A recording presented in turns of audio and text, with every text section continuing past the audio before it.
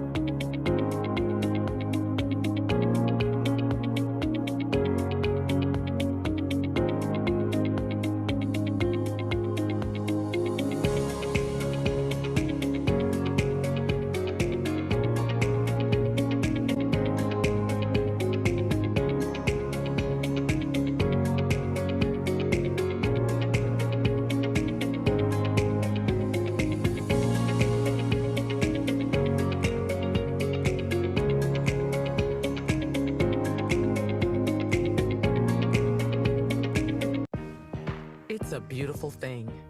Change. Embrace it, and your business can improve our climate. Give more people a place to call home. Inspire a global workforce to be a force of innovation and growth, and help reduce food waste and combat hunger. See how the value we bring to your business can create more value in our world. Accenture. Let there be change.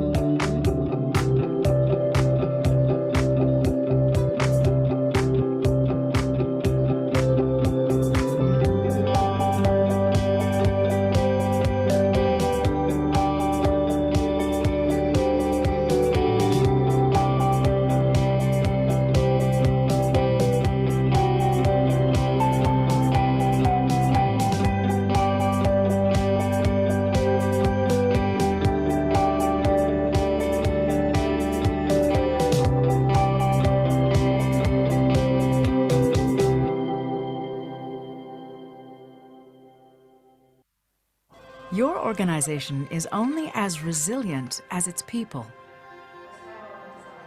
How do you help them plan their futures, improve their health, and build their wealth? We give you the clarity and confidence to make work for everyone. Aon is in the business of better decisions. Ζούμε σε έναν κόσμο που η μοναδική σταθερά είναι η αλλαγή. Σε αυτόν τον κόσμο, δύο ισχυρές δυνάμεις της ασφαλιστικής αγοράς, δύο εταιρείες με πολυετή εμπειρία και δυναμική ανάπτυξη ενώνονται, διατηρώντας τις αξίες και τα μοναδικά τους πλεονεκτήματα. Γίνονται μια δυνατή ομάδα, ένα ισχυρό μπραντ, αποδεικνύοντας την εμπιστοσύνη τους στις προοπτικές της ελληνικής αγοράς. Γινόμαστε ένα. Ξεκινάμε μαζί μια κοινή πορεία ανάπτυξης για ένα καλύτερο μέλλον για όλους. Με σεβασμό στον άνθρωπο, στην κοινωνία και στο περιβάλλον μέσα στο οποίο εξελισσόμαστε. Μαζί δημιουργούμε την νούμερο 1 ασφαλιστική εταιρεία στις γενικές ασφαλίσεις και την 5η μεγαλύτερη ασφαλιστική στην Ελλάδα, με φιλοδοξία να κατακτήσουμε την κορυφή. Μαζί διαμορφώνουμε νέες προοπτικές και ευκαιρίες ανάπτυξης, φροντίζοντας με το ίδιο πάθος για τη συνεχή εξέλιξη των συνεργατών μας. Μαζί βελτιώνουμε και διευρύνουμε την γκάμα των προϊόντων μας και αναβαθμίζουμε περαιτέρω την ποιότητα των υπηρεσιών μας. Ενώνοντας τις δυνάμεις μας, δίνουμε ένα ισχυρό προβάδισμα στους ανθρώπους μας. Συνεχίζουμε με σταθερότητα να δημιουργούμε και να καινοτομούμε σε ένα ανθρώπινο περιβάλλον με ιδανικές συνθήκες εργασίας. Μαζί, τα βήματά μας γίνονται άλματα και ανοίγουν το δρόμο για ένα κοινό ταξίδι γεμάτο επιτυχίες και ευκαιρίες για όλους. Όσο και αν αλλάζει αυτός ο κόσμος, το μαζί είναι το βασικό συστατικό που σίγουρα θα μας οδηγήσει στην κορυφή. Μαζί σε μια νέα κοινή πορεία ανάπτυξης.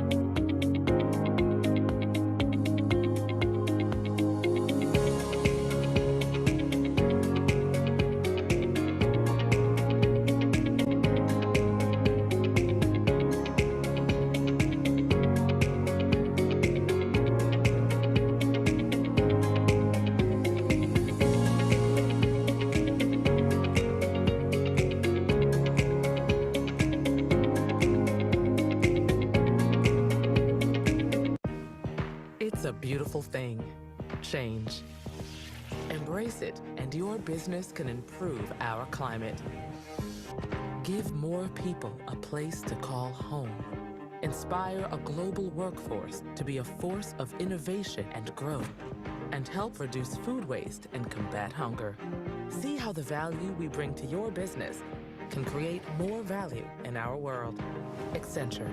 Let there be change.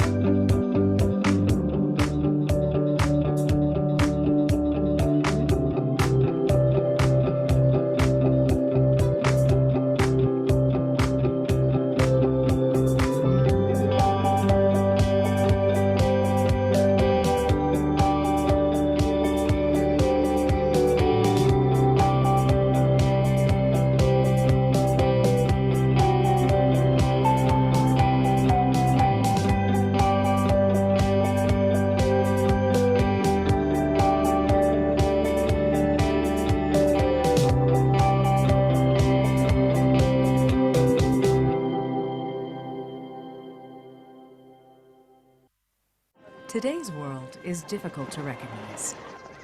Pandemic, supply chain failure, extreme weather, all interconnected. How do you navigate? Make decisions. Our experience and advanced analytics help you find the value amidst the volatility. Aon is in the business of better decisions. Ζούμε σε έναν κόσμο που η μοναδική σταθερά είναι η αλλαγή. Σε αυτόν τον κόσμο, δύο ισχυρές δυνάμεις της ασφαλιστικής αγοράς, δύο εταιρείες με πολυετή εμπειρία και δυναμική ανάπτυξη ενώνονται, διατηρώντας τις αξίες και τα μοναδικά τους πλεονεκτήματα. Γίνονται μια δυνατή ομάδα, ένα ισχυρό μπραντ, αποδεικνύοντας την εμπιστοσύνη τους στις προοπτικές της ελληνικής αγοράς. Γινόμαστε ένα. Ξεκινάμε μαζί μια κοινή πορεία ανάπτυξης για ένα καλύτερο μέλλον για όλους. Με σεβασμό στον άνθρωπο, στην κοινωνία και στο περιβάλλον μέσα στο οποίο εξελισσόμαστε. Μαζί δημιουργούμε την νούμερο 1 ασφαλιστική εταιρεία στις γενικές ασφαλίσεις και την 5η μεγαλύτερη ασφαλιστική στην Ελλάδα, με φιλοδοξία να κατακτήσουμε την κορυφή. Μαζί διαμορφώνουμε νέες προοπτικές και ευκαιρίες ανάπτυξης, φροντίζοντας με το ίδιο πάθος για τη συνεχή εξέλιξη των συνεργατών μας. Μαζί βελτιώνουμε και διευρύνουμε την γάμα των προϊόντων μας και αναβαθμίζουμε περαιτέρω την ποιότητα των υπηρεσιών μας. Ενώνοντας τις δυνάμεις μας, δίνουμε ένα ισχυρό προβάδισμα στους ανθρώπους μας. Συνεχίζουμε με σταθερότητα να δημιουργούμε και να καινοτομούμε σε ένα ανθρώπινο περιβάλλον με ιδανικές συνθήκες εργασίας. Μαζί, τα βήματά μας γίνονται άλματα και ανοίγουν το δρόμο για ένα κοινό ταξίδι γεμάτο επιτυχίες και ευκαιρίες για όλους. Όσο και αν αλλάζει αυτός ο κόσμος, το μαζί είναι το βασικό συστατικό που σίγουρα θα μας οδηγήσει στην κορυφή. Μαζί σε μια νέα κοινή πορεία ανάπτυξης.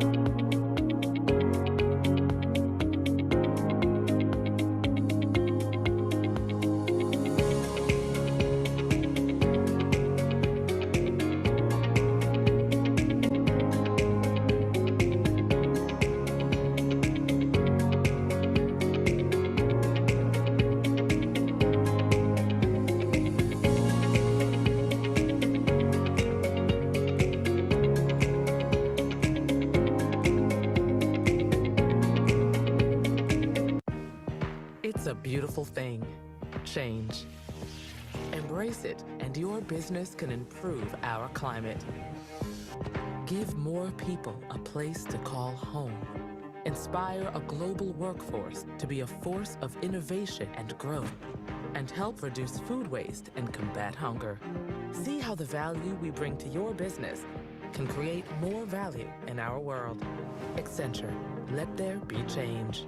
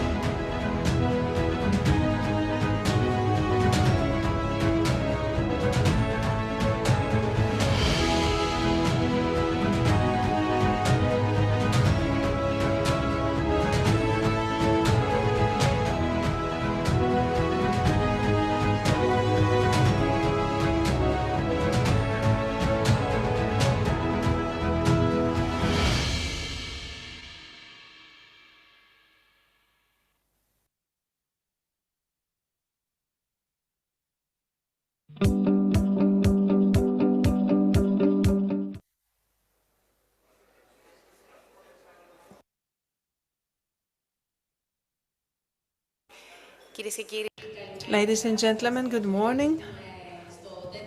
We want to welcome you again to the fourth conference of occupational insurance. It's the second day. We are very happy for all the participations. Let me remind you that these 2 days we will listen in total to 35 speeches and 6 panels with our keynote speaker today, Mrs. Petra Helgema, the chairperson of European Insurance and Occupational Pensions Authority. We will have her with us on stage in a while. And of course, many other important guests and officials are scheduled to speak today. Let me also remind you that the conference is organized by the Hellenic Union of Institutions for Occupational Retirement Provision and Ethos Events, and there are other, of course. Let me also remind you the sponsors.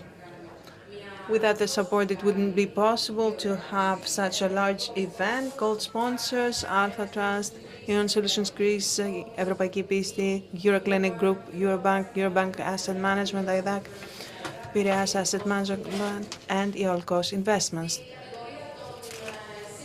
Our silver sponsors, the Accenture Occupational Fund, Alpha Asset Management, Ευρωπαϊκή Πίστη Asset Management, International Airports, PCS Informatics, Johnson & Johnson, 7Q Investment Group, Tsakos Group of Companies, Prudential Informatics. Bronze sponsors, Beta Securities, Asset Management and Fund Association, GMM, Inter-American, GPS Groups, ProDA Investments. Associate sponsors, Intrum, PMPA, Systemic, and occupational funds of the Ministry of Economics.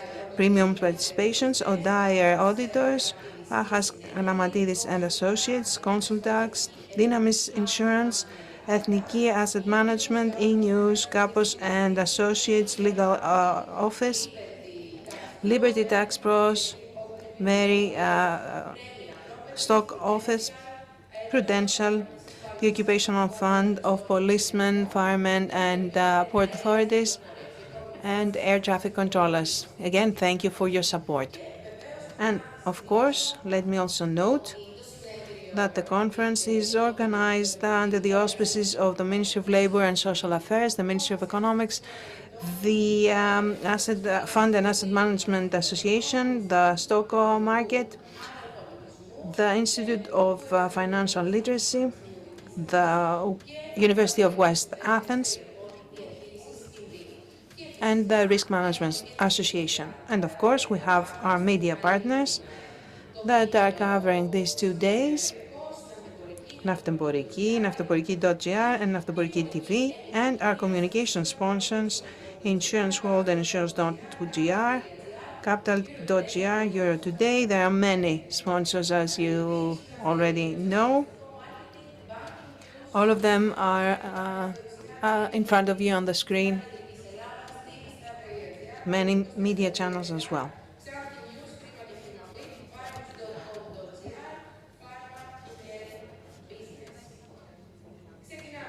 So let us begin with an introductory speech to get us in the mood for the second day. Mr. Georgios Georgopoulos, the first Vice Chairman of the Hellenic Union of Institutions for Occupational Retirement Provision, also the Chairman of the Occupational Fund from the Piraeus Group, and the Senior General Director of Group Chief Human Resources Officer of Piraeus Bank. Mr. Georgopoulos, to the floor. Good morning. I think the way that you read my title, it might be even longer than my speech. So good morning, everyone. I'd like to welcome you to the second day of the conference, this annual conference that I believe honors an institution, the second pillar, insurance pillar, which is the only insurance pillar that essentially supports the long-term voluntary savings. something that especially those of us working in financial institutions know that it is not close to the Greek DNA. So institutions like this one that support such behaviors must be supported, and I believe this is the takeaway from the first day. All of those speakers from wherever they came from stressed how important this pillar is and how we must safeguard it. And we do need to safeguard it and see how we can grow it further, because the situation today, despite the fact that we have some optimistic views for the future, it says that we have just a very small number of employers that have established funds, occupational funds, even though the institution has been here for many years. And it is also very difficult for employers that have established occupational funds to convince their employees to participate, become members, and build their funds for tomorrow. I believe it is extremely important to safeguard that the framework will continue to remain stable and supportive. It's not a given.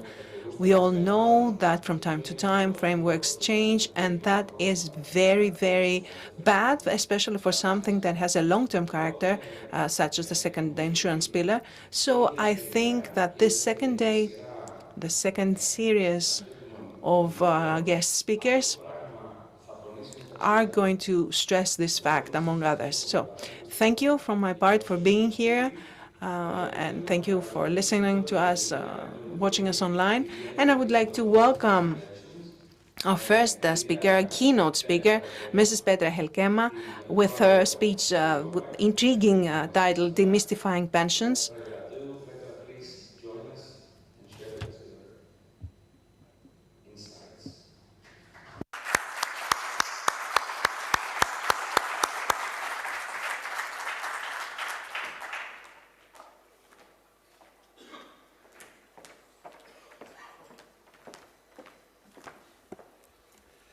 Good morning, everyone.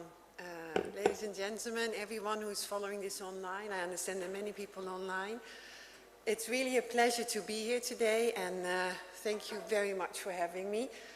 I told already some of you, I did the classical school in the Netherlands, and you also learn Old Greek and Latin, but I never made it to Athens until yesterday, and I saw the Acropolis. So I think that in itself is already very exciting. But even more important, also in my role as the chairperson of IOPA, I think it is to discuss pensions today here with you.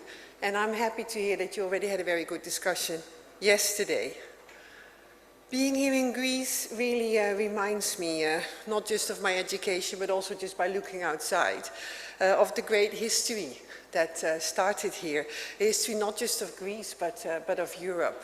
And so this is I think a very important part of the civilization of Europe where we are here today. And it also brings to mind, of course, the stories about the Greek gods, including like Athena, the god. But it brings to mind mythology and all kinds of mystery that surrounds mythology. And I think that's also the beauty of myths, isn't it? I mean, from generation to generation, we tell the stories and they come embedded in society. And yes, some are true and some are not. And then moving to pensions, I think there's a lot of myths concerning pensions. Stories that are told about pensions, often contradictory, but gradually becoming part of our stories as if they were facts. And how many times do we not hear people say that you don't need to save for later because, you know, government will take care of you. And you also hear people say you should not bother to save with government because it might not be anything left by the time you retire. These things are easily said, but they're not really true, are they? But that is it. It's complicated to talk about pensions, and so on top of all these myths, we have many people who are so daunted by the complexity of pensions and by looking so far away to retirement when they're young that they find it easier just to move on with life and deal with other things, but stay away from the complex context of pensions. And in a way, this might even be true for some governments, because overhauling a pension system, having a pension discussion is not easy. It's a monumental task, to be frank, or being in Greece, it requires Olympian effort.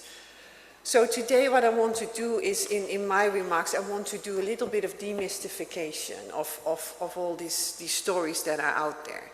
And I want to just talk about some facts in pensions, some facts and numbers that we see in retirement. I want to shed some light on the difficulties of boosting the establishment of workplace pensions, of IORPs, and the challenge of engaging people to save for later and enrolling them into schemes.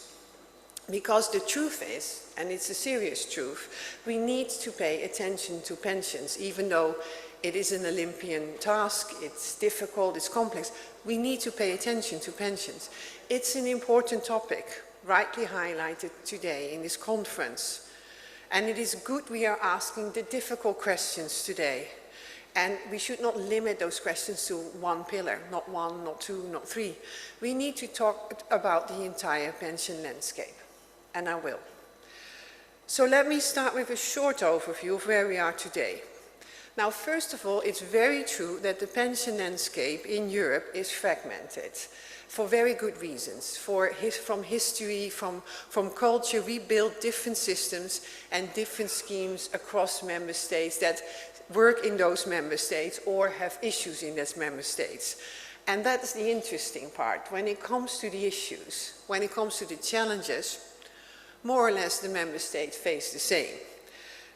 Increasing life expectancy and an aging population, and a difficulty to motivate people to save for later. And according to the World Economic Forum, looking at global population, aging really becomes an issue. For the first time in human history, people aged over 65 currently outnumber the children who are 5 years old or younger. Now in Europe, that balance is even worse. And the number of people over 65, when you're over 65, you are going into the category old in these data. But that number is going to rise dramatically in Europe. So today, on average in Europe, we have for every retired person, we have 3 persons at a working age. In about 50 years, that number will go down to 1.5. So 1.5 person at a working age for each person retired. And this shrinking number of people that is working will increase pressure on pension systems across Europe, with fewer people saving into the state pension system. And this is a reality we need to deal with somehow. It's one of the reasons why adequacy and sustainability of pension schemes are very high on the agenda of every policymaker, I would say, in that area in Europe. For the major challenge will be to provide citizens with adequate retirement income and at the same time ensure that public finances remain sustainable. This is key to prevent poverty at old age, and it is urgent. On average in the EU, almost 1 in 5 risks currently poverty at old age, 1 in 5 persons. Now, if you add to that gender, it's getting worse for women. For the reality is that a woman's pension is about 30%, a third less than what men will receive, but also women have 35% more risk to end up in poverty than men when retiring. But all in all, even if you keep it to an overall number, 1 in 5, I would say, is too much. So here is a need to address the adequacy and sustainability of pensions, and we are seeing measures being put in place. For example, some countries are increasing retirement age. Not an easy discussion. We recently saw in one member state it's difficult, but they are discussing it, they're working on it. There are also questions on how to encourage those who are at a working age, at an age that they can work, to actually participate in the workspace. And of course, there are all the initiatives to reform the public pension schemes. And these changes, of course, relates to the first pillar, the state pensions, or sometimes pay-as-you-go systems. But I do think that we should not stop there when it comes to thinking about how we can close the gap. And here I come back to mythology, and I'm very happy I can do that today here in Athens, because this is the example I use in any member state I go to discuss pensions. And it's the riddle that was presented by the Sphinx to Oedipus. And the Sphinx asked Oedipus, what walks on 4 legs in the morning, 2 in the afternoon, and 3 in the evening? And the Sphinx was referring to these different stages of human life. We crawl as a baby, we walk firmly on our 2 legs as adults, but when we are old, we need an extra stick to walk on. We need 3 legs. And when you translate that to pensions, we need 3 pillars. So let's discuss the other pillars, for I already discussed the first. Let me say something about developments that we at the EU level are seeing in the second pillar, which are also known as occupational pensions or workplace pensions. Now, the third thing to mention here, of course, is that we see overall a shift from defined benefit to defined contribution. Across the board in Europe, this is happening right now and has been happening because of low yields. It's a growing change. It's a growing change in Europe, and it has an impact on what pensions mean for people. Gone are the days when you would spend your whole working life with one company. I think that is in general a trend that is fading out.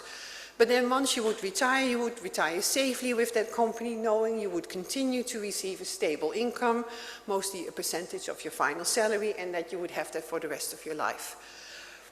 Those days were, but they're not here anymore. Today's reality is that the risk and responsibility has been shifted to employees during the time that they save for later, but also when they go into retirement. Because now they have to contend also with managing lump sums or pots rather than getting a steady income. So again, here is a role for industry to play. And to go back to the theme of this conference, boosting second pillar growth, the question is, how do we empower people to make the right decisions when they deal with workplace pensions? I said it before, for many people, the whole idea of pensions is very complex. So how do we get them involved? Now, I think one of the first things we need to do is we need to make it more simple. And we need to provide better, simple information. And here I'm a strong believer that a pension tracking system can help. And what do I mean with a pension tracking system? Currently 7 countries in the EU have this. It's a system, it's online, and as a citizen you can go online, you can log in, and then you get an overview of what you have saved for later in all 3 pillars.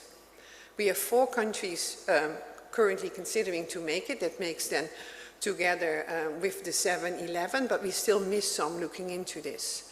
Now, in many countries, that means people cannot get this overview. They cannot get in one place a simple overview of where they are with saving for later. Building a tracking system could help this, help people understand where they are, and also make decisions on what to do when they see where they are. IOPA has looked into how to build this, and frankly, we have leaned very strongly here on industry. Pension tracking systems are not built by the supervisor, they're built by industry, often sometimes together with public authorities, but you need expertise from industry, you need a lot of data. But we drafted an advice and recommendations on how you can do it, how you can design it, what the content should be, and what is a roadmap to get there. And it's important that you remember that you cannot build this over time, not overnight. You need to really use resources, you need to take time, but it would be worth the effort because once you have it, you have a place where you have an overview. Now with that overview, it doesn't necessarily mean that people look at it and decide to join more pension schemes. So we also need to think about different ways to make people actually actively participate in a workplace pension. And here we see an introduction in Europe of a mandatory enrollment. Now, naturally, we have some EU countries that have a whole system with social partners in place that have an obligatory, mandatory second pillar. But this is a result of decades of talking to each other, so it's not easy. But we see now other member states who do it like in a bit easier way, introducing mandatory enrollment with an opt-out option for those who don't want to stay in. And it works, because we see that people tend to stay in and not opt out, and automatically start saving additionally next to Pillar 1 in Pillar 2 for later. And Italy and the United Kingdom are currently putting this in place, and it's introduced by their governments. Now what we see here is that it works, and that it results in higher participation in a second pillar. So then you already have 2 feet to stand on. Again, like tracking systems, you can't put this in place very quickly. You need to talk to stakeholders. It's not always an easy discussion, but it's a talk you need to have. And you need to bring on boards and schemes that are designed properly. You need to do pilots, and only then, once you've all that, you can actually roll it out. And finally, you need to consider proportionality. These things cannot just be rolled out, but you need to consider possibilities for small businesses to join forces. And finally, pension funds, IOPs, need to be run well, and this is where supervisors do come in. IOP 2 regulation, while it's a minimum harmonization framework, I think it's a very good standard for good governance. Now, talking about that role we have at EIOPA, our policy making role, saying a few words on IOP 2 here. It's in our best interest to make sure that this framework remains fit for purpose. It does not need a complete overhaul. We just have it in place. In some countries, actually, we have it really recently just in place. But it is something that we need to look at to make sure it is fit for purpose. And in particular, we look at how cross-border is working, how information to members can be improved, like the pension benefit statement. And we're also paying, of course, a close close attention to defined benefit and defined contribution, particularly to sustainability and to diversity.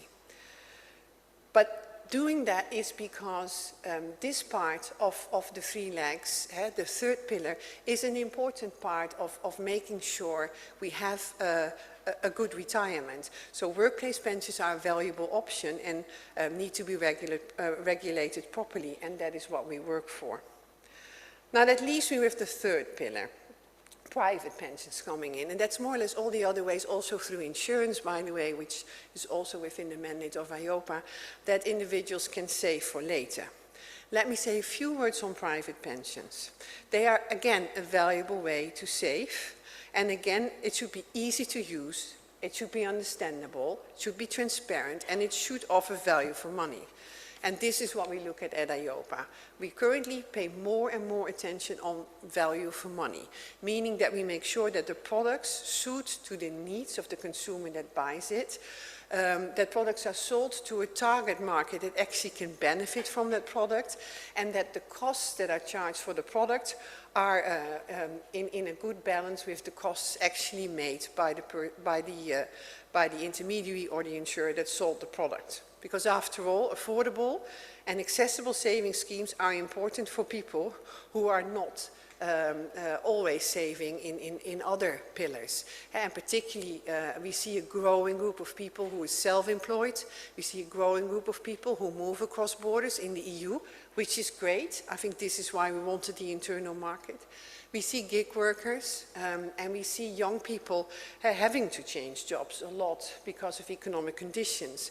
And for these people, maybe a pillar 2 does not always work, or maybe it partly works. I think it's one of the legs they stand on. But here, having a third leg is important. And that is also why EIOPA developed the PEP, the Pan-European Pension Product. I think we had the benefit as supervisors of having a lot to say of what a good product would be. So here we had to put it in practice.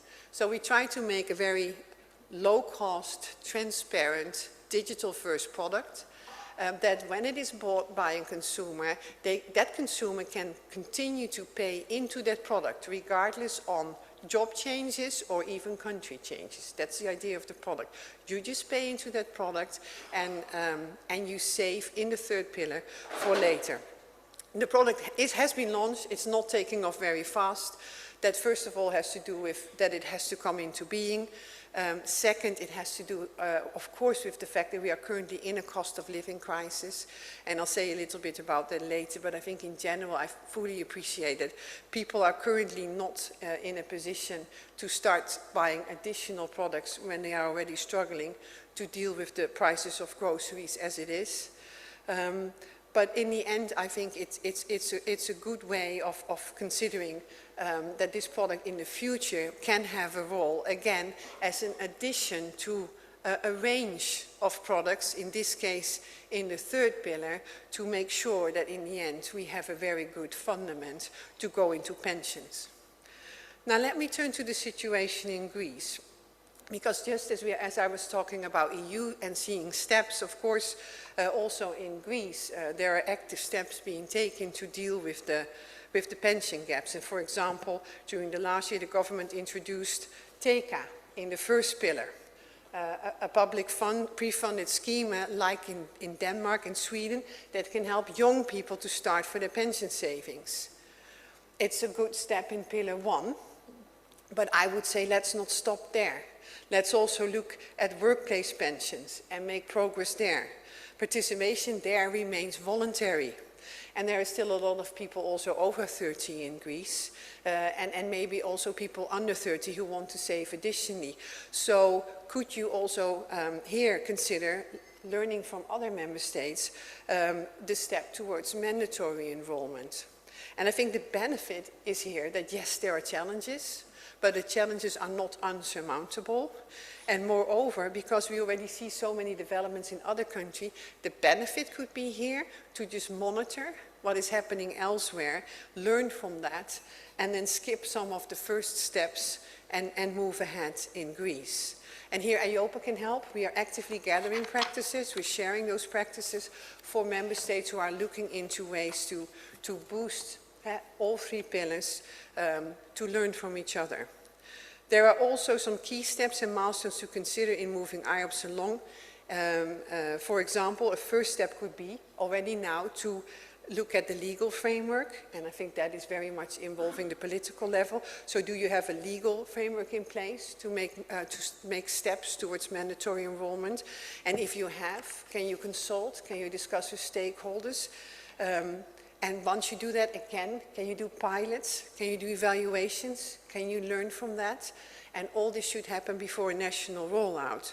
And I've said this all in a few sentences, but I'm making it maybe even sound easy, but I know it's not easy. It's a difficult discussion. It's, again, an Olympian task. But, and I would say in reality, it would take 10 years to achieve at least, if you want to do it properly, had to get it all organized. But some steps can be taken also sooner. And I think it's a key part of making sure that this outlook for all people to not live in poverty needs steps going forward to enhance all three pillars. Because the truth is, moving back to Europe, that people are not saving enough for retirement, as I said, not only in Greece, but in Europe. And we recently surveyed the people, and we published the answers in our consumer protection report that is online. We published it end of January. The answers were very sobering, to be frank. Of those we surveyed, only 18%, this is at the EU level, only 18% pays into a workplace pension, and only 20% has a personal pension. And as a result, I would say, only 45% of people believe that they will have enough money to live comfortable in retirement. And here the number for Greece is 30%. It's a bit below 30% actually. Now, on top of this, many people are now experiencing a cost of living crisis. They have less disposable income and less money to go to savings, and maybe some even have reduced the savings because of this. And this is why we need to pay attention to pensions, because even if people can't save today, making the infrastructure, getting the regulatory and the organization in place to facilitate savings when things are better and there is more room to save is important.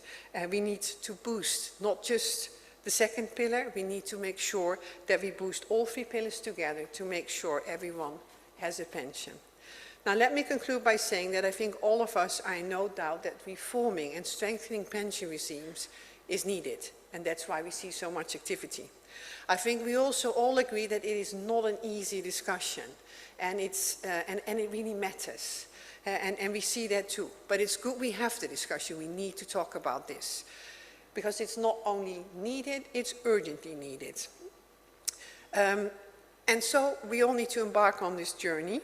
But here I can say you don't have to start from scratch. Already things are in place, also in Greece, and already there is lots that you can learn from other member states, and EIOPA is happy to help. And then what can I say? In this country, with a history of gods and goddesses, or as my younger son told me, you're going to the country of the Superman, Mom. I'm sure that you are up to the task. And I also am sure that the effort will be worthwhile, because in the long run, it will improve the lives of many people. And I think, in general, that is a goal that we all share when we are in pensions or in insurance, be it industry or supervisor. So let's work on that. Let's have the discussions. Let's try to reach decisions. Let's involve all stakeholders. And let's make sure people can live comfortable in retirement. Ladies and gentlemen, I thank you very much.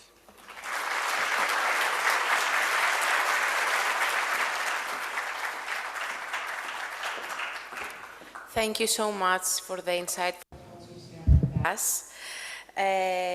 Και από ό,τι καταλαβαίνουμε δεν χρειάζεται μόνο η λήψη. So, as we understand, we shouldn't take only measures at the level of stated businesses, but change mentality. We will have Mr. Panagiotis Tsakloglu right now, Deputy Minister of Social Security. So he couldn't be with us physically. He sends his greetings via a video he has prepared. Ladies and gentlemen, dear friends, I would like to thank you for the invitation. I'm glad I'm back with you, and I'm deeply sorry I couldn't attend in your conference.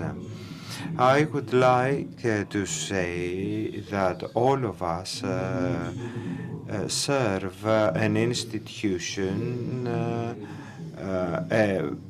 of high prestige. In the ministry, I am responsible for social security, focusing on pensions, protection of the pension system against the demographic problem, and the third one is to support Greek economy. We want to make insurance a lever of development. I believe that occupational insurance is quite important to serve all the aforementioned targets. And it has started in Greece as well, of course. It's not very extensive yet, but still everybody has understood its importance.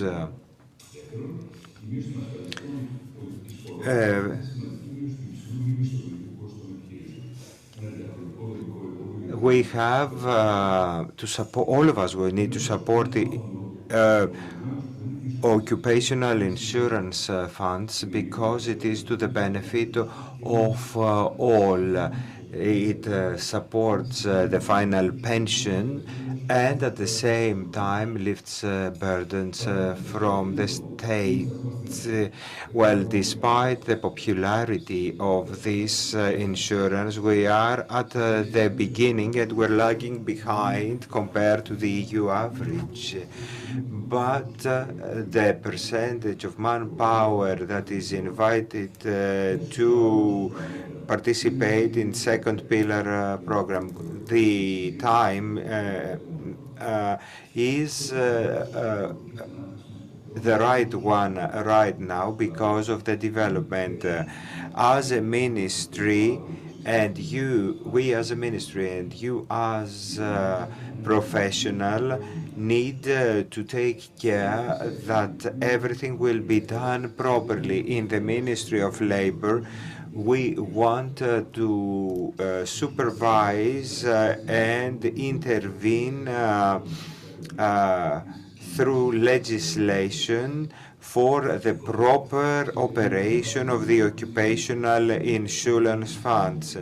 We want to accelerate their introduction, and especially we want to see how to proceed with the multi-employer IRP.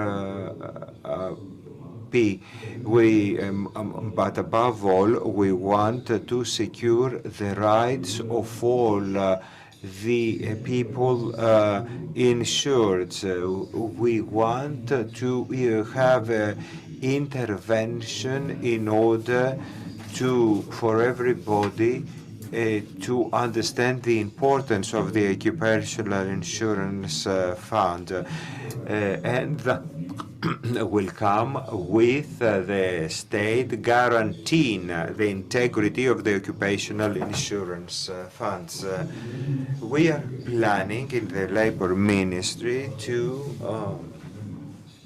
create a single legislation from the segmented one that exists right now. We all understand that we also need to take care of the taxation status of people paying and participating in occupational insurance funds.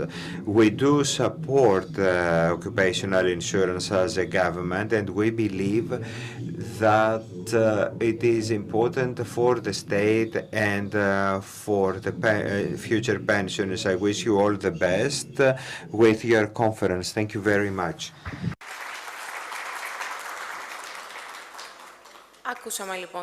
We have heard Mr. Tsakouloglu to make insurance policies the proper tool, and the time is proper for the second pillar of insurance.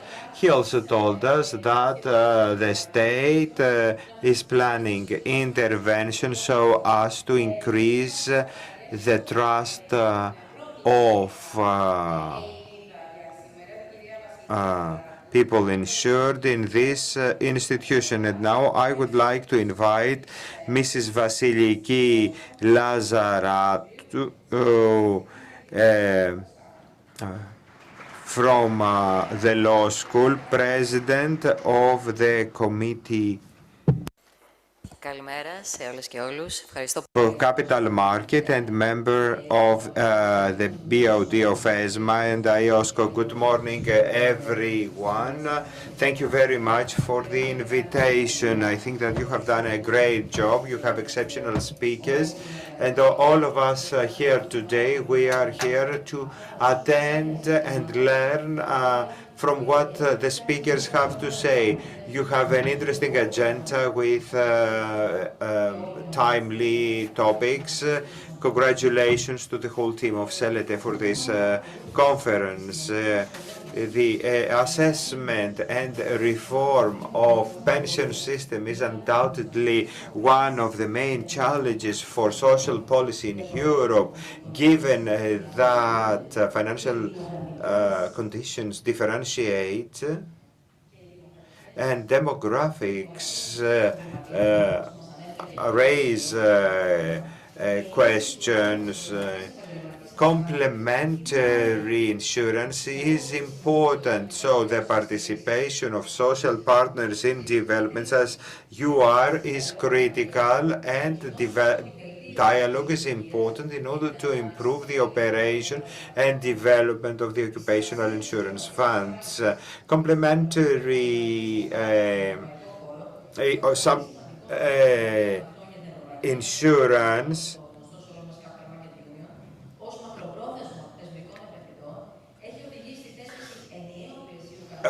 has we as a capital market, through the capital market union, have introduced some rules that need to be followed. The implementation of European rules in Greek legislation and more specific national rules and measures that should be taken guided by European institutions, including occupational insurance funds, aim at the communication of this institution and the stability of the financial sector. At this point, I would like to highlight the following. In the last few years, the trend is to introduce more and more occupational insurance funds in Greece, and we observe that companies belonging to dynamic sectors introduce occupational funds in order to insure their employees. I heard Mr. Tsagarakis yesterday inviting shipping companies to introduce occupational insurance funds. So it is quite important that this trend is increasing in the market, and this kind of occupational insurance will help the growth of Greece.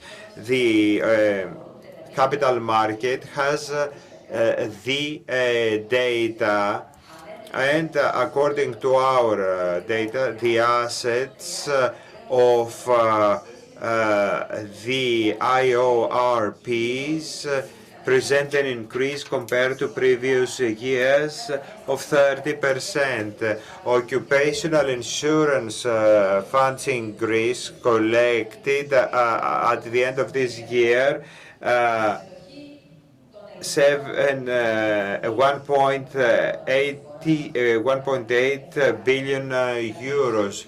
That actually shows how some have seen the importance of occupational funds and understood how they contribute to Greek economy. I want to say that the administration of occupational funds are very responsible in order to assure the fair and just operation of the funds in order to assure that future pensioners will get what they pay for right now for the occupational insurance funds. Of course, we all understand that that good governance rules are needed. I underlined good governance. We, as a supervisory body, one of the three responsible for occupational insurance funds, promise that we will try our best in order to supervise and make sure that the occupational insurance funds work properly to the benefit of future pensioners and the state. Good governance is important in order to have a good course of this institution and protect the interests of future pensioners. So in the framework of reforms promoted from the Ministry of Labour, and we have heard Mr. Tsakloglu earlier, the Capital Market Committee, having a dual role as one of the three supervisors of the funds and supervisor of the asset managers, is here to contribute with its know-how in order to update provisions that will allow occupational insurance fund evolves and be compatible with European best practices and introduce new governance rules adjusted to the reality of the Greek market. I agree with what Mrs. Helkima mentioned earlier, that we need to revise that things, that we need to include all best practices, and IOPA could assist us with its know-how in this field.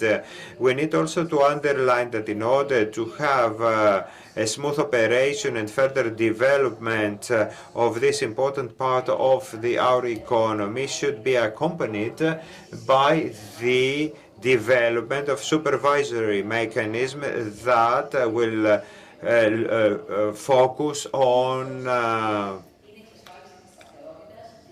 preliminary supervision, making sure that we will have proper governance. The national supervisor, based on the EU directive, should have the means and supervisory tools and specialized personnel which will be able to achieve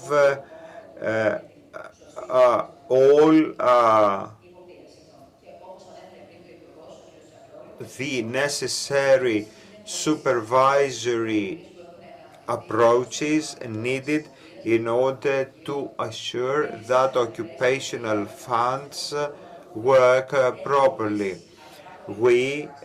Supervision has a lot of problems right now because of the administrative burden and weaknesses and other weaknesses because of overlappings. Nonetheless, it's important to have a single supervision, and we need to do that by following the directives of Europe. Supervisory efforts are important, and specialized personnel is needed in order to achieve that. We believe that the right direction is to have a single supervisory body. And in any case, since I am asked for the capital market, we, as a supervisory authority, will assist all any agent, supervisory agent responsible. But if we are assigned this task, we will try our best to fulfill all obligations with our personnel. We are here to help improve this institution. We believe that the initiatives by the ministry will enhance the institution. Our objective of all is for this institution to contribute, all of us, to the promotion of this institution, so as this institution to contribute to the Greek economy substantially.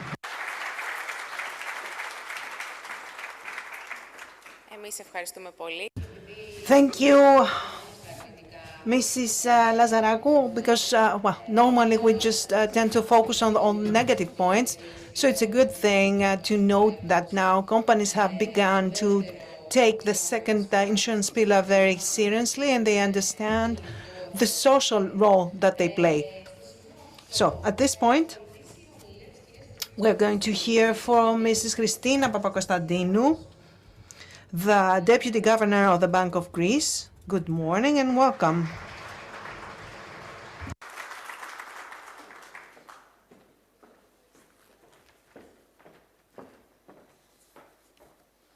Καλημέρα. Good morning.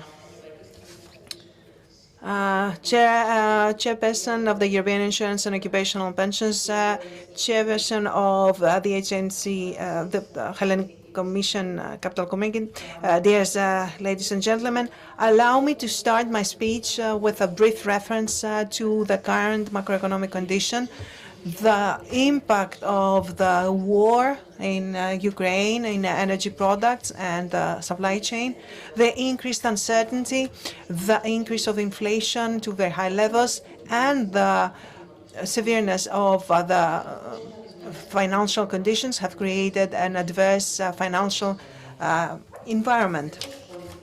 Therefore, the rate of growth of the Greek economy will slow down in the current year as a result of the expected slowdown of the economic activity in the Eurozone and the decreased consumption rate from Also, the fiscal policy will play a role in that. Inflation will start to decrease gradually, but de-escalate gradually, but will remain at high levels. Nonetheless, despite this predictions, it seems that the crisis in Europe, the impact from the crisis is less than what was originally expected. So, the European Commission has revised to the better the recent forecast for the rate of change of the GDP in the EU and the Eurozone. So this better course of the economy supports the external demand for the Greek economy. In any case, the return of Greece to high growth rates in 2024 will depend to a great extent by the developments from the geopolitical crisis, the energy product crisis, and of course the developments in tourism and how things are going to do there. So these positive prospects for the Greek economy are supported on the midterm from the next generation EU recovery instrument. However, the challenges facing the Greek economy are not necessarily tied to the current adverse conditions. A different challenge that the Greek economy is facing is the aging population, and it is something that was discussed from previous speakers as well. So this aging population leads to a shrinking of the human of the manpower, and therefore affects the long-term development growth of the Greek economy. It also affects the social security system, and I will discuss that later on.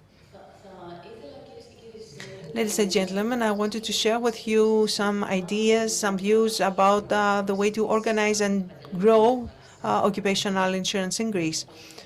As you know, the occupational funds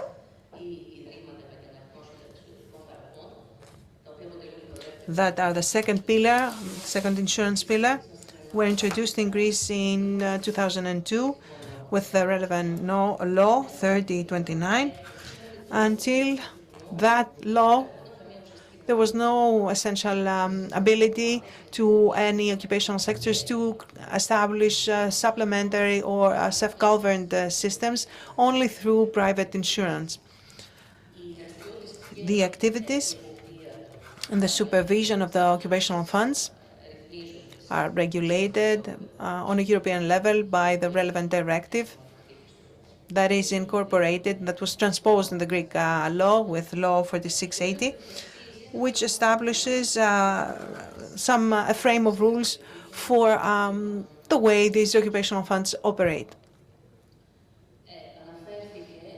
It was discussed before by the minister that the number of occupational funds in Greece in the period 2004-2021 has increased. Today, we have 28 funds, occupational funds, most of which were established in the last 6 years. In comparison to other countries in the EU, Greece has the lowest penetration of occupational funds. In 2019, there was one occupational fund per approximately 250,000 employees, workers. At the top of this rating is Luxembourg, where we have one occupational fund per 25,000 employees or workers. So which could be the causes of this limited development of the institution in Greece? I think that first cause lies in the institutional characteristics of the traditional social security system in Greece, which includes a very strong and rather generous first pillar with a pay-as-you-go character, and at the same time we have a rather low trust from the Greek households to supplementary pension institutions aside from what is given from the government. Another cause for this limited development are the structural characteristics of the Greek economy, and specifically the smaller size of the companies and the large percentage of self-employed people in Greece compared to other EU countries. In Greece, the average number of employees per company is approximately 33% than the average in EU. Also, the percentage of self-employed people as compared to the whole is double what is the situation in the EU. Perhaps also the development of the growth of the institution has becomes more difficult because of the low savings rate.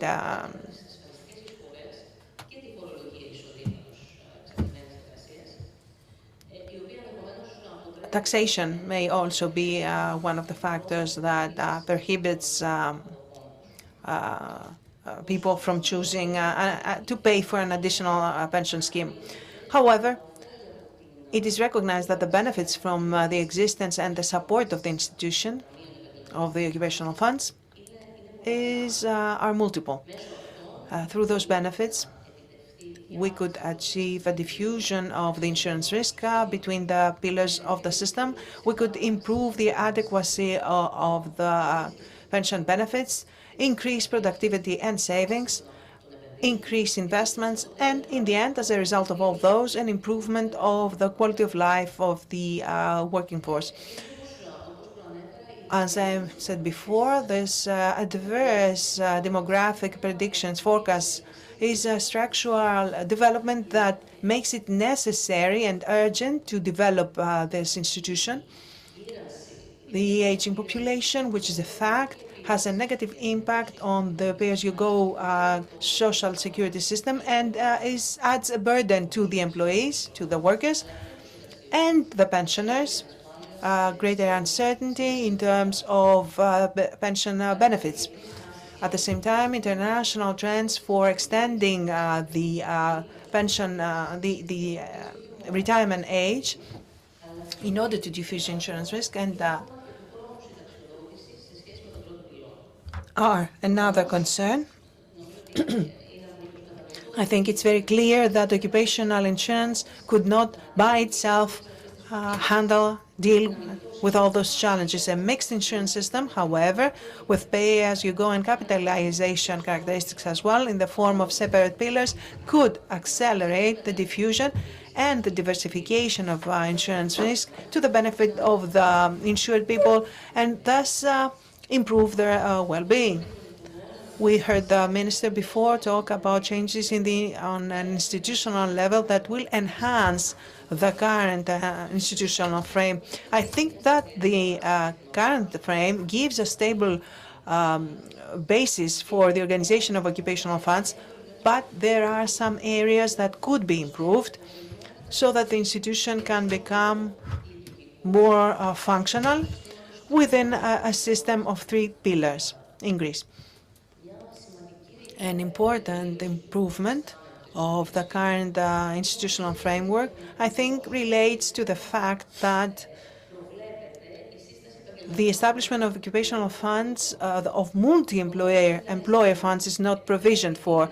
The law of 2002 permitted the establishment of occupational funds per company or per sector, provided there is a common occupational bond between the employees. Therefore, to this day, the funds that have been established and operate come from companies and have a close basis to cover simply the employees of said company. There's also the limit for 100 members per fund, so yet another limitation, excluding smaller employers who may not have the necessary funds, resources to establish their own occupational funds. So the development of the institution becomes more difficult since the Greek economy, as I said before, is mostly based on SMEs. And these limitations do not favor economies of scale that could also allow a reduction of investment and investment risks. And they also prevent competition between Greek and foreign occupational funds. So, in my view, establishing this possibility could give the opportunity to employees of SMEs and freelancers to reap the benefits of occupational insurance, correcting the situation today where they are excluded for many employees or workers are excluded from this institution. So a reform to this end must establish minimum requirements and high standards of operation for the multi-employer funds.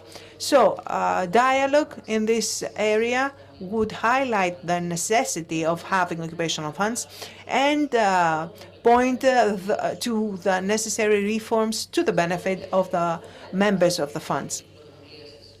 Your initiative is part of this dialogue, the initiative of organizing this conference, and I would like to thank you for giving me the opportunity to share my views with you. So I hope you have a very fruitful day today.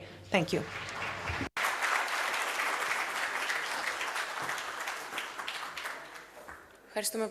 Thank you very much, Mrs. Papakonstantinou.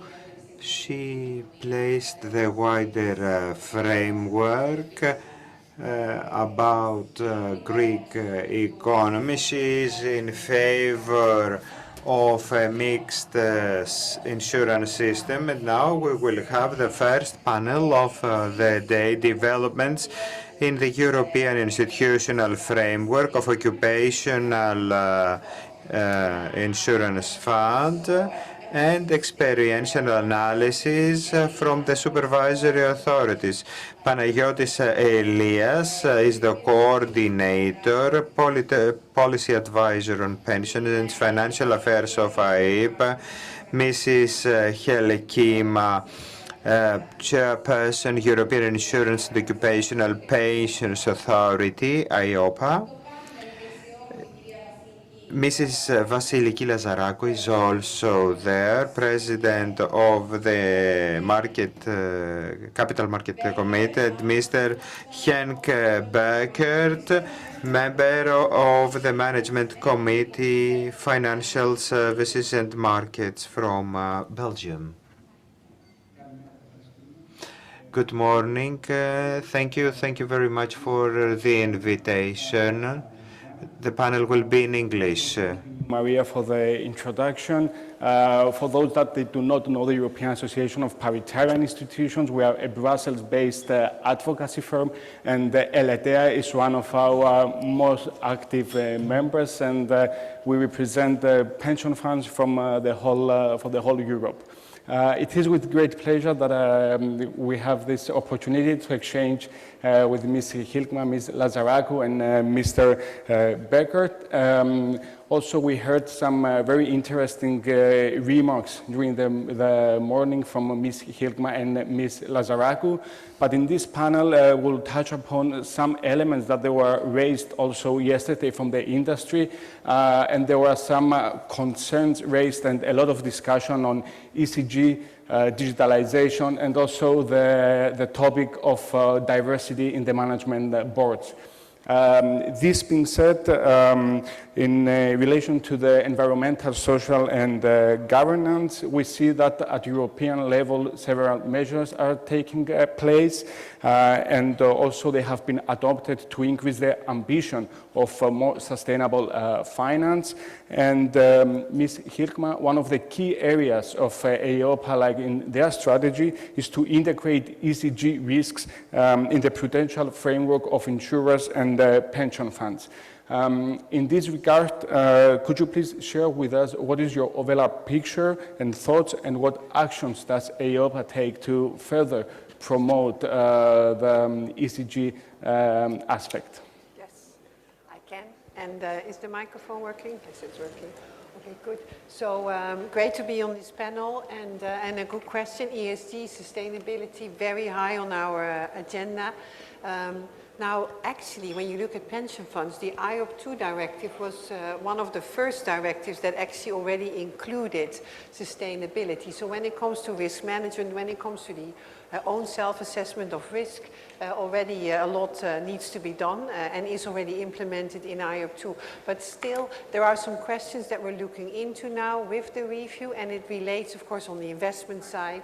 And I think the good question, how do you relate fiduciary duty on the one hand with investing sustainable on the other hand? And I think the two can go well together, but there are definitely a lot of questions on the how. So I think this is one of the topics that we will provide advice on to the Commission. And we're actually hoping to send out a draft of the advice. If we are really quick, next week Friday, but otherwise the week after, so the first full week of March, I hope to send out this consultation on IOP2, and comments are welcome. I think in general, and this is important, is that the insurance, but also the pension sector, as long-term investors, have a major role to play when it comes to the green transition in two ways. First, through how they invest, but also second, in how they communicate. Don't call it green if you're not sure, I always say. If that results currently in a low number of green, I will not be surprised. We did an assessment recently. We see, for example, on the insurance side, only 2.6 that is really green investment right now. But I always say the green transition, green finance is about becoming green and not about being green.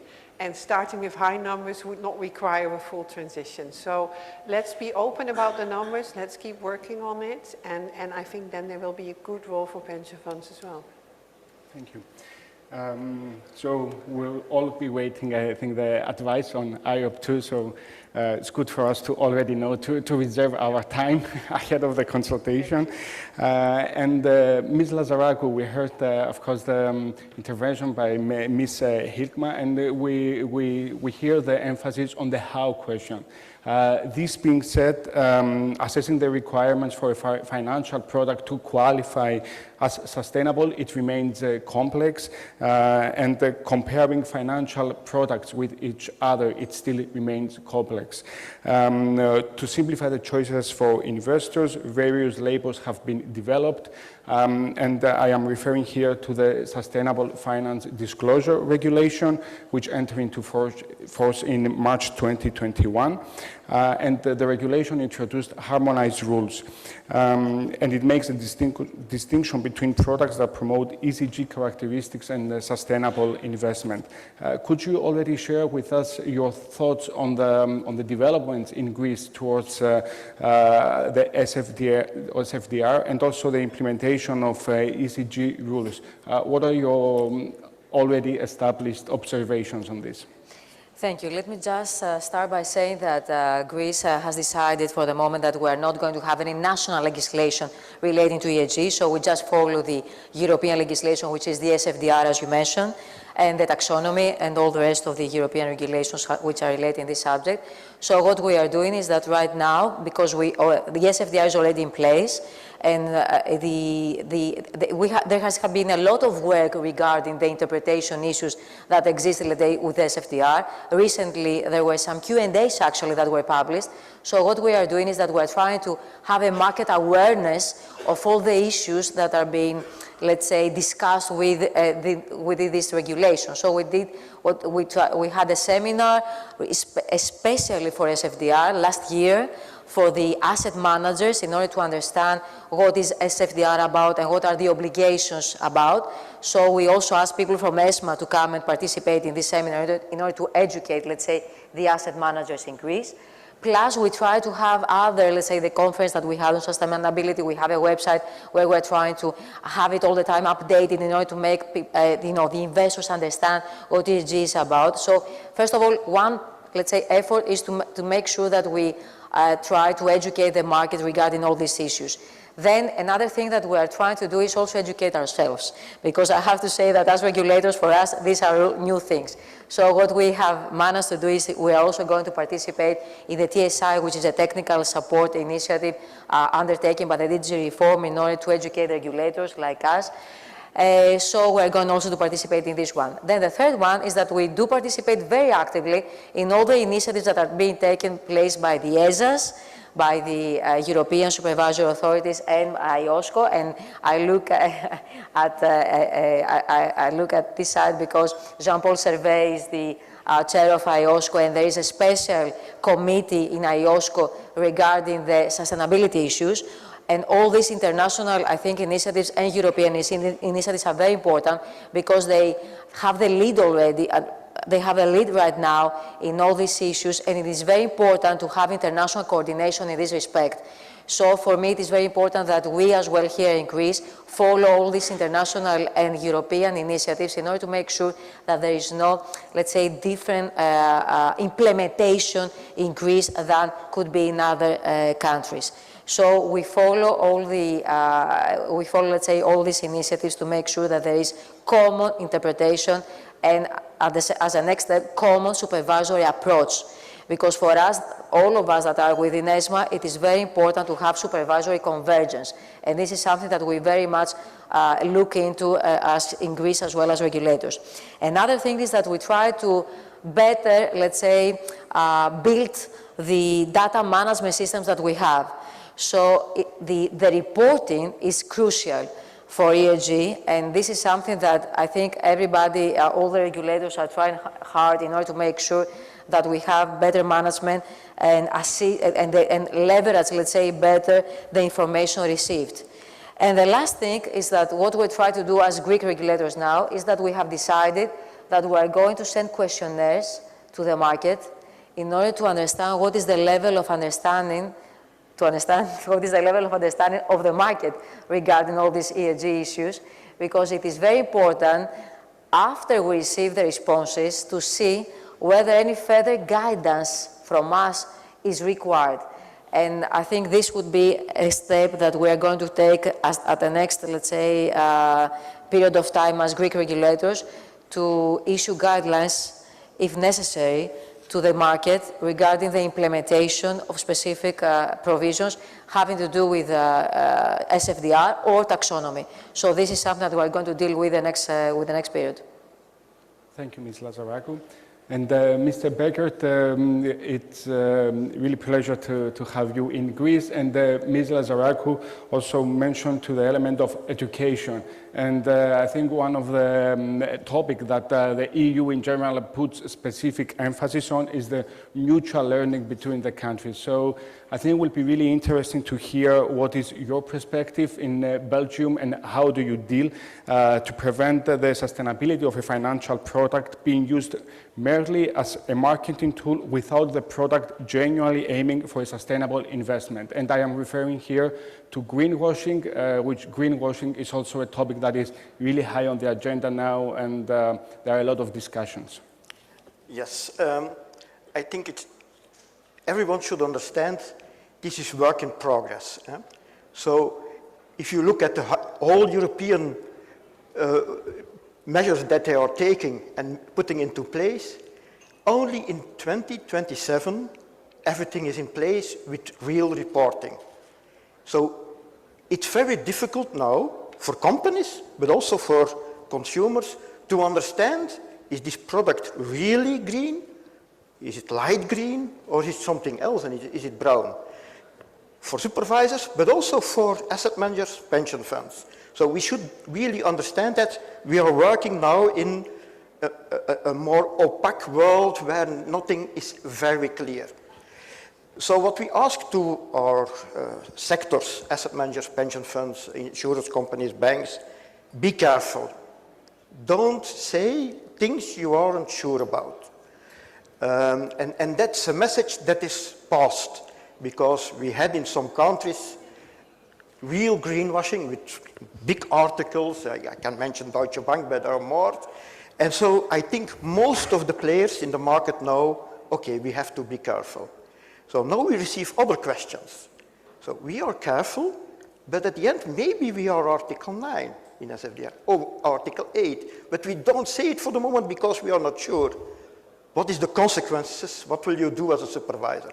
I think it's better to go up than to go down, because then you put products in the market with, let's say, a green label, and it isn't a green label. So, and it's really in discussion with the sector, giving some communications to the sector, going to seminars and explaining what we want, that we try to explain to the sector what we expect, how prudent we want them to be. I think Article 8 is more easy and you can do more. Be very careful about Article 9 if you talk about SFDR. So this is the main message we give as FSMA at the Belgian level. Thank you. And moving on now to another topic is digitalization. Can I yes, say one please. more thing on this, just to listening to the previous thing. So it's very challenging, and I think what is challenging is that unlike, for example, in the UK, where the government really came with labels, the European Commission did not come with a label. And that is a challenge, of course, because we have an Article 9, which is, I would say, dark green. And then you have Article 8, but what is it exactly? And it can be two things, actually three. It can be not sustainable. It can be taxonomy aligned. And whatever you think about the taxonomy, at least it's clear there is a taxonomy, so you're aligned or not. But then there is this discretion of industry to themselves say whether or not it's green. And this is, of course, the part where it's difficult to decide. There's litigation risk, there's reputational risk, and there hasn't something been developed yet to further identify that. And I think that is a challenge. It's there for supervisors, for industry. I fully agree with you, Henk, that if that means that right now you can't call it green, even if you think it maybe is, but you're not really certain, I would tend to not say it and first be certain. Yeah. If you call it green, please monitor, make sure that every year you check, so you have a process. I think this will limit the litigation risk. Meanwhile, as supervisors, we are already drafting now our 4th RTS for the SFDR. That is only into force now 5 weeks, but we are drafting to help further clarify this particular area. But I think as supervisors, we need to be pragmatic. As industry, you need to be moving, but also be pragmatic. And I think that is the only way we can actually move a little bit, constructing the plane while we are flying. But we're on our way. And if I may say, regarding the sustainability issue, there are what is very important is that there is no common definition for greenwashing. So this is something, there is a discussion, there is an ongoing discussion. So this is something very important that we all need to tackle down, because it is very important to see what exactly greenwashing is and how we try to combat this, because we need to have common action among us. And here again, in the call for advice that we got from the Commission, we got a call for advice from the Commission on greenwashing. IOPA will come with a definition of greenwashing. And we will differentiate between intentionally greenwashing, consciously selling something as green when you know it's not, and unintentional greenwashing. So having a clear process in place to prevent it, but somehow it turns out to not be so green. We are working on that. Again, we will consult on it, so we need your feedback, but I agree, we need a definition. Yeah, it's important that AOPA will have this definition in the text, because there is not really a common understanding of what is unintended greenwashing and what is intended greenwashing. So it is very important to have some guideline in this respect. Looking forward then, yes, to receiving the definition. But Ms. Hilkman, you mentioned about moving forward, and of course the financial sector is moving forward, and a lot of development take place in digitalization. I will come back to you for a question on DORA, and first I look to Ms. Lazarakou to just share to the industry what is the benefits of the latest developments on initiatives such as the FinTech, and what opportunities does such initiatives offer for the financial stakeholders. Before I go to the European level and discuss about the initiatives which are mainly the new regulations that are coming, like MiCA and DORA, I just want to say something about the Greek market because it is very important a little bit to see how we are working on the fintech in this country. So I have to admit that there is not so much discussion about fintech here in Greece as it should have been, because I believe that although this is something that we need to move forward. So why do I say this? Because yesterday we had the announcement of the national strategy, the Greek national strategy for the capital markets, and one of the issues and one of the areas, let's say, that we need to focus more is fintech. Because technological, right now, let's say, you see that markets right now are changing dramatically. The way the markets operate change because they leverage technology. So the way that services are going to be provided in the future will also change because of these technological changes. So it's very important that we understand this and that we focus a lot on fintech and that we try to also to make, let's say, to build an environment in Greece that is friendly to fintech. So I know that Bank of Greece has done a lot of, it has taken a lot of initiatives as far as fintech is concerned, and we will try also to cooperate as far as the innovation hub is concerned. But for example, for us as Greek capital markets regulators, we don't see a lot of interest in our innovation hub. I have to say this. There are not so many applications asking questions about fintech. So either there is not enough financing of the fintech industry, or there is not enough interest for fintech in capital markets. In any case, what we need to make sure is that we, as regulators, try to encourage more the fintech industry.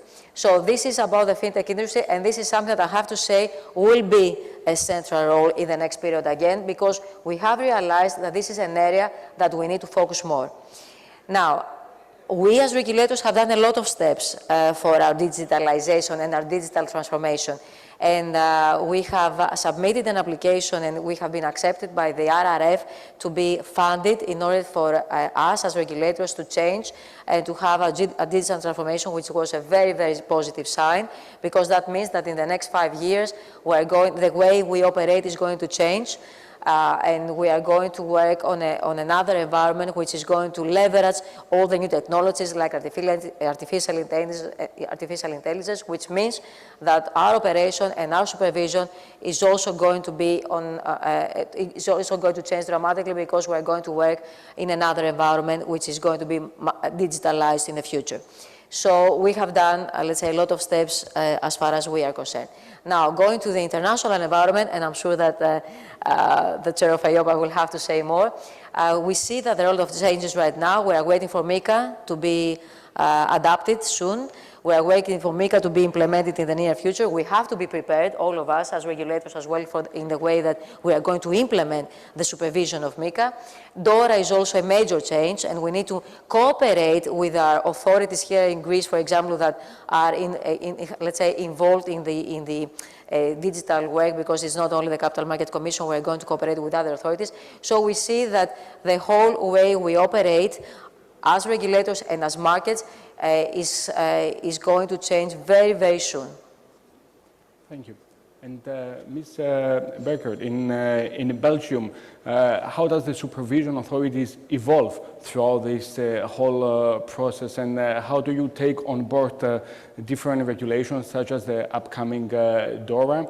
And also, could you please share with us how do you raise awareness on the risk aspect of digitalization? For example, we have the use of artificial intelligence in some fund managements or crypto assets. Let it be clear, DORA is creating a framework, but the risk existed already now and before. So we already asked them, when they did an analysis of how they were organized and make a risk analysis, to take into account also these technological risks. So now the framework will be much clearer, and there will be reporting lines and so on. This is make it, let's say, standardized in Europe. But most companies, pension funds, asset managers, they already have it. And we were already confronted with some questions, because AI in asset management, there is one of the big players in Belgium using AI in their funds. So we created a risk framework, which we say, oh, you can do that, but there are certain conditions on which you can use it. You need your own risk assessment, your boundaries. You should look into it. You should understand what's happening. So different things. I can go really into detail. But this is part, let's say, of the normal supervision of financial institutions.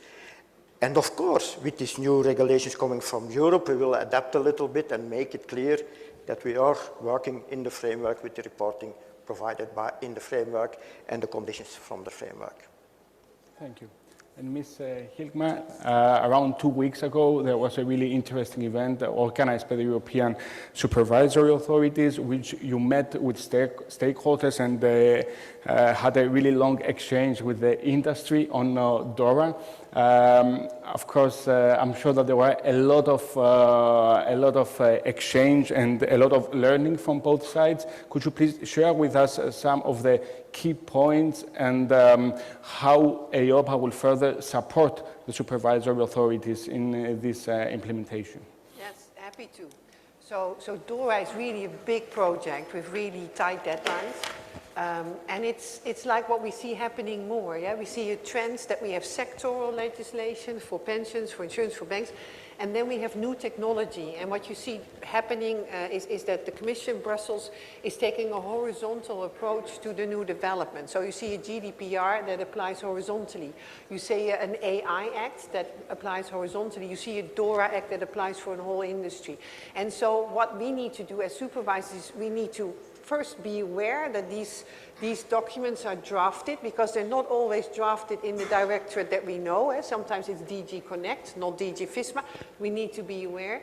We need to share a lot of information, do education, because if in an AI Act or you include insurance, then you need to be sure that the person who's including it actually understands what insurance is. By the way, already very heavy regulated industry. So, and with DORA, I think it shows even more, you need to work together as ASAs, sometimes also with other authorities. So in the context of DORA, the Digital Operational Resilience Act, what is it we're doing? And Henk said it perfectly well. We already do, of course, IT and cyber resilience supervision. We do that.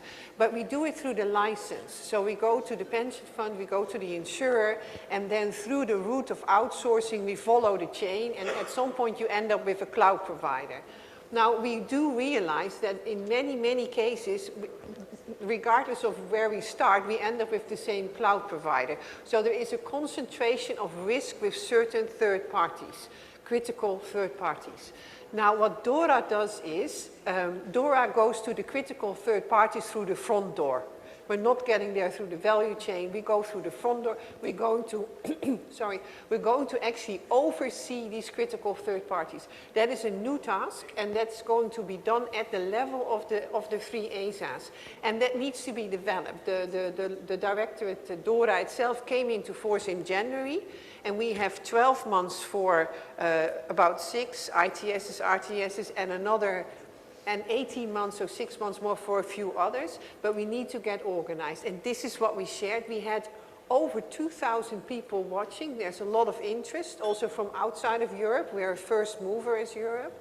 But I think in general, if you want to structure it, you would see that it's building the oversight, so identify who is critical and then organize our supervision, which we call oversight. The second part is the reporting. I think industry here in the room will recognize that reporting an incident is quite a challenge. You sometimes need more people to report the incident than to manage the incident these days, because there's so much reporting. Now, DORA is a lex specialis, which means it will prevail over other reporting rules, and it should streamline the reporting. So that's the second one. And the final one is operational resilience testing. Again, naturally, we have to adapt as an industry to this and as a supervisor with industry, but a lot we are already doing. So on our end, it's not as new as it is for these critical third-party providers that are actually going to be supervised in the future. But we will be consulting. The first batch will be out mid-June till September, because we have to deliver in January. So this first part, which will include at least the reporting already and some of the resilience testing. And then we will consult again at the end of the year, particularly on the oversight. So I think that will be important. Thank you. And now moving towards another topic, the topic of diversity. Of course, we have the discussion on diversity in the pension funds management board, but I would like to start with Mr. Beckert and take a bit of a different approach. We discussed before the element, the environmental element, but in your view, what is the opportunities created for taking investment decisions that you take on board social and governance factors? And also with all of the developments on taxonomy, we see that sometimes it's a bit harder to calculate the social element due to the quantitative and qualitative assessments. But what would you say that is the importance, and how can you take on board social and governance in investment decisions? What I see on pension fund level in Belgium, you have to know that in comparison with the Dutch pension funds, we are small to very small pension funds. And most of them are organized on a paritarian way. So it's trade unions and employers who go to the board and decide how it will structure, organized, and all the rules. And it's clear, if you're talking about paritarian bodies, social and governance is important. Already when I started at FSMA 20 years ago, they said the UN rules should be applied, child labor and so on. These are in most pension funds from the start put into the text when they say your investment in the statement of investment principles, they were put into that from the start. It's more difficult for, let's say, the green. That was not always, they didn't find always an agreement on that in the beginning. But on social and governance, that was for them more important at that moment 20 years ago, 25 years ago. And we see that the focus, of course, now is very much on the green because there is much more text and evolution on that level. And they are waiting a little bit on what will come on for social and governance afterwards. But they start with green now, focus on green. Thank you. And Ms. Lazaragu, what do you think should be the role of national supervisors towards this direction, and how can they effectively support the development of a culture of taking on board equality, diversity, and inclusion? I agree that social has not been discussed so much as has been the green, the environmental, and the governance, because for governance there are national initiatives. So I just want to say that for us in Greece, because we were aware that governance should be further enhanced, and because we had a very old law, as you recall, the Capital Market Commission put forward a proposal for the change of the corporate governance law in order to have another more synchronized, a more modern corporate governance law, where we also included a quota provision for 25% of the underrepresented gender to be in the board of directors of the listed companies, which we were criticized a lot for this gender, let's say, provision, because not all listed companies wanted to have to conform to this specific, to, let's say, observe the specific rule of 25%, which was for women. But now we have been, now you saw that we are ahead of our times, because the European Union comes with a 40% of quota. So the Greek market is, of listed companies at least, is now prepared for this new thing that is coming with the 40%. So I have to say that corporate governance is very important. Diversity is very important. There have been studies of the importance of having diversity in the board of directors.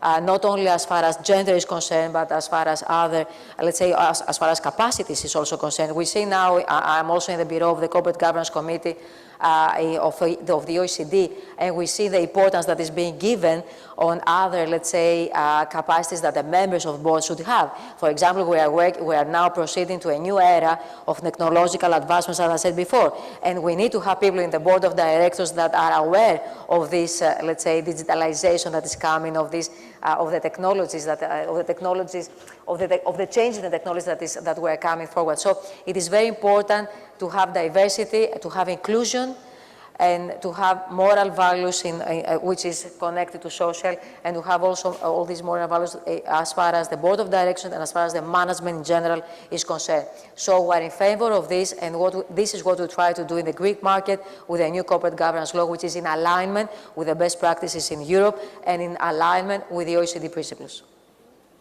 Thank you. And when we refer about diversity, we do not only refer to the aspect of male and female, but of course there are a lot of different aspects such as age, ethnicity, and also Mr. Burkert, he referred to the element of paritarian pension funds. And of course, across Europe, a lot of the pension funds are paritarians, and one of the arguments that comes forward is the aspect that already there is some diversity because it is being, the people in the management board, they are being selected by the social partners. Nevertheless, could you please elaborate on the latest topics of EIOPA towards this perspective? Of course, also diversity is a really big topic in the EIOPA too, but it would be really interesting to hearing your thoughts. And also, how does EIOPA take on board the heterogeneous nature of paritarian pension funds? Yeah, so this is an important topic, and frankly, I'm just going to share a little bit on how it came up that we sent this letter to the Commission saying that we saw that in the CRDs on the banking side, there is actually a requirement for needing to consider diversity, gender, but diversity is broader than gender. Let's be clear about that. So for banks, apparently it's important that you consider diversity in your board, but for insurance, Solvency II, or pension funds, it's not. And we figured it out because some of our members on their own as a national initiative started to count gender diversity in boards in their industry, and they came to very, very disappointing numbers, I would say. And then they had a discussion with their industry, and they realized that in law there was really nothing that said you need to consider diversity when you compose a board. Now, we thought as a board of EIOPA, so me and my 27 colleagues in the board, and we decided to send this letter to the Commission. And what we say is that you need to consider diversity when you are composing your board. Why? As Vasiliki said, there's so much research showing that a more diverse board has better results. Actually, there's recent research that boards with more gender diversity actually are greener, the companies become greener. But in general, if you look at pensions, I mean, pension funds are there for a whole society. And I just said it. In that society, the women actually have 30% less pensions and 35% more risk of living in poverty than men. So something is not working there. So I think having diversity on boards is key. Now, this 40% is a step quota. It's because not a lot happened. What I find interesting always with quota is that the quota comes because the market doesn't move, because the market tells you they're not there. We can't find them. The moment the quota is there, they find them. I always wonder why the market couldn't find them before the quota, because they are there, obviously, once the quota is there. So I'm not looking for quota. Quota are for listed companies. Insurance markets, pension markets have a lot of smaller players. I'm looking for consideration of diversity on boards. Now, in a paritarian system, in a small IOP, that is sometimes not easy to achieve. But currently, it's not being achieved anywhere. And that I do not buy. And paritarian, yes, but if you say because of paritarian, the chances that we ever find a woman is very low, then there is something wrong in the system because 50% of our society is a woman. So I do think you need to consider it. I do think you need to work on it. And I think having a requirement that you need to consider it and explain how you did will help. Same with age. I gave the example also when we had this discussion yesterday. What I saw develop in the Netherlands when in my previous life as a Dutch supervisor, when we said you need to consider diversity, we saw a development of mentoring schemes. Younger people, because of age, often then they asked a woman, so they had gender as well, who would be part of the board as an observer with a member for about a year. And then go up for fit and proper assessment and become part of the board.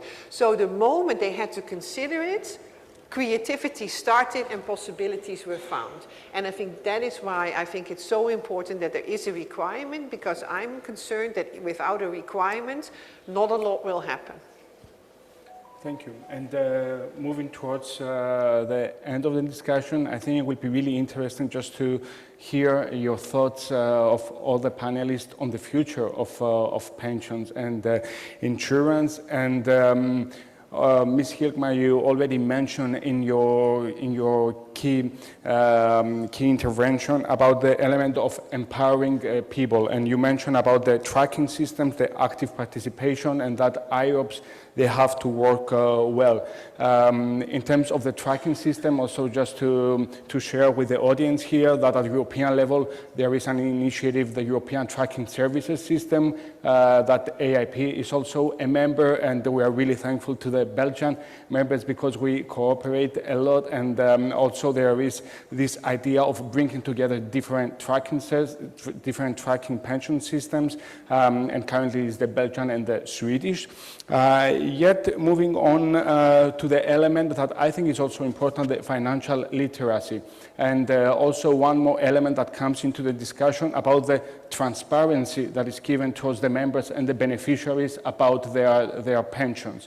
So some thoughts on these two key points in the aspect of transparency for the members and also in terms of the financial literacy. And let me start from Mr. Becker, then move forward. Well, let's say that financial literacy is important.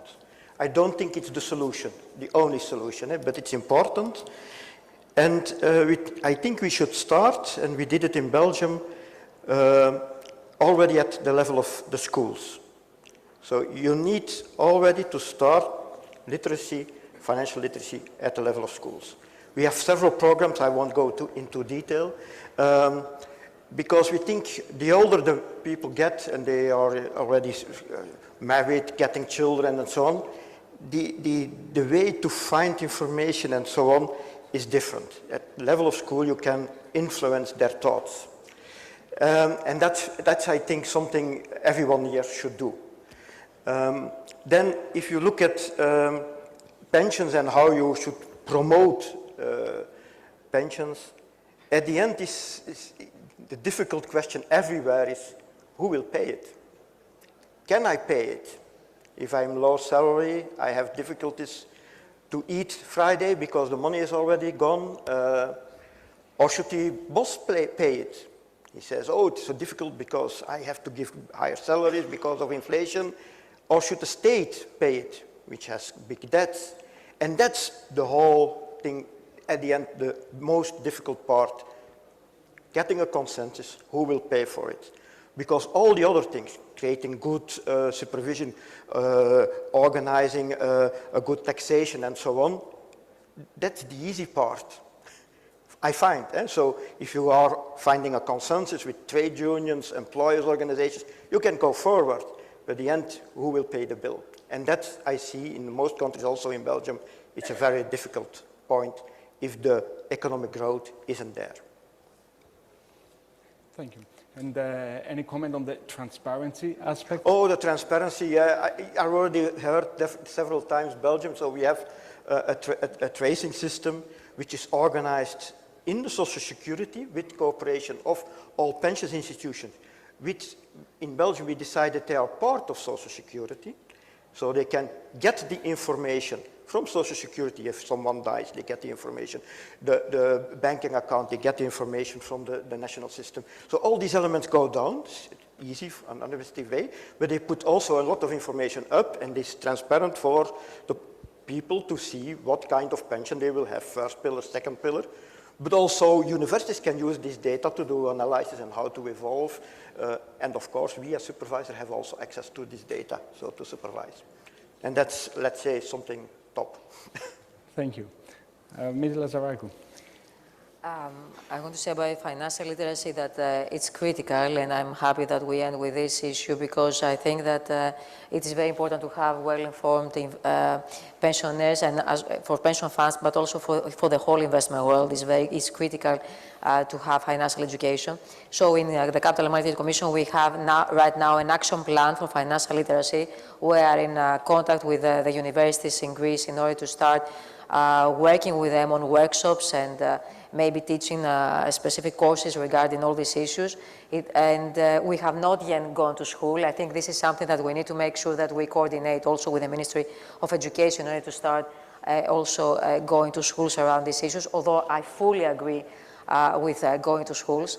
So this is one part that we are trying to have an action plan regarding universities for the moment. However, we are thinking and we are right now designing, let's say, other actions like going out and addressing, let's say, some kind of more, like an advertising, let's say, something like that, if I may use this word, marketing tools in general for investors to see how we can educate them regarding specific issues that have to do with investments and how they should approach and which are the risks regarding investments in general.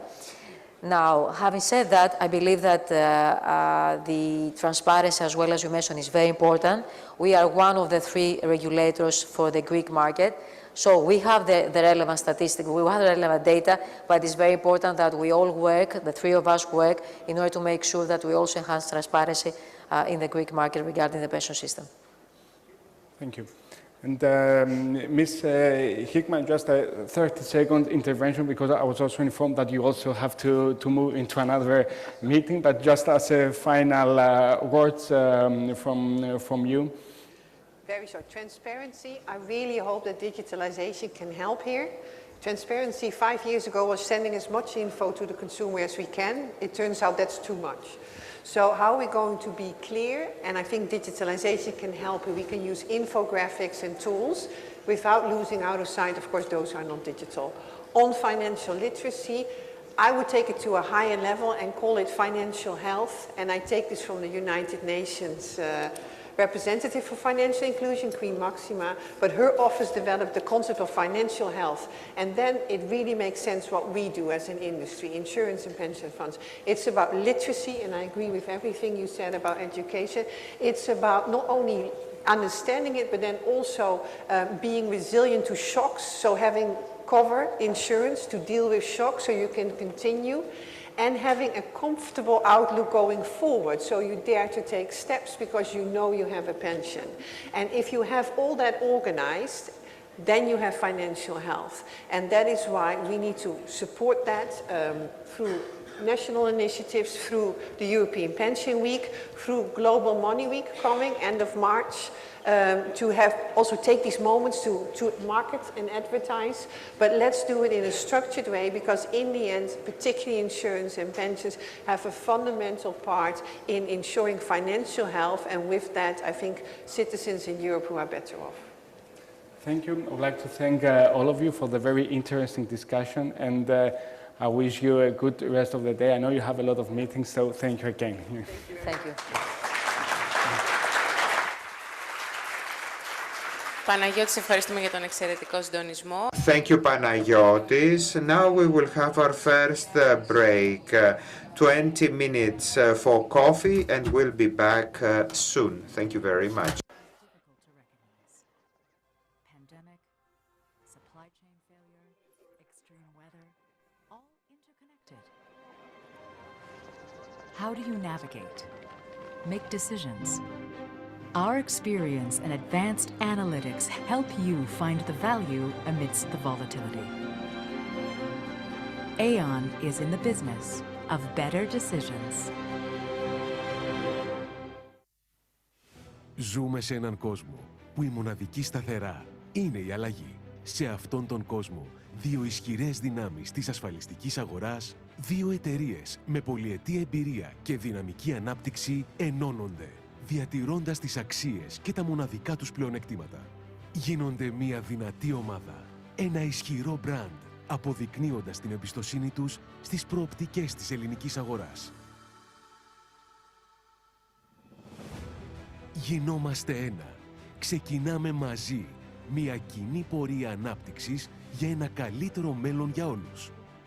Με σεβασμό στον άνθρωπο, στην κοινωνία και στο περιβάλλον μέσα στο οποίο εξελισσόμαστε. Μαζί δημιουργούμε την νούμερο 1 ασφαλιστική εταιρεία στις γενικές ασφαλίσεις και την 5η μεγαλύτερη ασφαλιστική στην Ελλάδα, με φιλοδοξία να κατακτήσουμε την κορυφή. Μαζί διαμορφώνουμε νέες προοπτικές και ευκαιρίες ανάπτυξης, φροντίζοντας με το ίδιο πάθος για τη συνεχή εξέλιξη των συνεργατών μας. Μαζί βελτιώνουμε και διευρύνουμε την γκάμα των προϊόντων μας και αναβαθμίζουμε περαιτέρω την ποιότητα των υπηρεσιών μας. Ενώνοντας τις δυνάμεις μας, δίνουμε ένα ισχυρό προβάδισμα στους ανθρώπους μας. Συνεχίζουμε με σταθερότητα να δημιουργούμε και να καινοτομούμε σε ένα ανθρώπινο περιβάλλον, με ιδανικές συνθήκες εργασίας. Μαζί, τα βήματά μας γίνονται άλματα και ανοίγουν το δρόμο για ένα κοινό ταξίδι γεμάτο επιτυχίες και ευκαιρίες για όλους. Όσο και αν αλλάζει αυτός ο κόσμος, το μαζί είναι το βασικό συστατικό που σίγουρα θα μας οδηγήσει στην κορυφή. Μαζί σε μια νέα κοινή πορεία ανάπτυξης.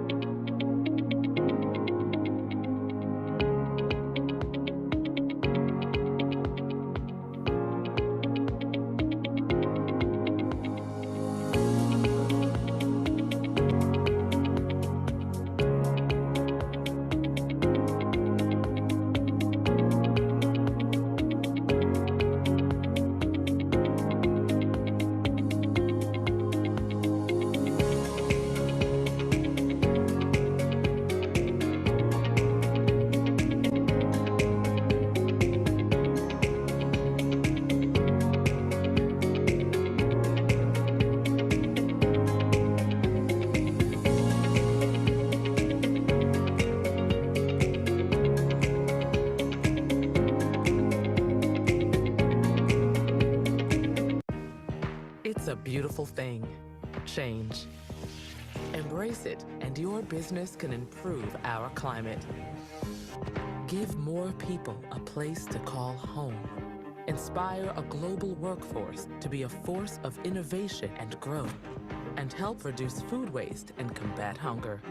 See how the value we bring to your business can create more value in our world. Accenture, let there be change.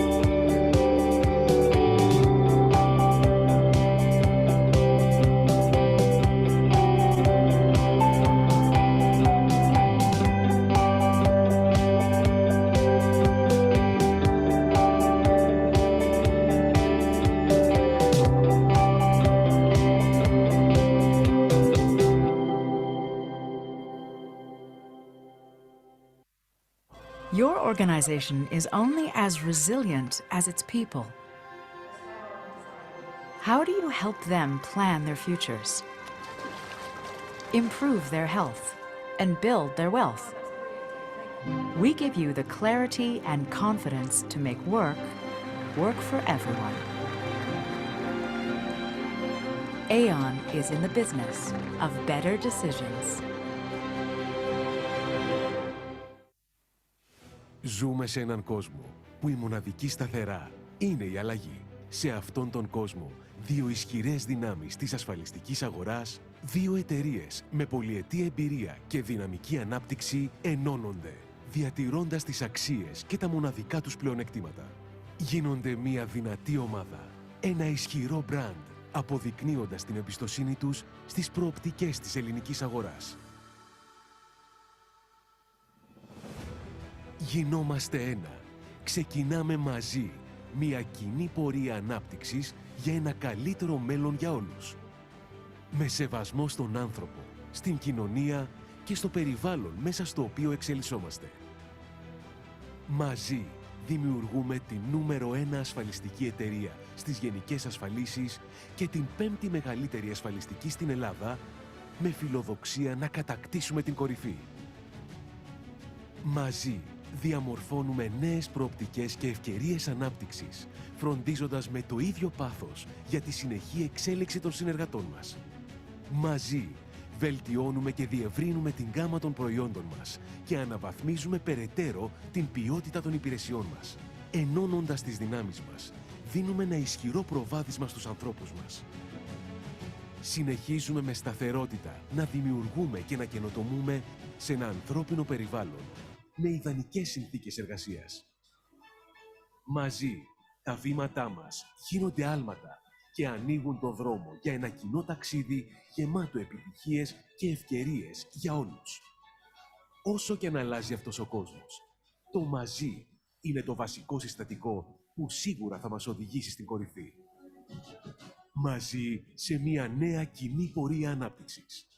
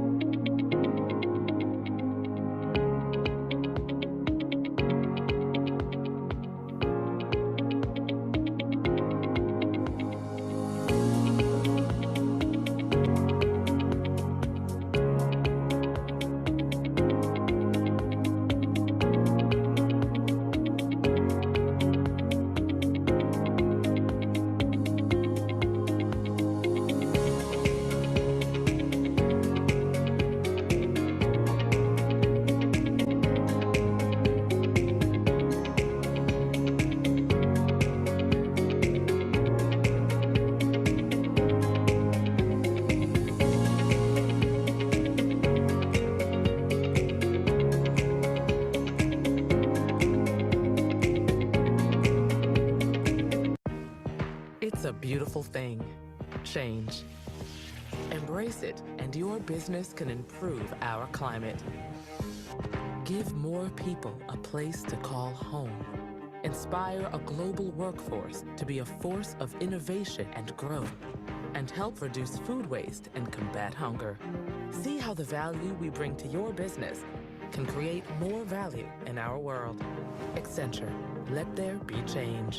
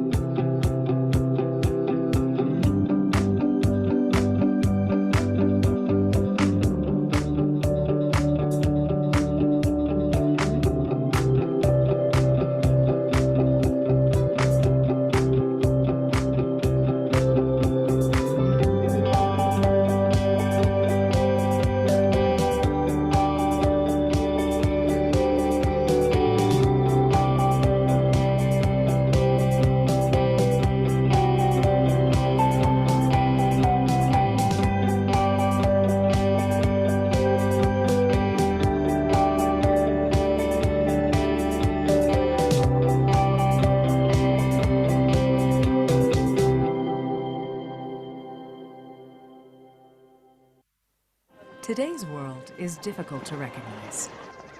Pandemic, supply chain failure, extreme weather, all interconnected. How do you navigate? Make decisions. Our experience and advanced analytics help you find the value amidst the volatility. Aon is in the business of better decisions.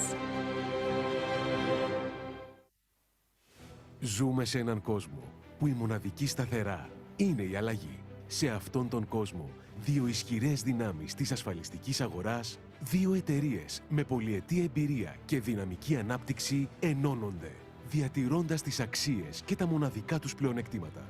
Γίνονται μια δυνατή ομάδα, ένα ισχυρό μπραντ, αποδεικνύοντας την εμπιστοσύνη τους στις προοπτικές της ελληνικής αγοράς.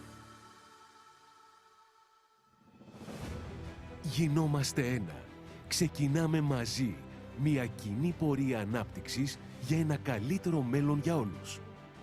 Με σεβασμό στον άνθρωπο, στην κοινωνία και στο περιβάλλον μέσα στο οποίο εξελισσόμαστε. Μαζί δημιουργούμε την νούμερο 1 και την 5η μεγαλύτερη ασφαλιστική στην Ελλάδα.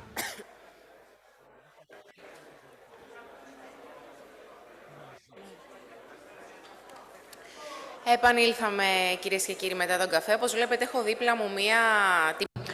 I have with me an honorary plate. We have an award to give. I will invite Mr. Christos Nounis of the Association of Occupational Insurance Funds. And of course, this honorary plate will be awarded to Mrs. Stellatu from the Ministry of Social Affairs, Occupational Insurance.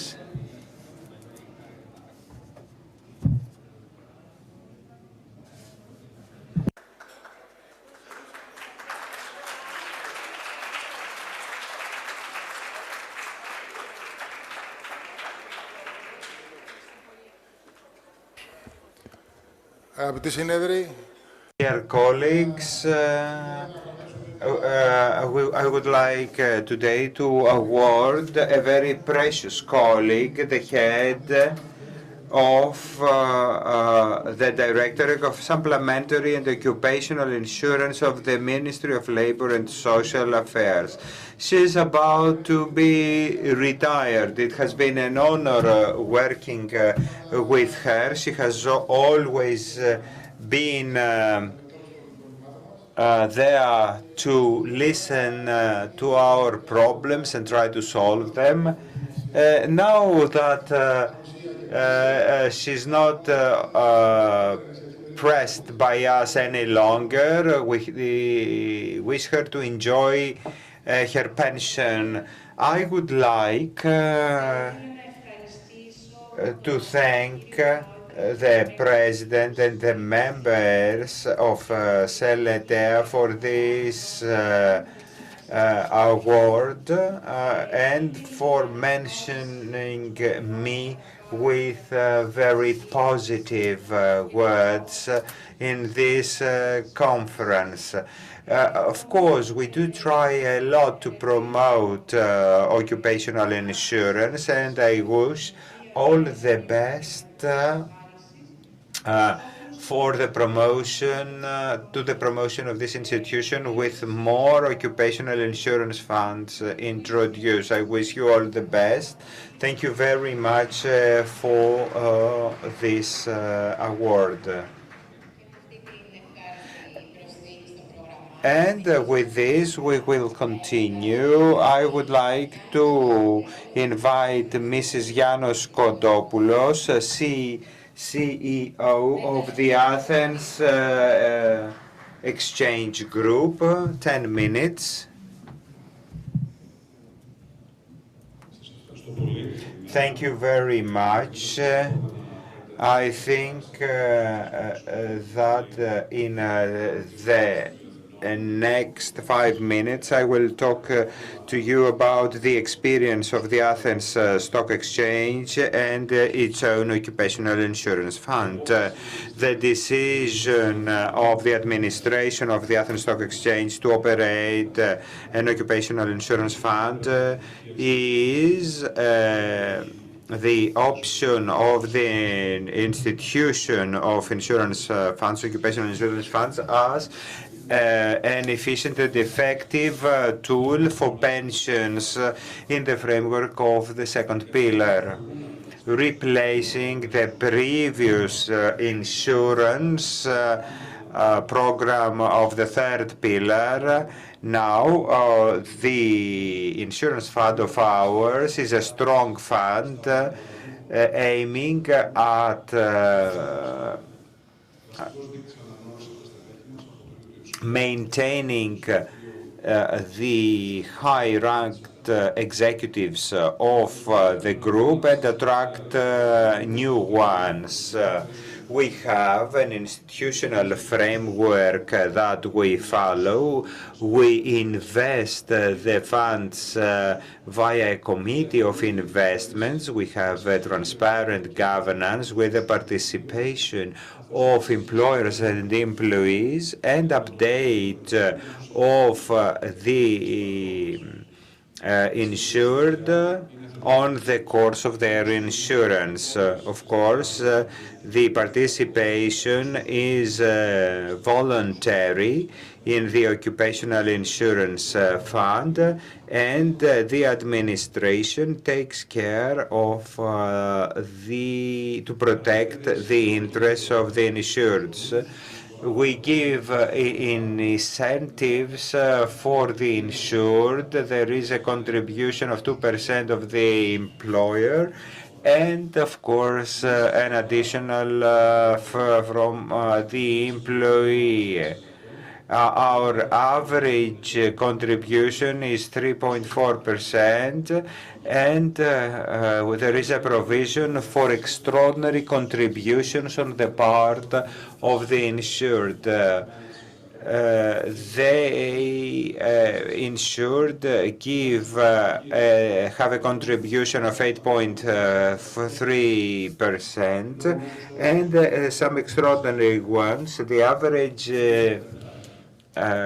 age of people participating in the insurance fund is 48 years of age, whereas those who do not participate, the average age is around 37 years old.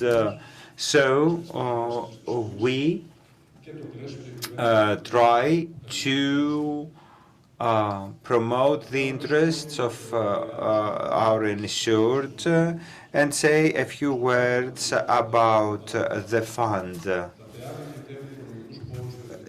The IORPs invest in the market, they allocate the investments, and they have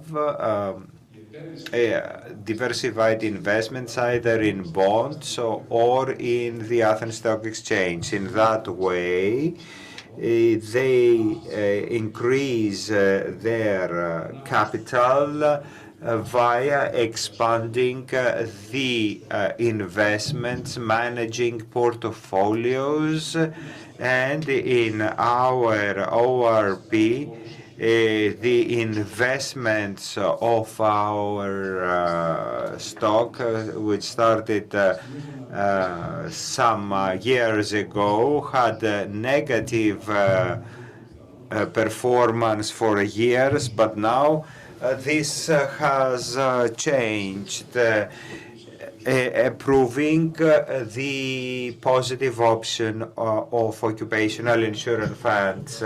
A couple of thoughts about the future. As a group of Athens Stock Exchange, we support the initiatives of the states for the promotion of IORBs and the development of a new state strategy, the introduction of a single supervisory body, and we support the introduction of legislation to accelerate things, and we support the transfer of the contribution if there is a change of employer.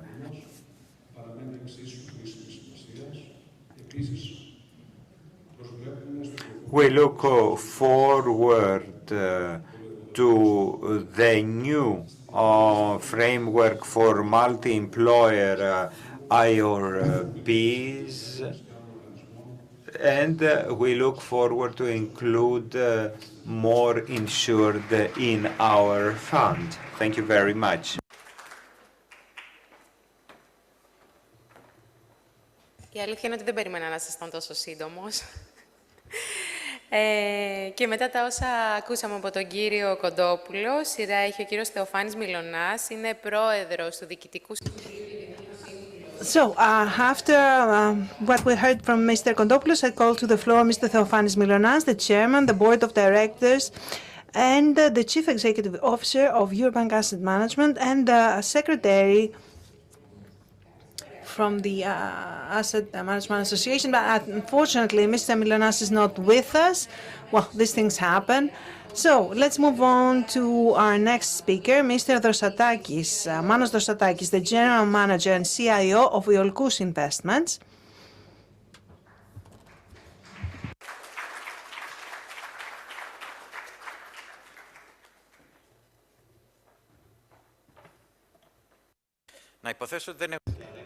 So, I'm assuming I don't have the 10 minutes extra from Mr. Milonas. Okay, then. Good. I do have 10 minutes to talk about alternative investments. More than $15 trillion has gone into that. It's a large part of investments now and now, and I think we should actually give more time to it because it is an important part for occupational funds as well. Now, let's start with a definition for alternative investments. And a good way to start is to say what is not an alternative investment. The shares, the bonds, and cash are not alternative investments. Anything else is. And despite the fact that they have some common characteristics, they are not a particular category. There are many categories with different characteristics in terms of risk and rate in relation to conventional markets. We could say there are three large categories of alternative investments. Alternative investments in assets of the real economy, the real assets. So that's real estate, goods, commercials, and infrastructure works. Business, private equity, venture capital funds are part of that. And then the alternative mutual funds, hedge funds, alternative investment funds, and strategies of high return. Let's now discuss why occupational funds should invest in alternative investments. This is a graph showing the rate, the returns with a conventional portfolio and one with alternative investments. The blue line is the same portfolio where we taken out 10% for bonds and where we have included alternative investments, and just by 20% mix, you see how much the return increases. This is data from the last 20 years, and it's clear that returns are much better. And that's the main reason why occupational funds and pension funds have invested in alternative investments. These are the percentages of alternative investment in global funds worldwide. The OECD countries are in the first bar. We see that alternative investments are now 30% of the portfolios, whereas this is data from the end of 2021 with data from IOPA and the ECB. In European funds, investments are between 17 and 17.5%. This is data from September 2022. We believe that the Greek funds, the law allows for investments up to 15%, and we think that should be the goal of the funds to approach the European average.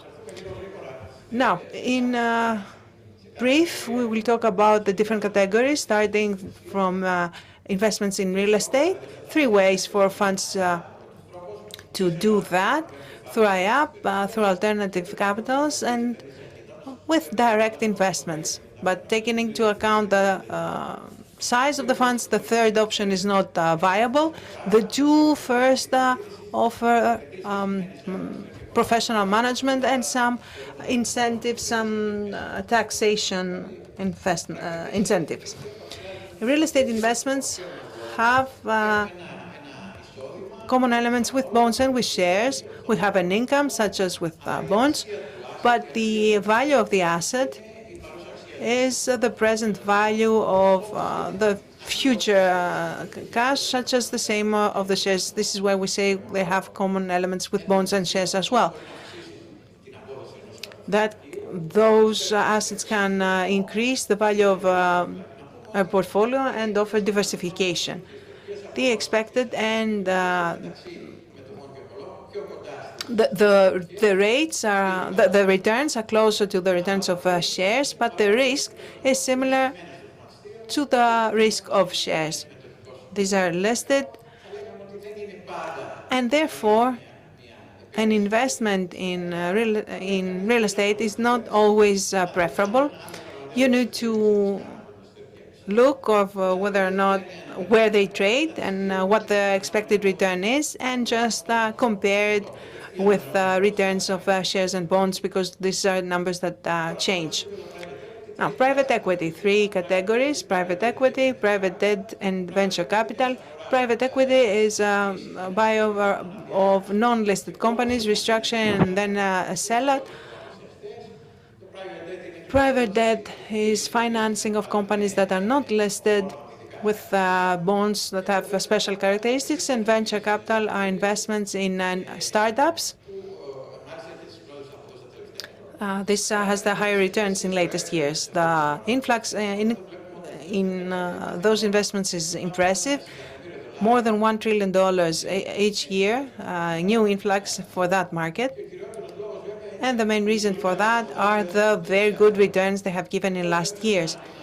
This is another graph from BlackRock, where we see the last 15 years, the private equity returns in comparison to share returns. So cash flows are not for annual rates.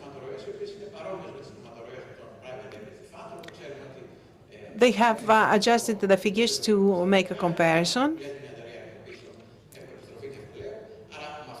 And this is the rationale to structure those investments in shares, and indeed you see that the returns are comparable. So over time, investments in private equity give good returns for investors, and about 4%.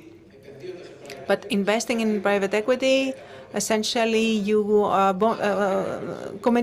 close the money for some time. you block them, so you need to have some premium for that.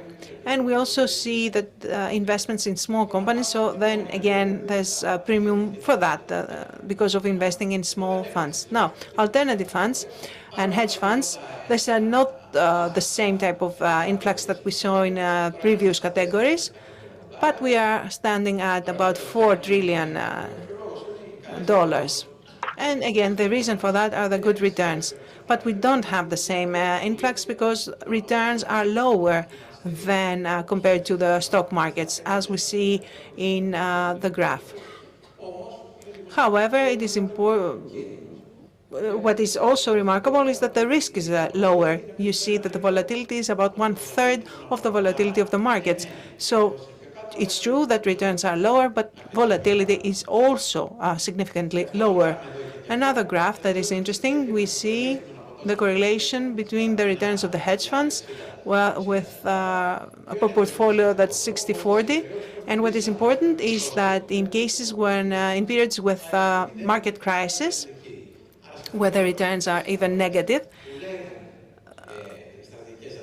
the hedge funds and the strategies of the strength hedge funds are working well. And that is also evident in the next graph, the last 15 years after the global crisis. You see the returns in some bad trimesters, bad quarters, and how the hedge funds did in those periods. In those difficult times, the drop in hedge funds is about 1/3 of the drop that we've seen in the stock market, the downside beta. If you see in 2022, the figures are very impressive. Hedge funds, many strategies, different strategies with different characteristics of risk and return. The last year was one that proved this very clearly. We've seen strategy with a positive return, the global macro strategies. The fluctuations in the market between bonds and shares helped hedge funds and this type of strategy, giving it this very high return, where other strategies had negative return. Of course, it's very difficult in this market to find shares that could be better. So the strategy, the selection of a strategy is very important if you were to use hedge funds. These are the average returns of the last 10 years with the conventional investments, bonds and shares, and the alternative investments. And we have included the first and the fourth quarter percentile with the best and the worst rates.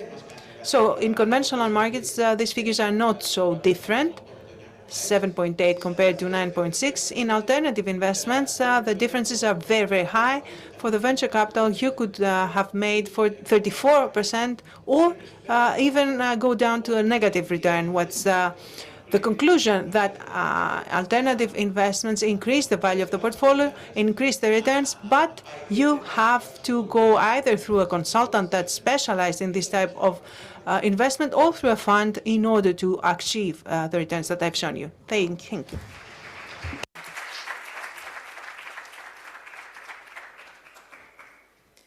Και τώρα θα μεταφερθούμε στο... Now, let's move, we're going abroad through the internet, online, to connect with Tim Carroll, the partner head of investment at AON International Wealth. He's waiting for us online. There we see him on the screen.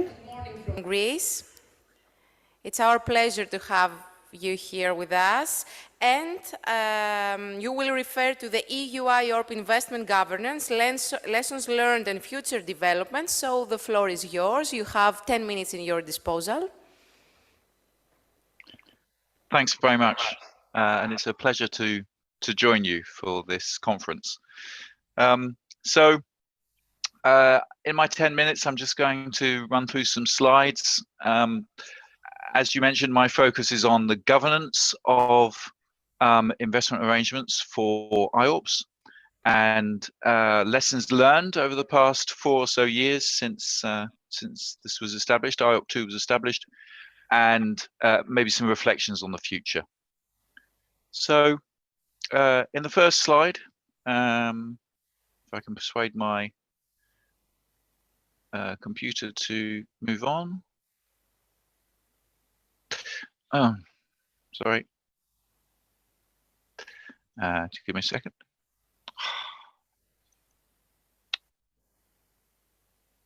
Right, on the first slide, I'm just summarizing the arrangements into these 6 areas. IOP2 doesn't itself divide things up in this way, but I just think it's useful to have some kind of framework for the thoughts that I have in this session. And there is an order here. So we move from the first most fundamental investment related requirement of an IOP, which is of course the strategy of the assets, the security of the assets.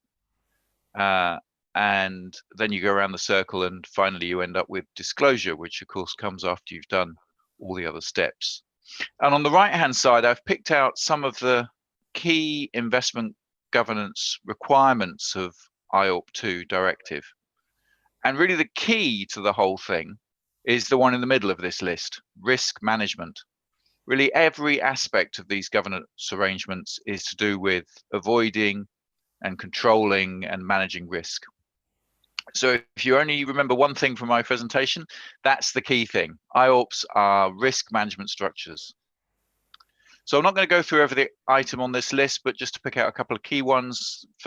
Firstly, the IOP should be a safe haven for the financing of pensions. I don't think anyone would disagree with that. Secondly, and very importantly, I'll come back to this a couple of times, governance arrangements can be proportionate. Larger IOPs are expected to have more robust governance. Smaller ones can take a more light touch approach. And then just scanning down the rest of the list, you can see that several of these relate to clarity and transparency. So everything should be clear and easy to understand, and people should know what they're expected to do. Everything should be clearly documented. So turning to some lessons learned. So as I said, this is all about risk management. And the first lesson learned is that security of the assets is the critical foundation for the IOP. And that means finding a custodian that is robust and secure, where you know the assets are ring-fenced and only available to the IOP. But I also mentioned proportionality. And in many cases, the IOP might invest via pooled funds. And in that case, you can probably get away with without a custodian because each pooled fund has its own custodian.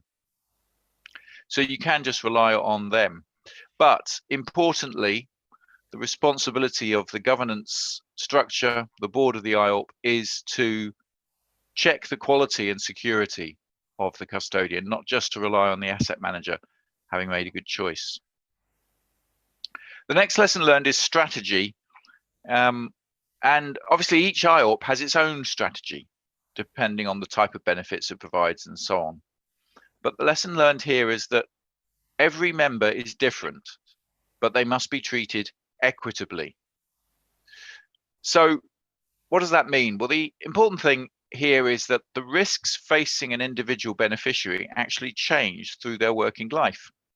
So a young member has many years before retirement, and the biggest risk for them is that the money they have in the IOP at the end isn't enough for them when they reach retirement age. So they need a strategy that is taking investment risk in those early years to help their savings grow. But an older member near to retirement faces a very different risk. The biggest risk for them is that something suddenly happens in markets that damages the value of their savings. So older members need low risk investments to protect the value that they have saved in the IOP. So those members need different investment strategies. So that word equitable does not mean the same. That's a really important point. Next thing is structure. And here the lesson learned is just to make sure that the structure is really very clear so everyone knows what they're responsible for. I have seen several cases where there is confusion in the chain of responsibility, and that never ends well. Again, there's a proportionality dimension here. Big IORPs will maybe want an investment committee. Small ones can manage without that. The directive doesn't state that you must have one. But whatever structure you have, make sure everyone is clear what they're doing. For example, who's responsible for monitoring the managers? Who's responsible for checking that the assets are keeping up with liabilities, and so on. Following on from the need to have a clear structure, the next lesson is that every step of the investment chain of responsibilities must be clearly documented. So think of a chain all the way from the underlying assets up to the board of the IORP, and even beyond that to the regulator and the members. Every link in that chain must be documented. So starting at the beginning, who holds the assets? If you've identified your own custodian, then there must be a contract setting out their responsibilities. Similarly, with the asset managers, there must be some kind of documentation stating what they are expected to do, either a contract or a subscription form if it's a pooled fund, and the terms and conditions of their appointment. There should be documentation saying how and why these providers were chosen. What was the process? Who was involved? What were the key factors? Remember, this is all about risk management. So it's all about having things documented clearly so that at some point in the future, you can look back and understand the decisions that were made, and you can check what the arrangements are with all the different parties in the chain. So in addition to those sort of, if you like, internal documents, there are some other standard documents that we're all familiar with: the statement of investment principles, the own risk assessment, the conflicts of interest policy, business continuity policy. All of these touch on different aspects of governance and are a required part of the framework. Next, monitoring. So here the key point is that it's more than just performance. Risk metrics are really important. So that might be the volatility of returns, the risk tolerance or concentration, for example. So how much concentration are you willing to tolerate in a particular strategy? More recently, obviously, ESG and greenhouse gas emissions, things like that have been coming to the fore. In fact, I'll come back to that in a minute. So monitoring is more than just about performance. It's lots of different risk measures as well. And finally, disclosures. So there are lots of different disclosures required. And frankly, some of them, like tax returns, are maybe pretty boring. But the lesson here is really, it's really important to devote the resources necessary and try not to cut corners. And try to think of disclosures, not all of the disclosures, but at least some of them, as an opportunity for the IORP to present the great work that it's doing in a positive way. So you'll be making some disclosures to the members. You'll be making some disclosures to the sponsor, for instance. Those are disclosures that can really add value, describing what you're doing. And then finally, I just want to turn to future developments. And as I've said right since the start, it's all about risk control. So last year there was a consultation. EIOPA was consulting about how to improve the disclosures that it needs from local supervisors. And obviously those local supervisors will then need to get the information from the IORPs in their country. And there are a few highlights that I'm just picking out here. So one is around hedging. So obviously some IORPs use derivatives to hedge different types of risk.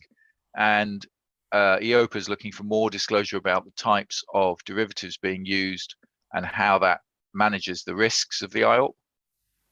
Another area is transparency. So UCITS funds, as I'm sure you are aware, type of pooled fund, but they are not very good at transparency. In other words, you can't see right through to the underlying in many cases. And so EIOPA is looking for at least some high-level data on what's inside the UCITS. That might be, for example, geographic spread of the assets. And then I did promise to come back to ESG and climate change. Obviously, this is a really important evolving area, a very rapidly evolving area. So EIOPA is looking for more detail on the NACE codes, the NACE codes, which are these codes which group together different economic activities into different classes. So it's basically a nomenclature for the different economic activities that's used by the European Union. And those codes are important in the EU, obviously related to the EU taxonomy. And so EIOPA is looking for more disclosure about those codes. And then finally, last year also we saw the first climate stress tests. They were quite simple. There was only one stress, an abrupt transition. But EIOPA did say this was part of a learning process. So I think we can expect those climate stress tests to become more complicated and broader over the coming years, as indeed they already are in other parts of the world. For instance, in the UK, where you're required to have at least 3 different stress tests. And that was really all I wanted to say. So thank you for listening, and I hope that was interesting.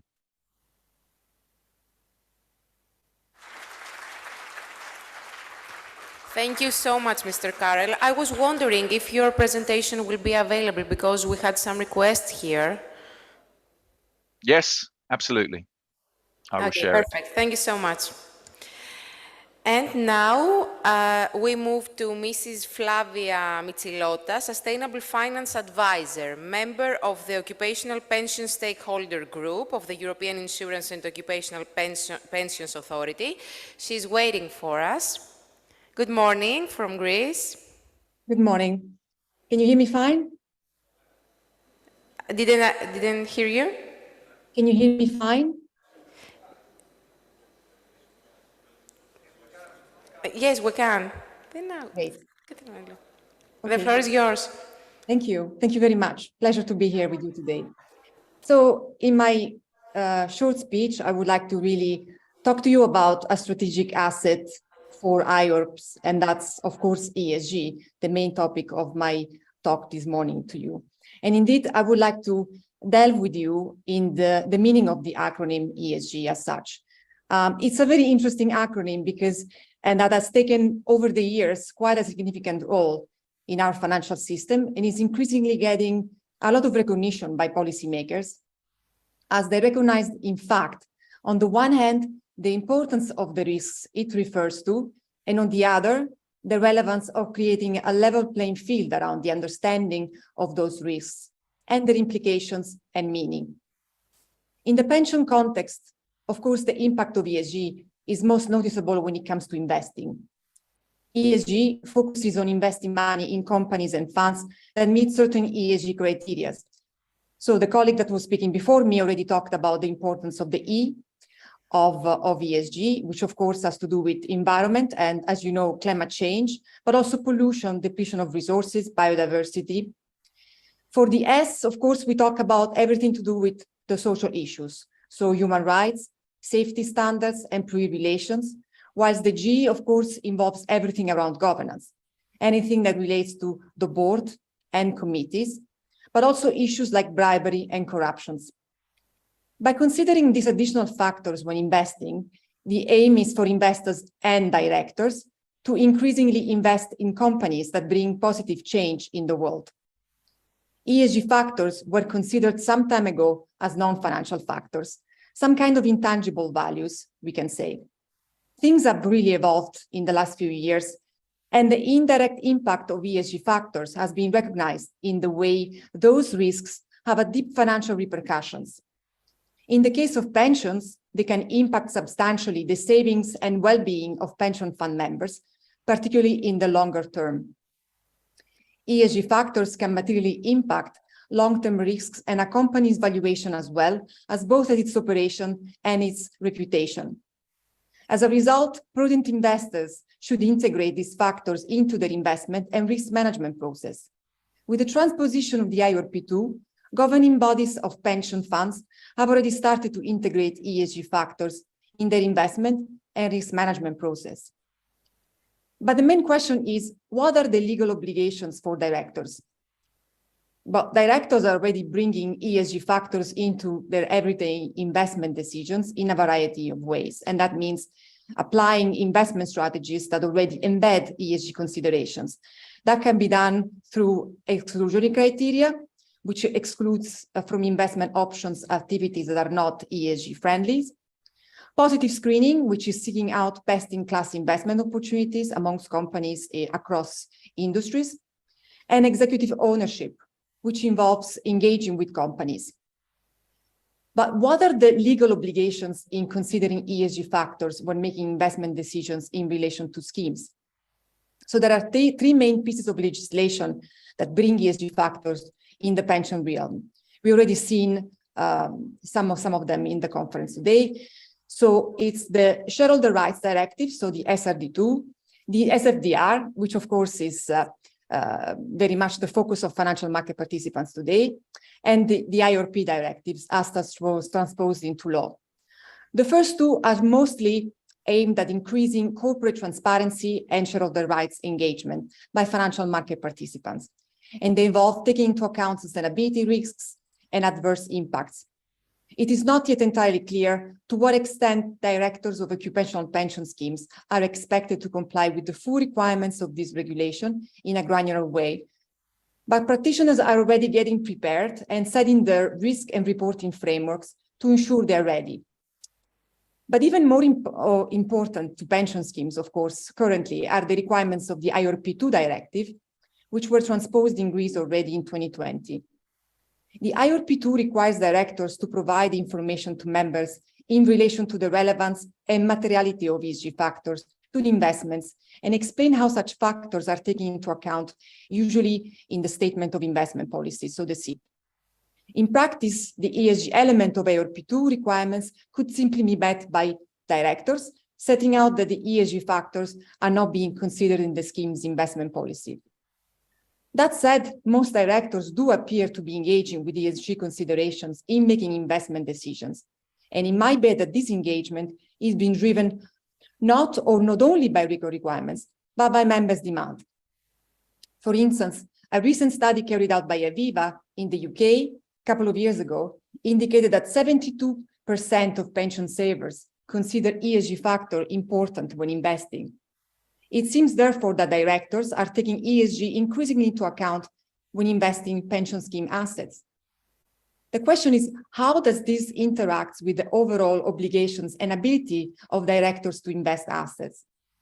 The IRP2 regulation restates and reinforces the EU view that directors must invest in the best long-term interest of members and beneficiaries as a whole.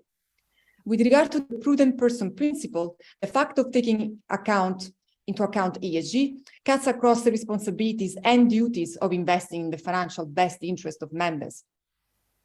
This issue has been summarized as greenium, indicating that either paying an extra or accepting lower yield in exchange for sustainable impact. Take, for instance, two funds with different return rates. The fund with a higher rate of return comprises stocks in fossil fuel companies, for instance, whereas the fund with lower rate of return invests in renewable energy. This is often referred to as the value versus values debate. But should directors take into account only the financial aspects or also the values of members? In the EU legal debates, requirements have shifted the cursor radically in favor of ESG since a few years now, providing that ESG consideration can certainly help adding value to investments in the long run. Directors are ultimately being asked to carry out a careful balancing act, balancing return against risks, recognizing the long-term nature of pension scheme investment. What makes it worse, or rather more complicated, is that it is difficult for pension funds to overcome those risks with conventional mitigation tools. This is because a risk, like the one linked to climate, for instance, is that it can adversely affect asset values, particularly for long-term investors like pension funds. Yet it is difficult to price and hedge. This problem arises because of the systematic nature of climate risk, because there is insufficient disclosure by the funds and the firms whose securities they're holding in their portfolios, and because it is difficult to find suitable hedging instruments. The varying degrees of information asymmetry I'm alluding to are interconnected and cannot easily be overcome by individual pension funds. There should be a structured approach that promotes the availability of data, not only for trustees, but also beneficiaries. Not surprisingly, institutional investors, corporate executives, and policymakers have expressed rising concerns regarding climate risk and climate risk disclosure. Supervisors can help a great deal in this respect and help overcome this barrier. And as we heard today from the chairman of EIOPA, they are really working in this direction, which is, of course, very helpful for all of us. Strategic help to conjure up a framework of best practice around data and rating is one of the roles that can be taken by supervisors to further help the industry move forward. And such changes could definitely be part of the IRP2 revision.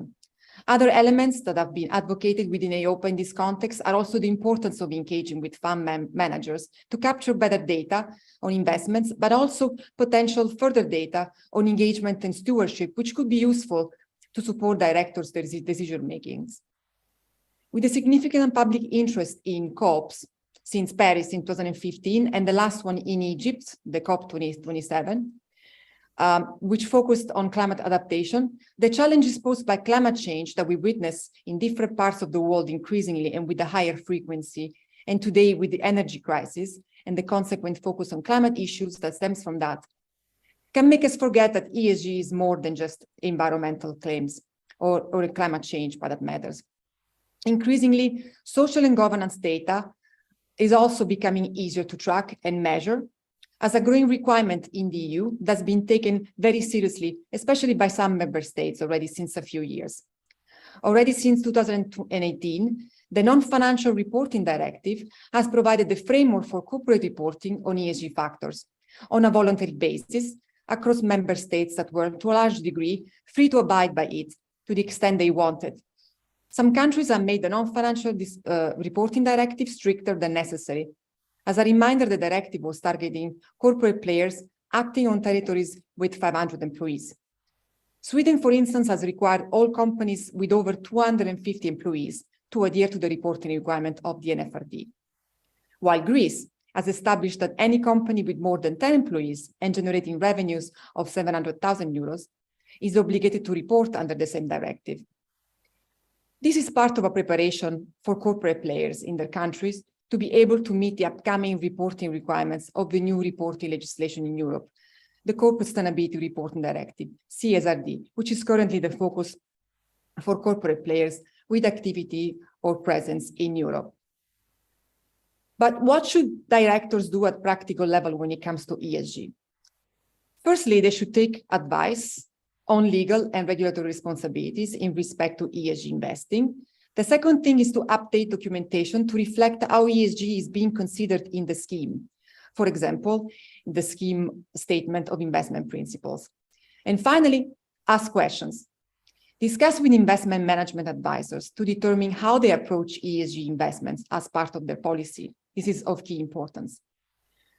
I want to leave you today with two key takeaways on how to proceed with embedding ESG in your work or how to start doing that. First of all, if you haven't done that already, have a good look at your SIP. And well, now it's a good time to do so, as well as the investment management report. Review it to see what is mentioned about ESG. Second, devote time to understand the statements made around ESG and their possible implications. Because another element that needs to be confirmed is the extent to which information about ESG is being made available to your members, whether to the SIP, the directors on your report and account, or the investment materials. Interest on their part might be there and might be growing, and it needs to be taken into account and nurtured, because pensions are natural actors in sustainability and sustainable finance as long-term investors. Thank you very much for your attention and have a good rest of the conference. Ευχαριστώ πολύ. Thank you so much. La ringraziamo. Okay, we are moving on with our next speech. We will have the speaker with us.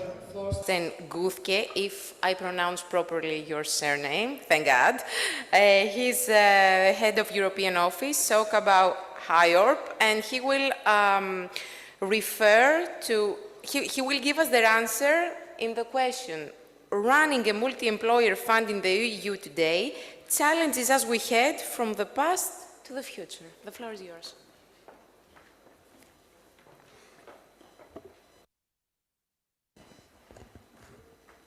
Ευχαριστώ. Kyries και κύριοι, σας ευχαριστώ πολύ για την πρόσκληση σε αυτό το σπουδαίο συνέδριο. It is excellent to work together on occupational pensions in Europe and to exchange our experience. Since last year, WHO Europe is enriching the European family of paritarian institutions and pension funds, where we are discussing a lot together. Speaking for the biggest occupational pension fund of Germany, I am honored to outline you how we are running a multi-employer fund in the EU today. Okay. It is very exciting to compare how you do it and how we are doing it. As the title is suggesting, we can indeed feel it, how we are heading from the past to the future. My example today is Sokabau, the social fund of the German construction industry. At the end, I will not miss the opportunity to address a few current political issues. So on this next slide, you see that Sokabau is a paritarian institution, established and carried by social partners. You see in the lower ribbon the red box in the middle. This is the trade union, and the blue ones are the two employer associations. Sokabau has been created to serve the construction industry of the whole country. The pension scheme covers 2 million workers employed by 83,000 companies altogether. The fund consists of two legal entities you see in the middle, and please don't worry about the strange abbreviations. ULAC is the paid leave and vocational training scheme founded in 1949, and ZVK is the occupational pension fund established in 1957. Such schemes are set up by collective agreements, and the supervisory boards consist of representatives of the social partners. This is working well for around 70 years now.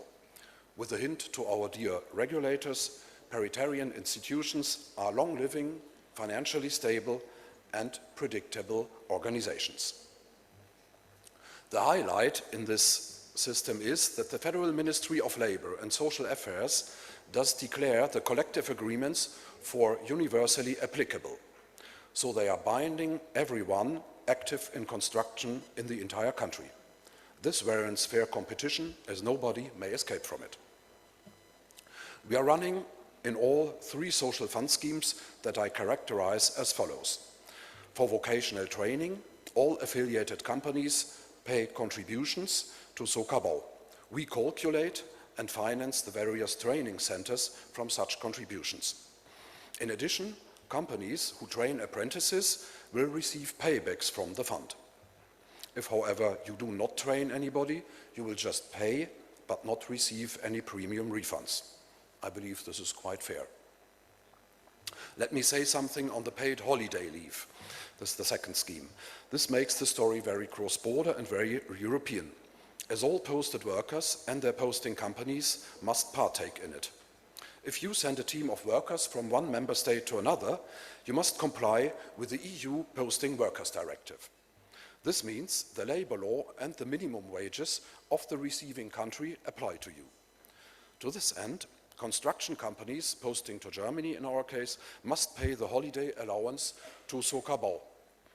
We calculate and then we pay the due amount to the workers. I will set my focus now on the third scheme, on the Occupational Pension Fund.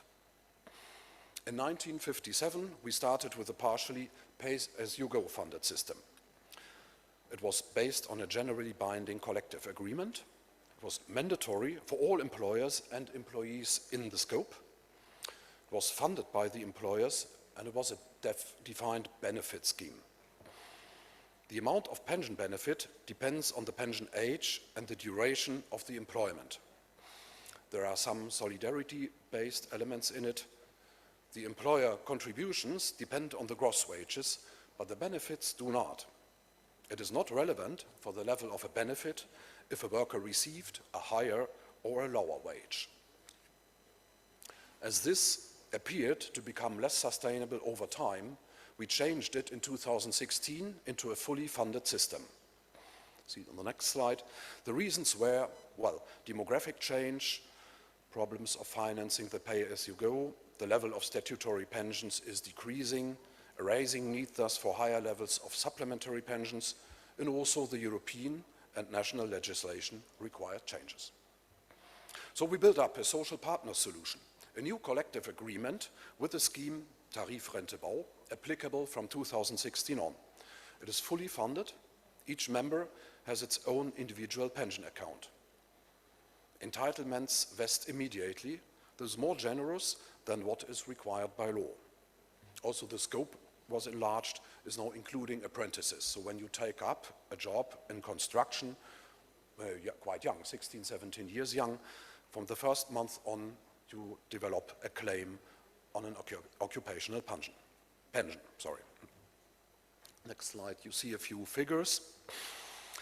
Running an IORP is hard in Greece, I understand, as governance and communication requirements are quite higher than for insurance companies.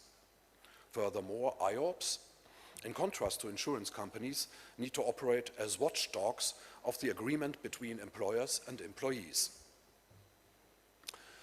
In Germany, on the other hand, it's quite complex. There are 5 ways to organize occupational pension. The employer can promise a direct commitment or a provision via an external fund. Group insurance does exist as well. Other than for occupational pension funds, insurance contracts follow Solvency II and thus the regulatory framework for insurances. You have a triangle relation. You have always the employer, the worker, and the insurance body. The insurance does invest the funds long-term, for instance, in real estate, securities, and so on. Insolvency protection is mandatory for life insurance companies. The protection scheme is called Protector. The pension fund of Sokabau, however, indeed is an IORP and thus subject to the EU IORP directive and to the national transposition acts resulting from it. Insurance and IORP regimes are quite different in Germany. The IORP must follow a social mission. It may grant only benefits when income from employment ceases. The pension fund is regularly tax exempt. And from 2022 onwards, just last year, there is an obligation for insolvency protection for employers with pension commitments. There are, however, exemptions. For example, employers in the construction industry are not obliged to take part as the pension scheme is provided by a paritarian institution. Now let me share with you some consideration on risk management. Well, the investment process begins with a risk strategy based on the business strategy. The risk department carries out the strategy, calculations for risk-bearing capacity, risk reporting, and stress tests. Most services are internal. Just the main actuary is from external, and we use an external data provider for alternative investments. The risk management performs annual calculations on the available risk coverage potential. Based on this, asset and risk management jointly prepare a proposal for the strategic asset allocation. Both are decided annually by the board. In addition to the management board and the risk department, we did identify so-called risk owners who manage individual risks responsibly. Sokabau uses a self-developed ALM model to simulate the market and book values of both assets and liabilities for the IORP over a horizon of 20-30 years. Important for Sokabau as a multi-employer fund is that changes in collective agreements can have a major impact. In the area of regulatory risks, the focus is particularly on the constantly expanding and changing regulatory requirements. For the ESG score, we use data from a major external provider for the liquid asset classes, and we use results of the internal ESG rating process for the illiquid assets. Last point on this, on EIOPA stress tests. At EU level, we strive for replacing the common approach by a cash flow approach. I will wrap up this risk chapter by telling you how we do our own risk assessment. Sokabau's risk management process consists of 4 steps: risk identification, analysis, risk communication, and risk control. In addition to deterministic market scenarios, we consider stochastic scenarios, and we can thus determine probabilities for negative events. Outsourcing. We handle outsourcings rather restrictively. By law, we are obliged to submit risk reports to the supervisory authority once a year. I have learned that in Greece, this is more frequent.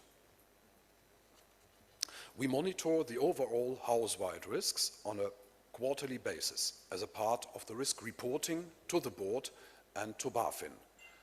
BaFin, the supervisory authority, thus gets the reports even more often than required. Instead of a pure risk committee, we have set up a house-wide cross-risk, risk management and compliance committee. In this group, all limit exceedances and any measures that may be initiated are discussed. So I will stop this excursion on risk and risk management now. And in the last observation, I would like to share with you some views on the political situation.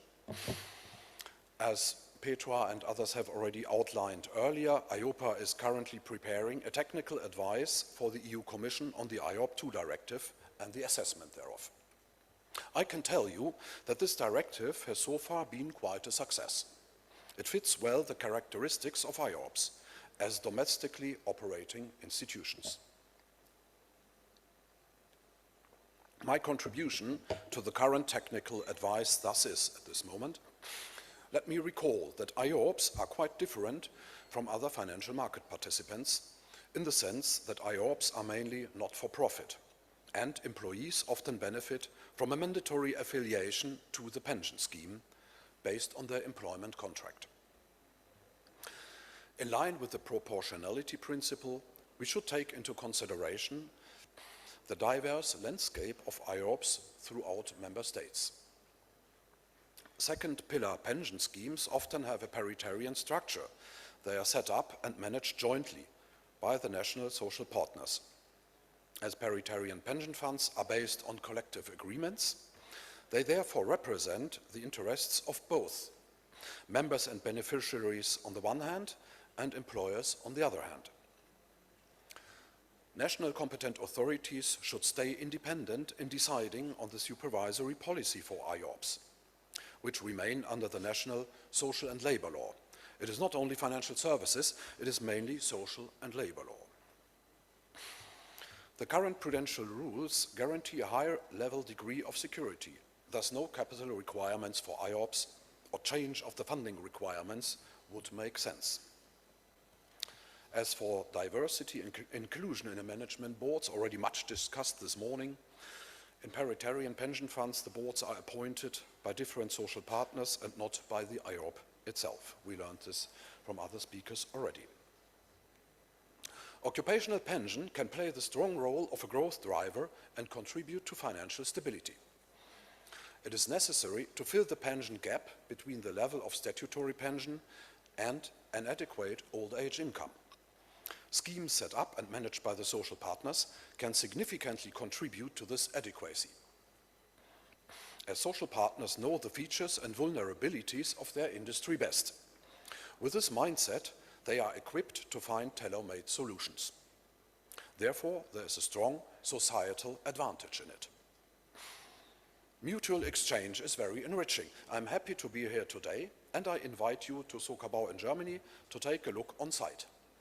In addition, let us meet in Brussels to discuss regulation. I wish a prosperous future for all pension funds in Greece and in Europe. Kyries ke Kyrie zas evcharistume pumas akuzate.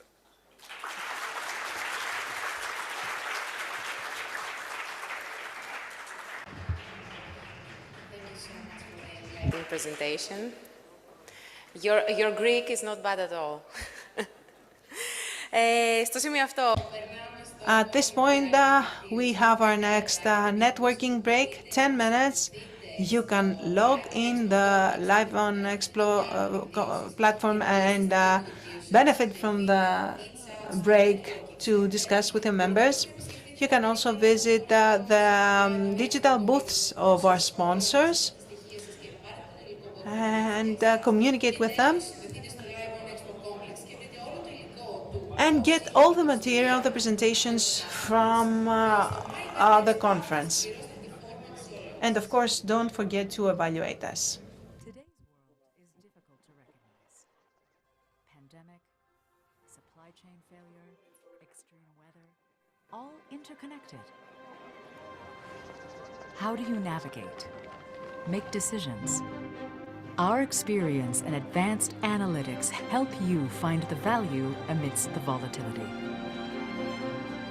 Aon is in the business of better decisions.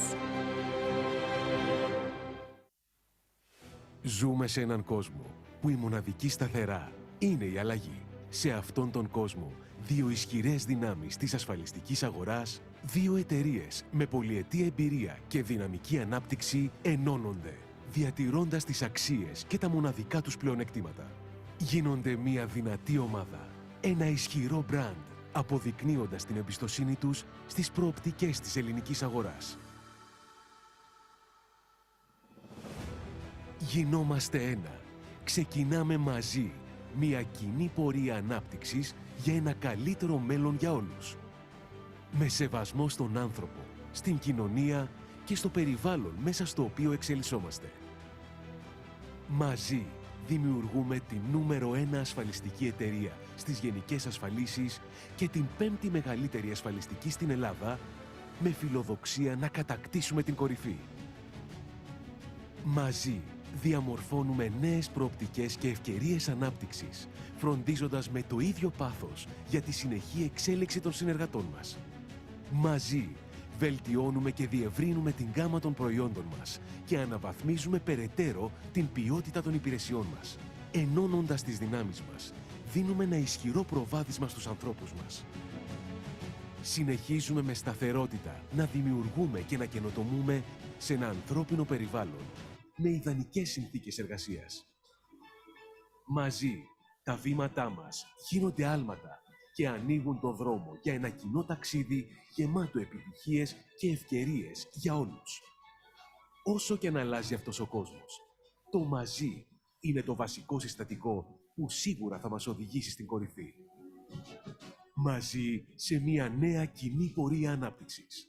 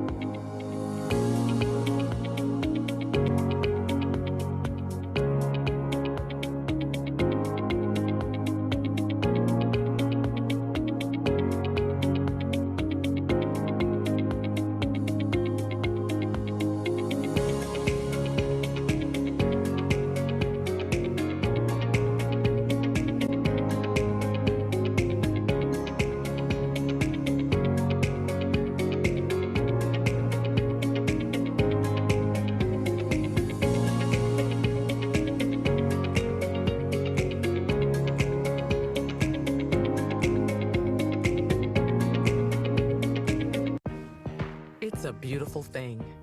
Change. Embrace it, and your business can improve our climate. Give more people a place to call home. Inspire a global workforce to be a force of innovation and growth, and help reduce food waste and combat hunger. See how the value we bring to your business can create more value in our world. Accenture, let there be change.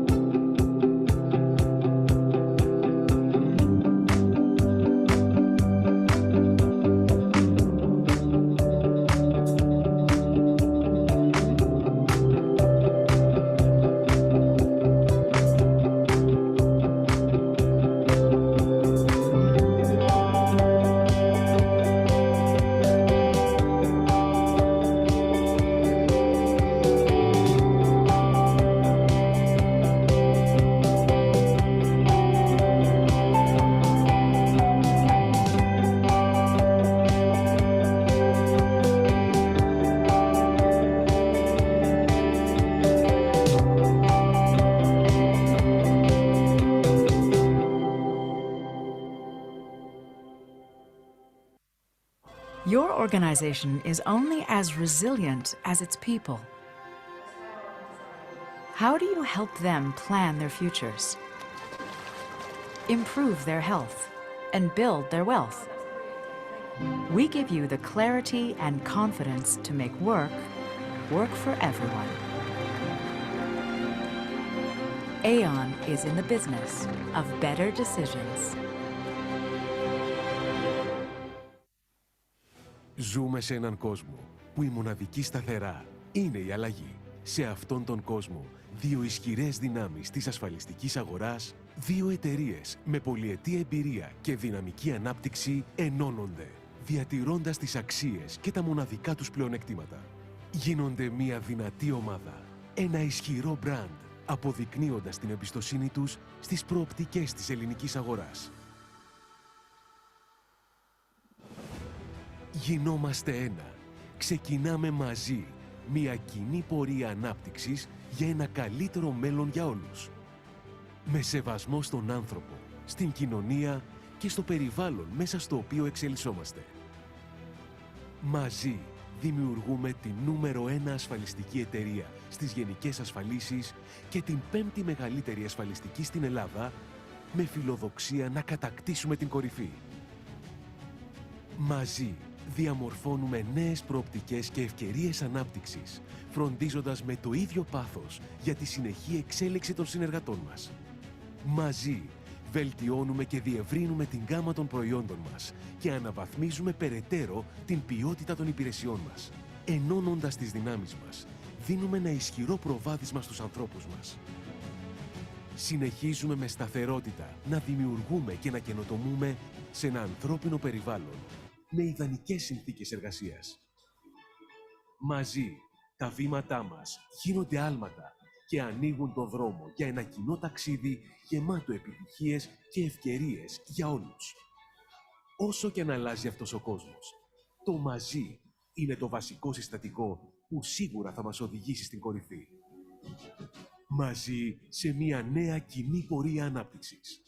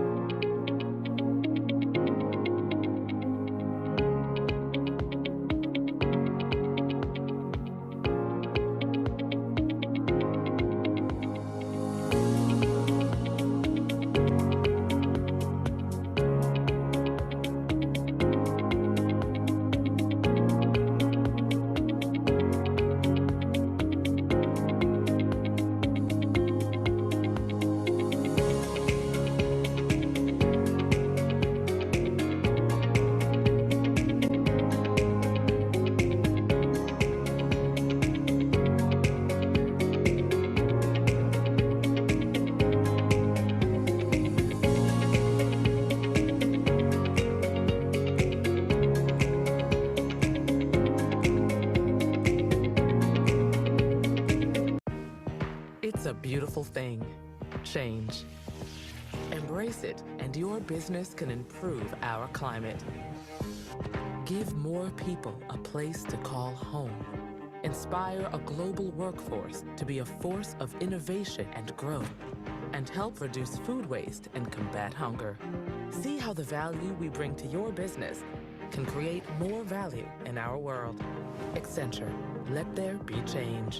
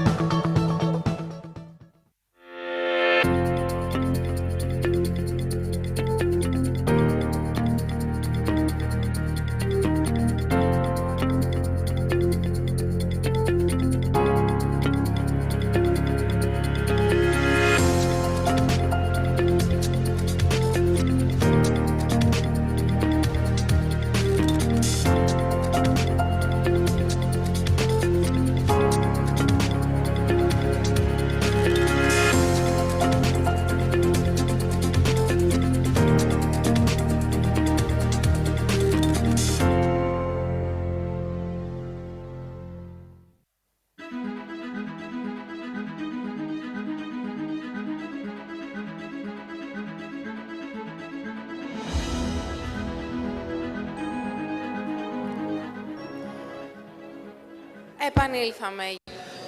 So we are back after the break, after the networking. Please take your seats in order to start. The next speaker is already here. He is about to come to the podium. Mr. Ioannou, economist, SEV, Hellenic Federation of Enterprises, advisor to the Board of Directors for Employment and Labor Market Affairs. The title of his speech is Sustainable Insurance System for Social Cohesion, Development, Intergenerational Solidarity. Hello, ladies and gentlemen. Thank you, President, and thank you, members of the BOD, for the invitation. And on behalf of Mr. Papalexopoulos, well, the title is rather heavy. I will try to talk about how important it is for the businesses, employees, and the state in the years to come.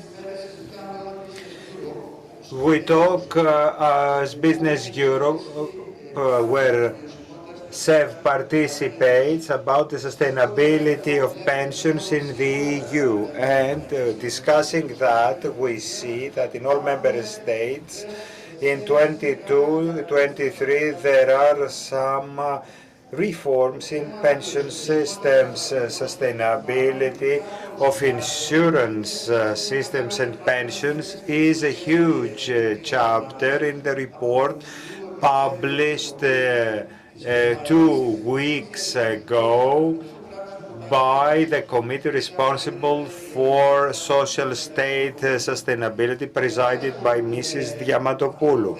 Why do they deal with this issue outside Greece?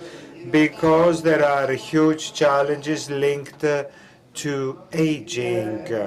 It is a topic that should involve us more, and it's nice that you have it in this conference. Why we should try to find solutions to that is because all discussions on insurance fund are of paramount importance and promote growth in all countries and in Greece. Countries try to deal with the incubation and the second pillar, and other countries that did not face bankruptcies like us, or they might had some crises and bankruptcies like Portugal, Spain, Cyprus. They did not have so many problems because of their strong insurance system. The second pillar and occupational insurance funds from 26 hopefully will be 33, as Mr. Donis has said, shows the necessary change society has to follow vis-a-vis two critical approaches of financial activity, investment and pensions, because there are some limits in the ecosystem growth. Low investments are one characteristics in the past decade. Half of the EU average, which shows that insurance systems are not sustainable. Detail here is that even though indicators are above average, investment indices, as it was the case in Greece after our adhesion to euro, still there was no sustainability. How do we link all these with occupational insurance funds? It is another approach. We need to increase the low resources invested in second and third pillar. There is another limitation in micro sizes. Deposits are quite low and negative occasionally. The ecosystem of insurance should be based on three pillars. It's difficult to grow. In the last 2 or 3 years, nonetheless, we have a change of the paradigm. We see that professional occupational funds are created in businesses of modern sectors. This should be extended in order to expand the ecosystem in the second and third pillars. There are micro limitations that need to be tackled beyond the institutional parts. The multi-employer funds that should facilitate the participation of employees from various sectors and mobility from sector to sector of the employees and systems that have to do with taxation, incentives, etc. There are microeconomic impediments for the growth of occupational funds, and we saw that when 5 or 6 years ago, with other progressive organizations and the General Confederation of Greek Workers, discussed on how to create an occupational fund.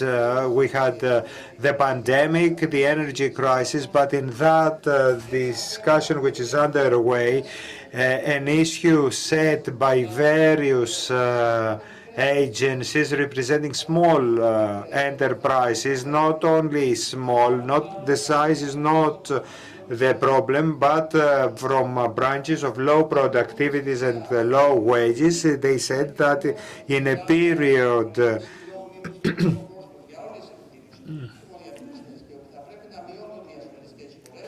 where insurance contributions should decrease, it's easy to proceed with increase of insurance contributions.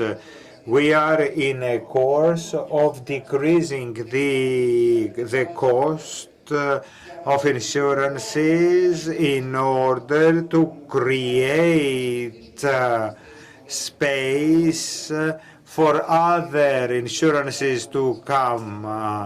The insurance contributions have decreased by 4.6%. They haven't touched pensions, but if they are decreased further from the cost point of view, will allow occupational insurance funds to grow. In conclusion, we should go to that decade faster in expanding the second pillar, occupational insurance fund, with the new supervisory authority and multi-employer IORPs, and give balance and space for the third pillar.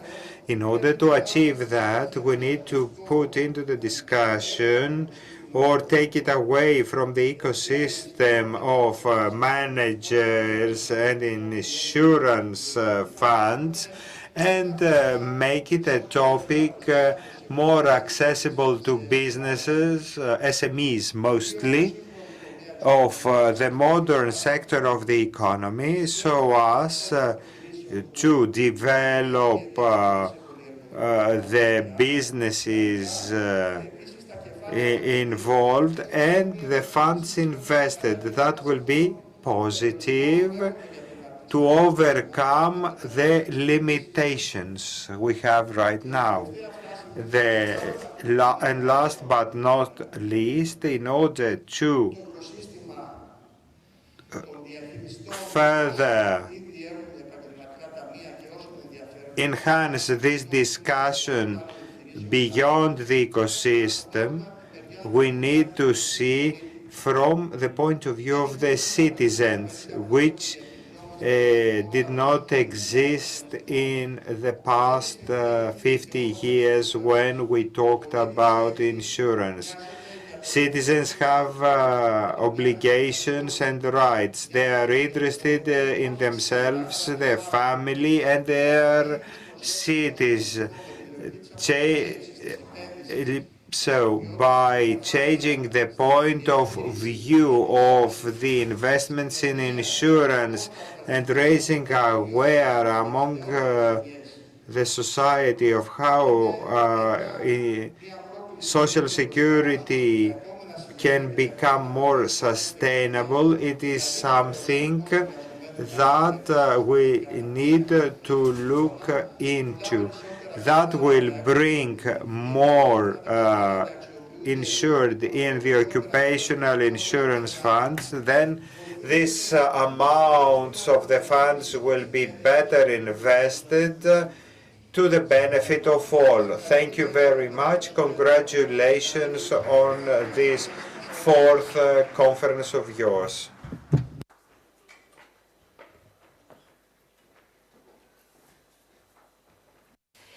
Και τώρα θα περάσουμε στον κύριο. And now we will call to the floor Mr. Dimitris Karageorgopoulos, the Press and Public Relations Secretary of General Confederation of Greek Workers, to talk to us about the National Institution for Occupational Retirement Provision and the proposal of the General Confederation of Greek Workers and the Greek trade unions.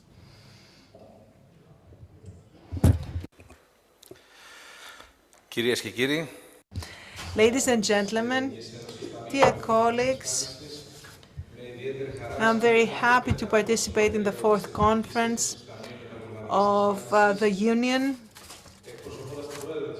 to represent the President of GESE, the Confederation of Greek Workers.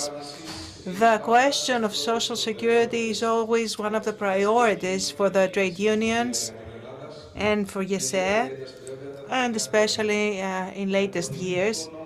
With the Founding Law 3029 of 2002, we formulated new conditions in social security, since for the first time the institutional framework for the operation and development of supplementary occupational fund pension was established.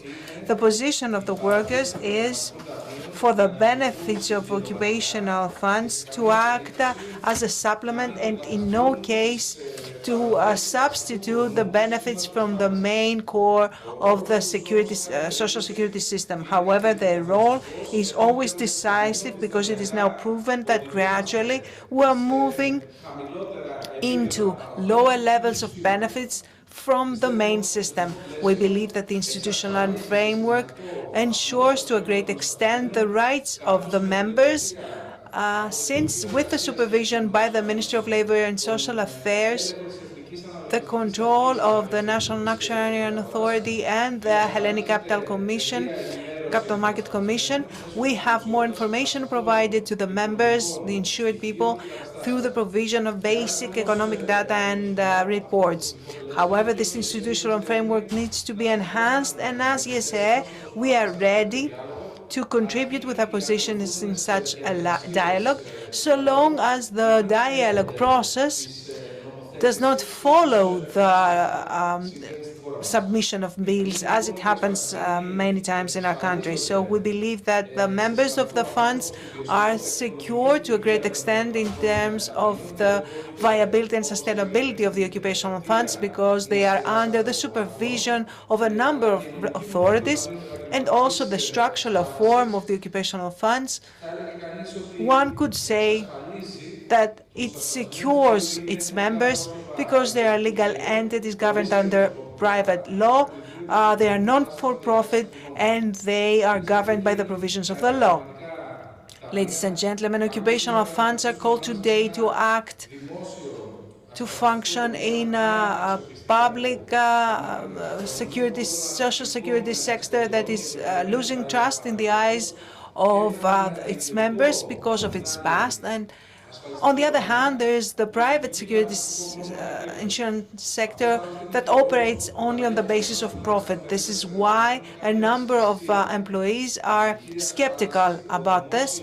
The main social security, the public and contributory nature must be protected by the state, and we as the GESE fight always in order to protect the public nature of social security. On the other hand, it's easy to explain this the fact that the employees are skeptical, because up to recently, especially our colleagues from the private sector, had the experience and the behavior of the state towards them, which forced security funds to loan to the state and then suffer haircuts. So with this institution of the occupational fund, employees in partnership with their employers have the ability to formulate conditions of empowerment beyond the supervision of the state and to benefit themselves from all the gains of managing their assets.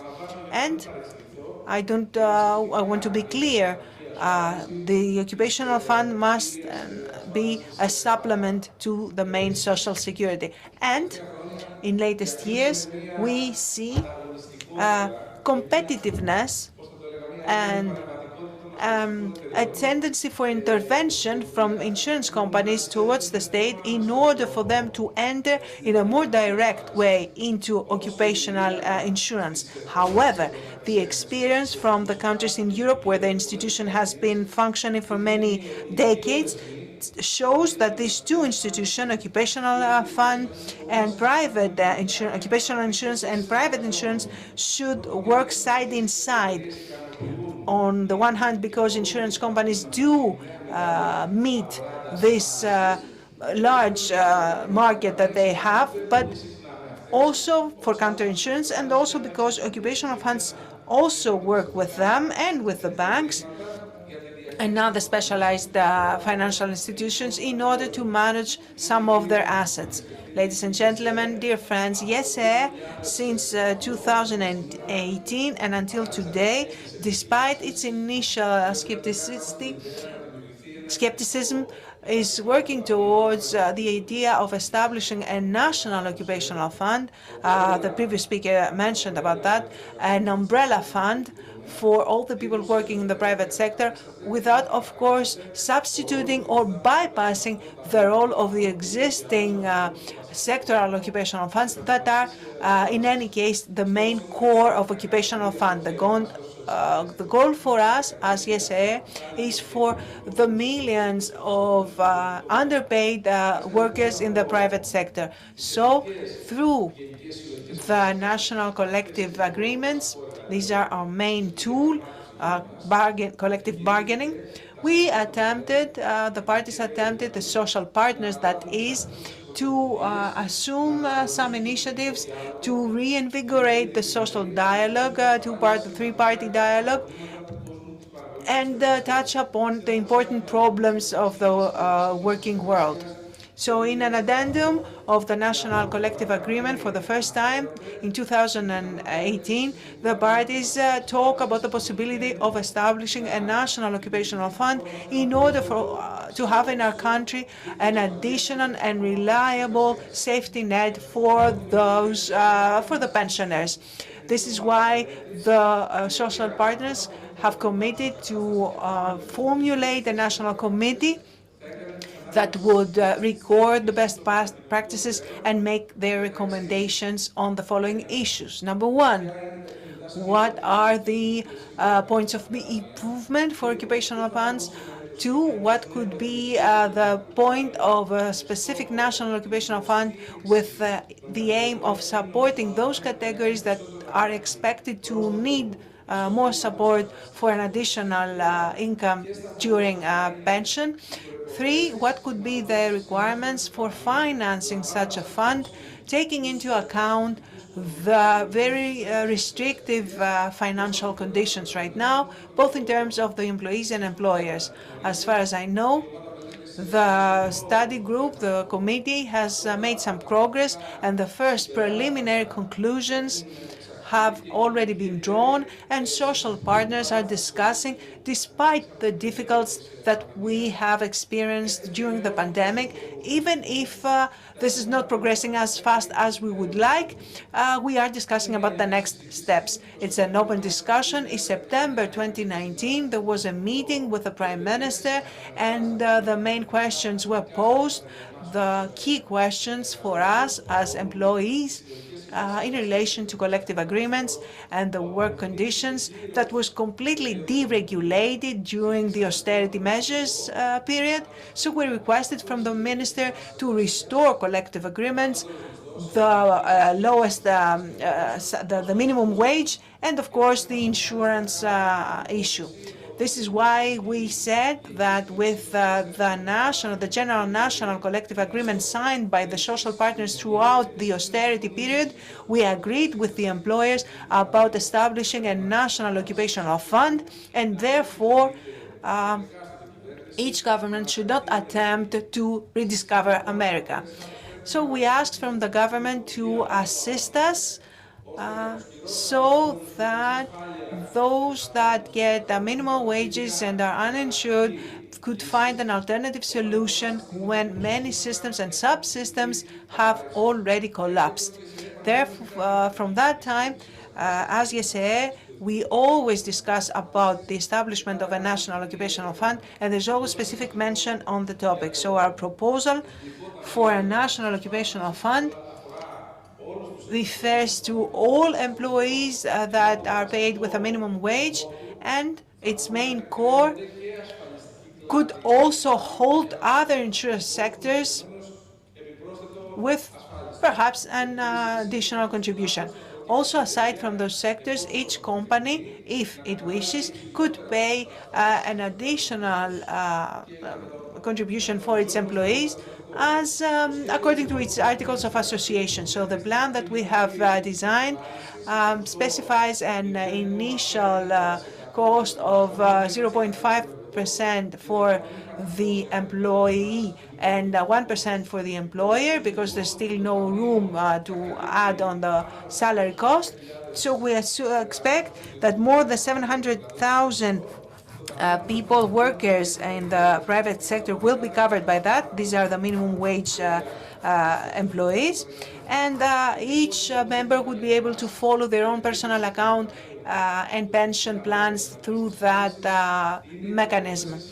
So first we need to establish the requirements for funding such, financing such an attempt. For the employees, perhaps it could be a realistic prospect due to the economies of scale and thanks to its national, the fact that it will be a national fund, and also taken into account that the taxation, which could be a motive for employers as well. But, dear friends, this must, in order for that vision to be implemented, this necessity to secure these generations and the following generations, we need the will from the political world and from the employers. All accelerators must work towards the same direction in order to give the necessary push. There is no more margin for any more delays. Thank you very much.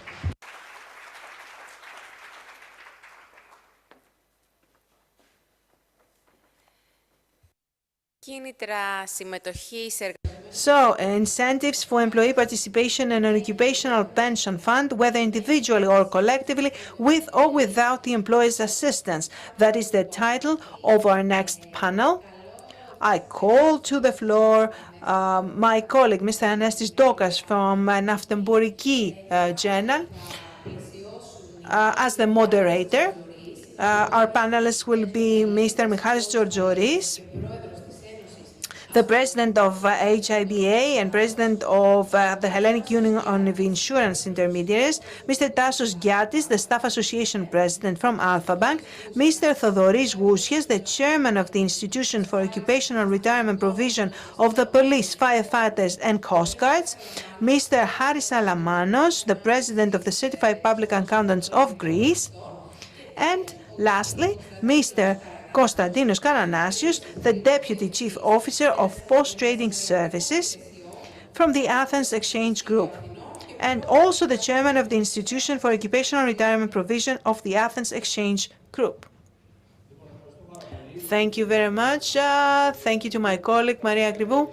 Thank you, everyone, ladies and gentlemen. Good afternoon. I'd like to welcome you to this panel. As Maria described, the incentives for employee participation in an occupational pension fund, whether individually or collectively, with or without the employer's assistance. I will start with a general question to the panelists, and then for each of them, for the fund that they represent. The first question, can you explain, can you tell us the reasons that led you to establish and operate an occupational fund in your sector, either individually or or collectively, with or without the employer's assistance? So let's start with you. Good afternoon. Thank you very much for the invitation. We represent the insurance intermediaries. You know them as insurance agents. We are working people here. The second pillar touches on us because we are the third pillar, and we understand very well the benefits that can arise from the second insurance pillar, the occupational funds, and this is why we are led to this decision. I think that the main points that I could perhaps number that led us to this decision were, first of all, our size. We represent approximately 12,000 insurance agents and 10,000 employees, so that's a large number. The second, of course, is the tax incentive that creates indirect returns. It's very important. We are a sector that pay a lot in taxes. Therefore, knowing that this amount can be deduced from our expenses, it's essentially just deduced. And also considering the returns from the funds that are from the investments, about 4.5%, that's very high. It would be impossible to get such returns by yourselves, especially within a frame of supervision and safety. And the third point is that, because we're talking about savings, we always have to serve this principle of dispersion, so not to have all your eggs in one basket. So we need an institution that protects us and can be an alternative way for savings. Of course, I think it is important to know, one should consider that the fact that there is not enough births in Greece, and that is a problem for Greece. Also, the life expectancy is increasing, so it is a need for everyone. Everyone has the same need to save more money. These are the main reasons. Now, thank you, Mr. Jodoris, for your first answer. Mr. Giatis, you've got the floor. I heard earlier Mr. Karagiorgopoulos. I think it's an important initiative of the General Confederation to have a dialogue. To be sincere, this institution of occupational funds, when there was no deepening from the state per se,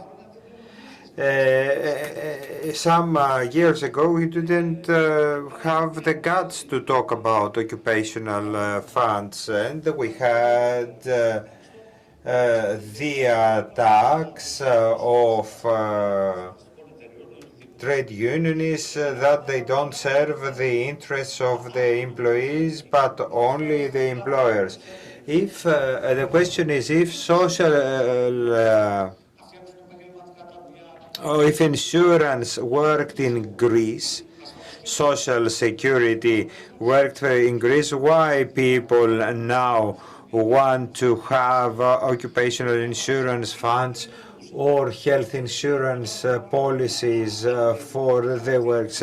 And when we talk about the pay-as-you-go character, I understand, yes, we should have a state body, but the pay-as-you-go system as it works in Greece is obsolete. Some People pay their money, some receive high pensions, others don't get anything. I will give you an example in order to understand how it works. In the banks today, we have self-managed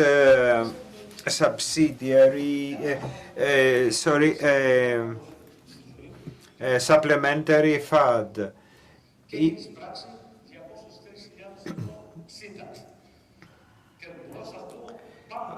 We have seen people that they have 200,000 pension. So I have no doubt that we should have occupational funds. I believe in this institution, but we need to find a way to manage everything properly. Thank you, Mr. Giatis. Mr. Gousias, Chairman of the Institution of Occupational Retirement Provision of the Police, Fighters and Coast Guards.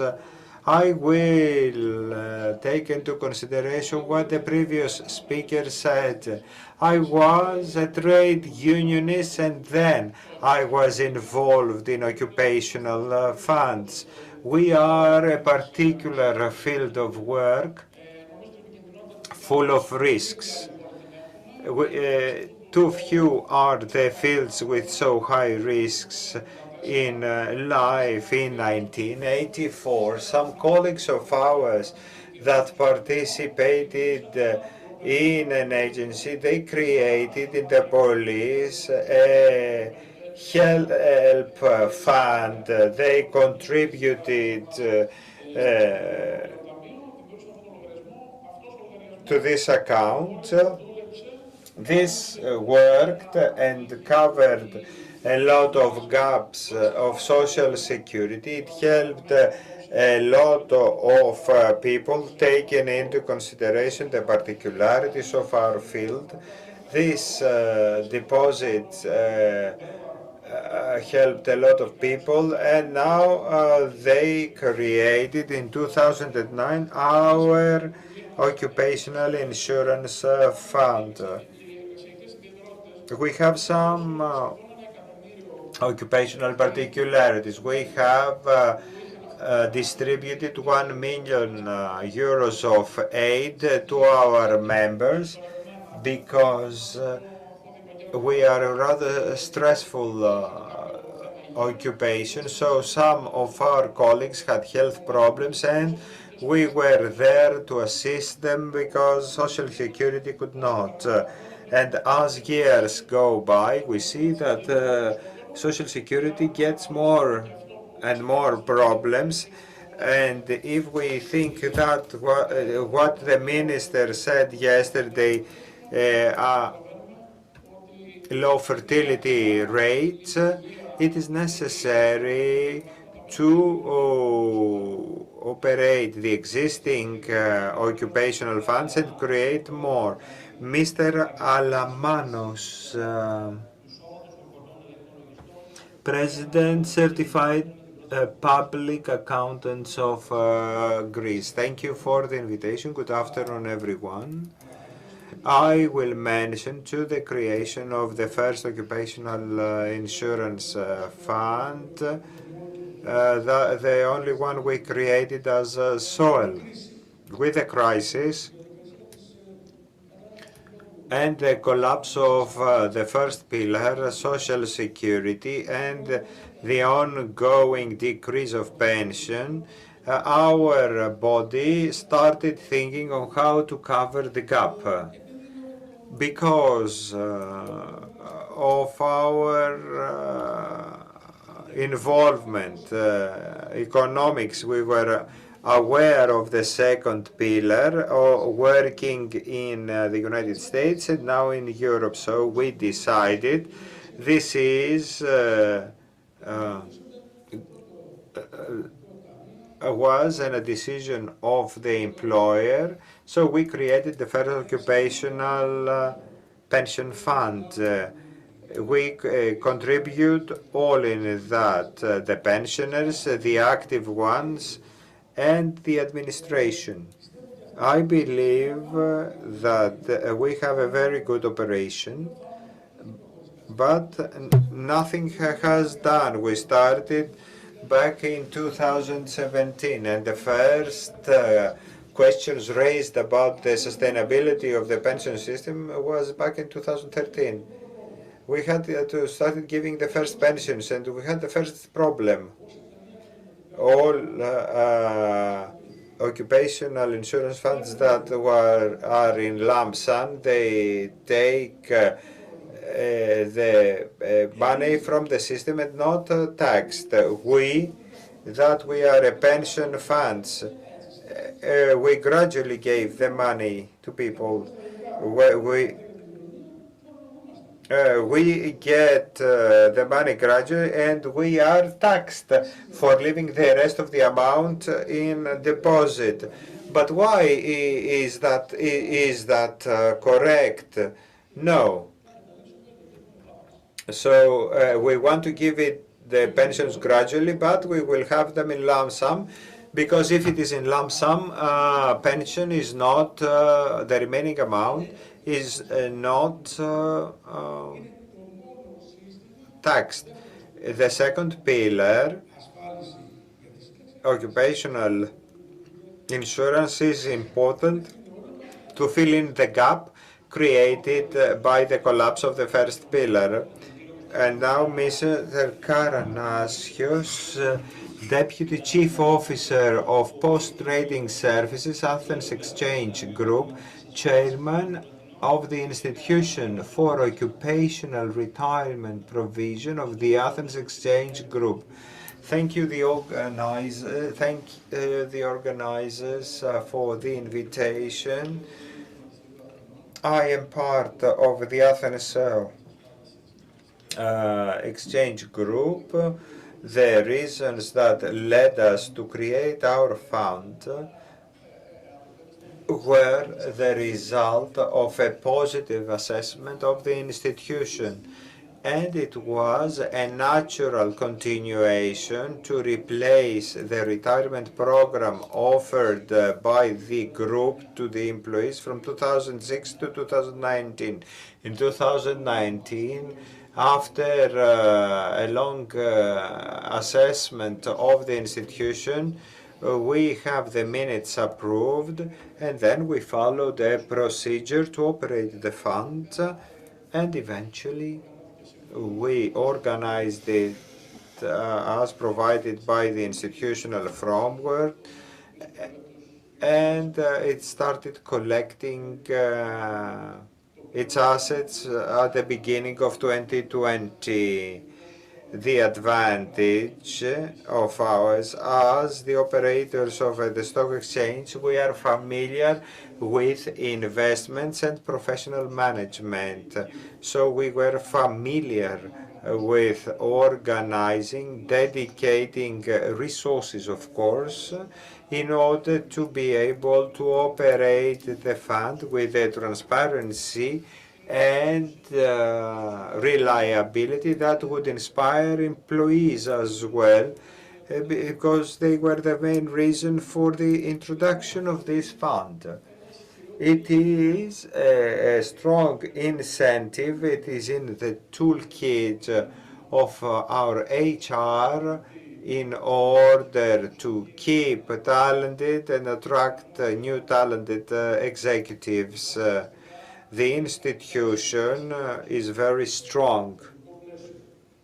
The institutional framework, transparency, supervision, governance, etc., is done with the participation of employees, and of course technology gives the insured all the tools necessary to see the yields, revenues, and what he is going to get in the end, knowing that this is ring-fenced.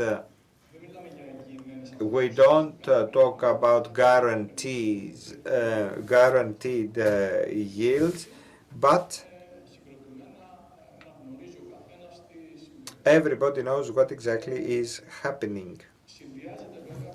Χρόνια επιχείρηση και με άλλα προγράμματα ασφάλειας, υγείας, ζωής και υγείας.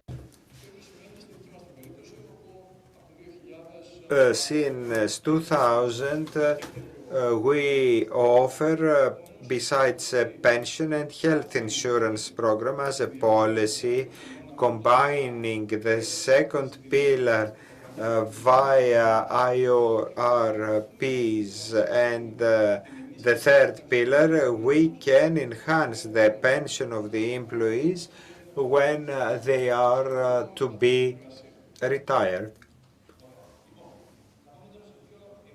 More specialized questions. I will change the line. Mr. Alamanos, you have created your occupational fund in 2017, and since then you have 4,000 professionals and you have an amount more than 10 million euros. Your experience from the operation of the fund and your impression from the occupational funds in general in Greece. I will start as I finished. I hope you don't believe that the first pillar, social security, can be revived. We will always have a decrease of pension for the generations to come, which will lead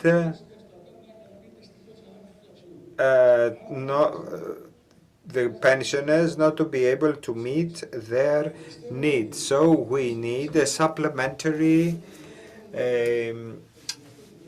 pension, and this comes from the second pillar. In order to do that, the state should understand the problems of the people. We have touched upon that for many years. Well, leaving the money in and being taxed and taking the money without being taxed. In order for the system to flourish, funds should be pension. To be, well, in the United States, they are lump sum ones and pension one. But if we solve these issues, these, according to me, these should be pension funds. Well, for various reasons, we took the step forward and we did well. But now, pensioners cannot be taxed by 40% every time they get their pension, and when they get the lump sum not to be taxed. This is number one. Number two is the trust between the state and the insured persons. If we discuss with people, whoever, the advantages of occupational funds, and they usually ask, okay, who trusts the state? I think that the citizens have lost trust in the state.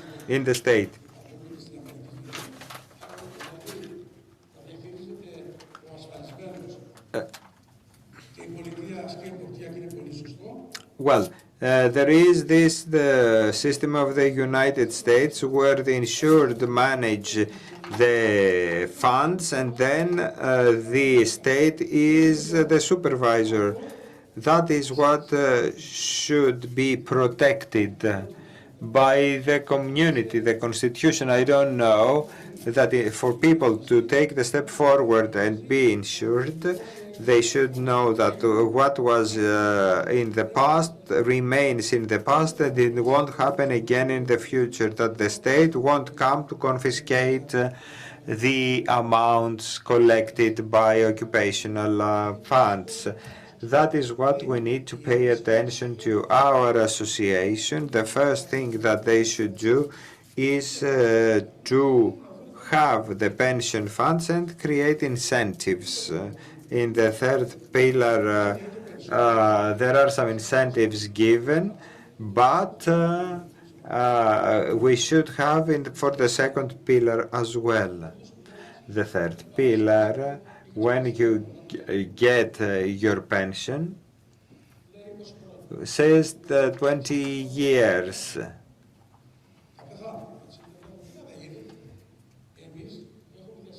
We have made sure under difficult procedures that pension will be until you die. Until you are 80, 90 or 200.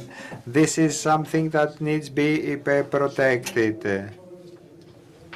And we need to have a lifetime pension. Mr. Gousia. You represent the occupational retirement provision of the police, firefighters, and coast guards. You have 6,500 members.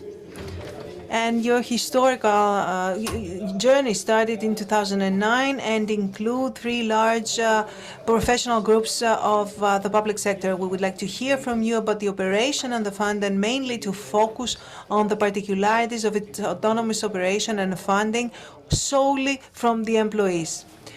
To us, there's no employer contribution. The employer is the Greek state, and therefore there's no employer's contribution. We cover all our expenses from the contributions of the members. You talked about 6,500. We are more than that right now. Of course, the members of all the 3 organizations are a lot more. And right now, our board of directors wants to achieve, if we get incentives from the state as well, we want to achieve, to convince all our members that we're doing something right and get them on board. You know, when we switched from the account, solidarity account, into an occupational fund, there were many people who left because they didn't know about it. We were left with 2,800 members. Now we're more than 6,500.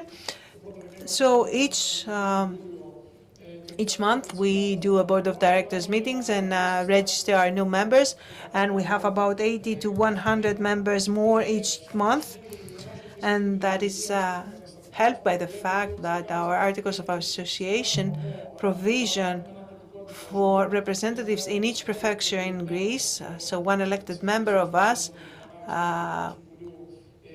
we do the elections to have the board of directors, and we do the elections for those representatives who communicate the information about the fund to all the employees there, all the workers. And truly, 3 years ago, we would register about 20 to 30 people per month. Now we register about 100 a month. That means that our fund is doing something right. It supports our colleagues, and it, of course, provides a pension. We have such a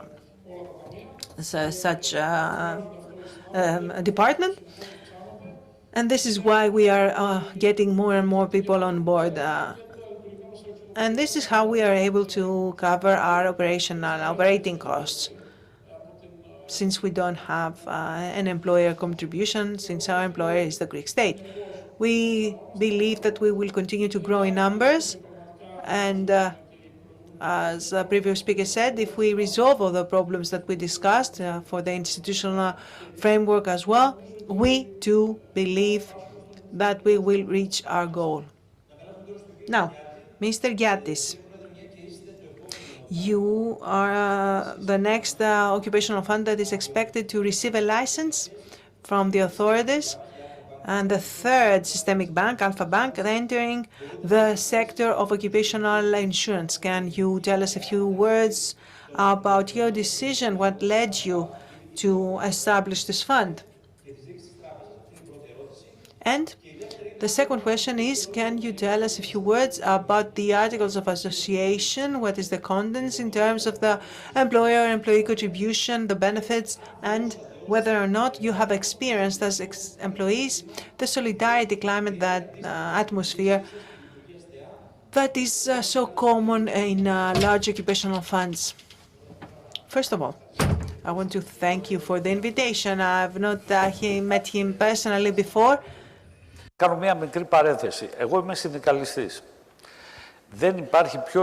There is no worse type of management than for trade union heads to manage a company or lead an occupational fund. And I'm saying that because of experience, because I have seen funds governed by the trade unions where essentially all control was lost, mistakes were made, properties were lost.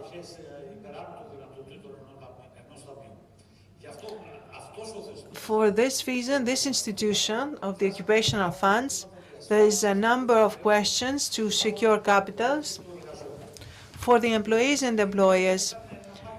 That was one of our requests as employees of Alpha Bank, to actually establish an occupational fund. And there's a complaint towards the state now. We've submitted the Articles of Association and the folder and the documents 5 months ago, and we're still waiting. I had a meeting yesterday and I heard that, okay, no, it's the elections, we need to look at it afterwards, but that's crazy. Anywhere in the world, when you can do that and get the approval of the Articles of Association within weeks or months, and now we're here in Greece, you have to wait for a year. Anyway, we've established a sort of unique fund in Greece. I would say it's one of the few where it's not, we signed an operational collective agreement. It's not an initiative by the employer.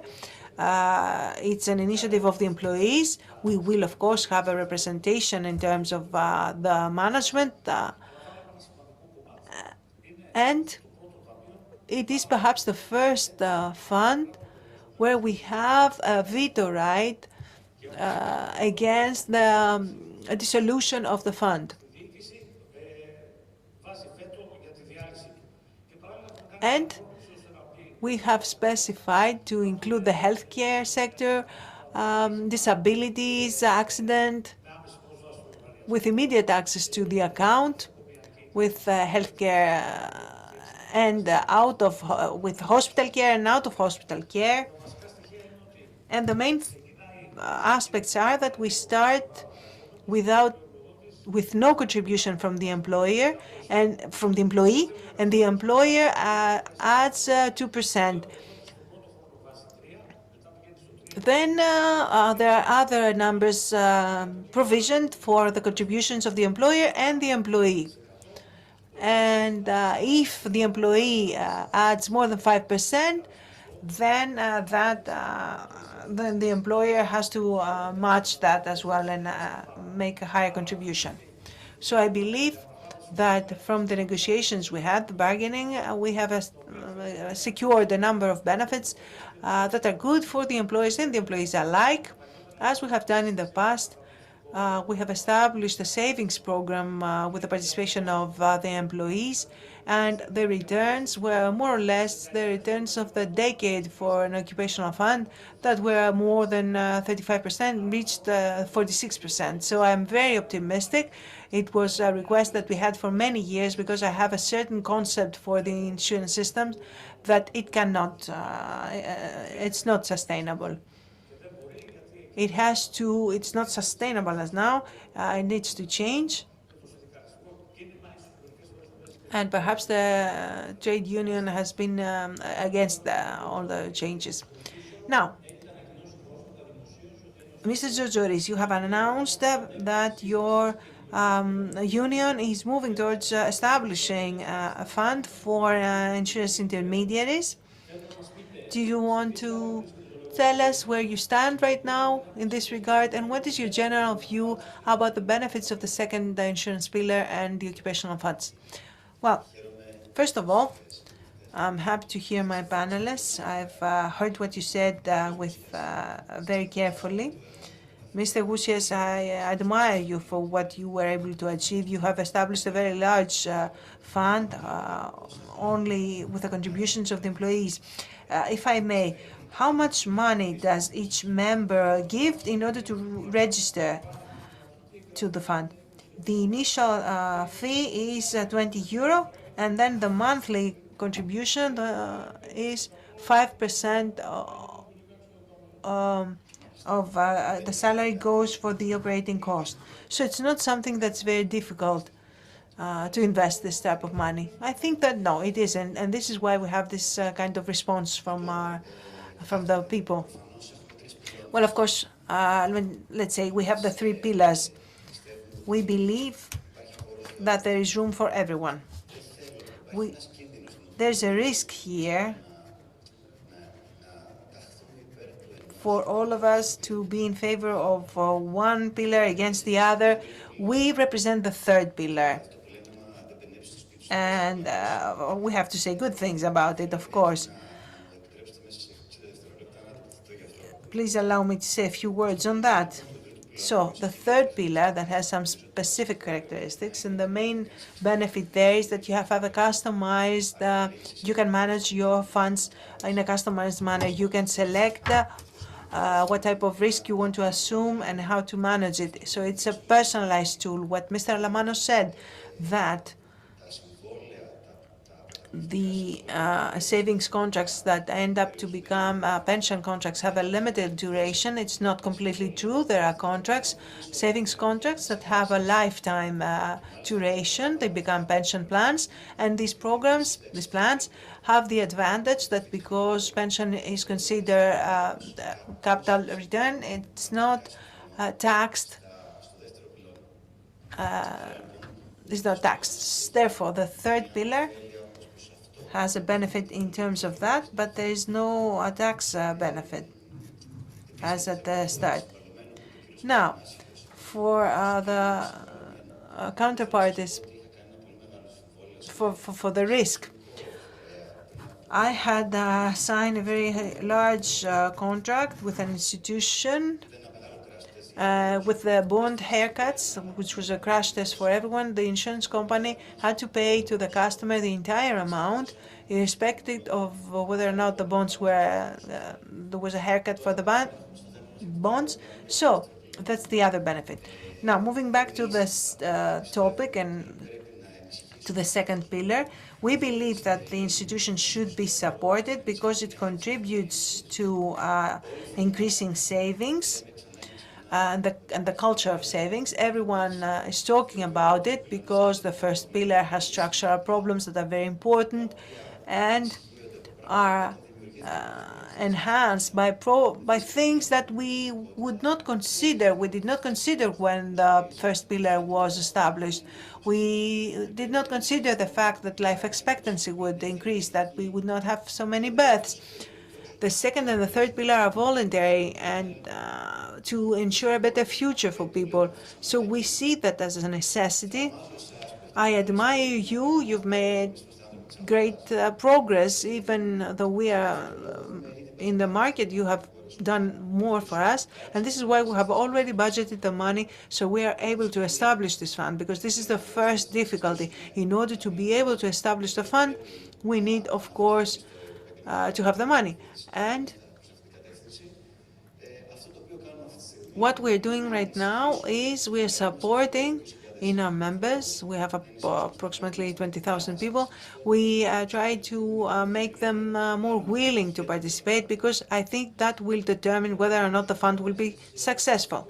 And to conclude this round of questions, with Mr. Karanasios. Mr. Karanasios, you have your own occupational retirement provision,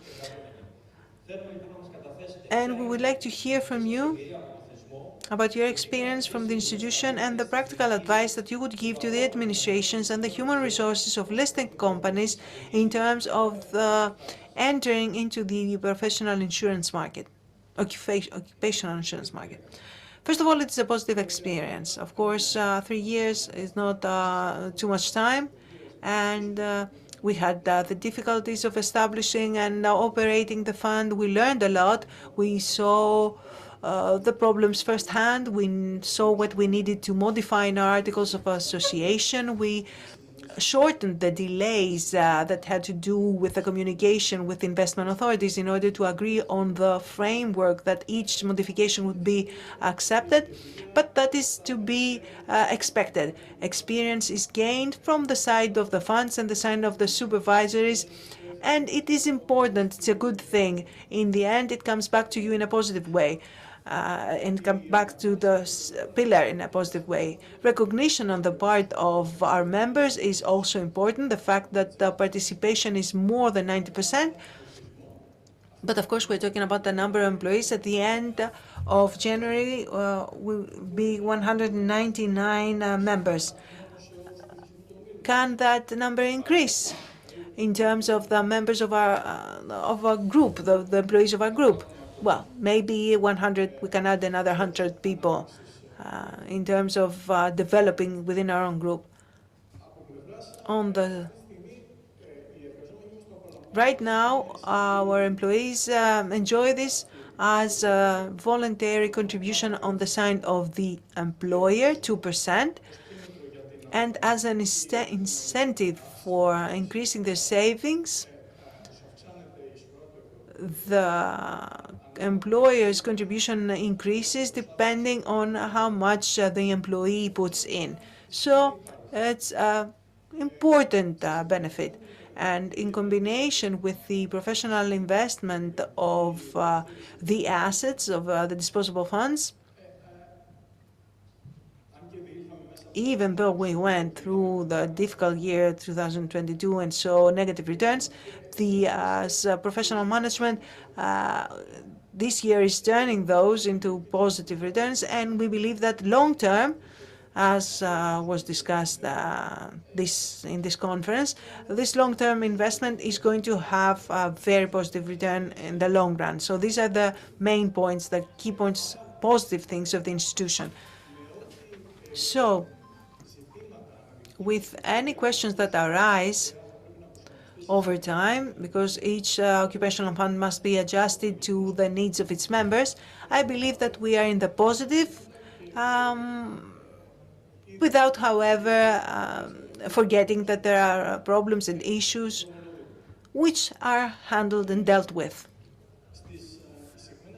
For listed companies, as you asked, Mr. Doka, the message is clear. A listed company such as we are has the structures and the governance and the government instruments to evaluate such instruments and decide on the long-term commitment they will make, whether they decide to cover the operating expenses of the fund completely or through an alternative or gradual way. But if we were to assess the institution, I would say that the ring fencing, the institutional framework, the fact that you don't have to commit your own funds, that perhaps they're not available, but instead the market is mature enough. There are consultants, there are managers that are professionals. Of course, the capital market ecosystem is very mature for managing in a professional manner those investments. I think that all of those things are what arrive to a positive evaluation. And this is a partnership between the employee and the employer. And the institution enhances trust between the two parties. So we have all the prerequisites for establishing a good foundation and growth for the institution, and to the benefit, of course, of the members. Now, general questions, but I would like to hear from you and your experience to just go to the heart of the sector and the institution. There are some important notes here.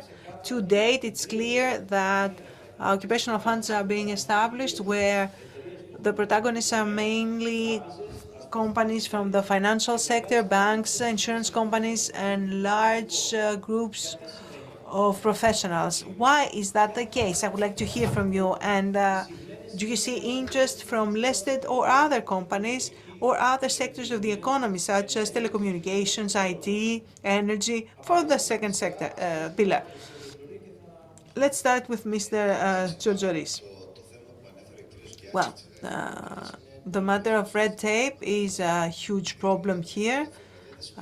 Because red tape is not just lost time, it's also lost money. And money to start with something like that is a significant amount. So if you have 3 supervising authorities to monitor the whole process, you understand that it is a very complex effort to do the reporting, to notify all those parties, and it takes a lot of money. Moreover, the problem that we see as the Greek society is no culture for savings. We do not take action when it is needed, and we just have a feeling that someone else is going to take care of things, usually the state. So this passive attitude is ingrained in our DNA. We take too long to get started, to start resolving our problems, and that is a problem, a very clear problem. I understand that the new generations do not believe that they will ever get a pension, but through this process, maybe they can believe in it again. It simply requires effort and communication and a time to mature. I agree with what you said.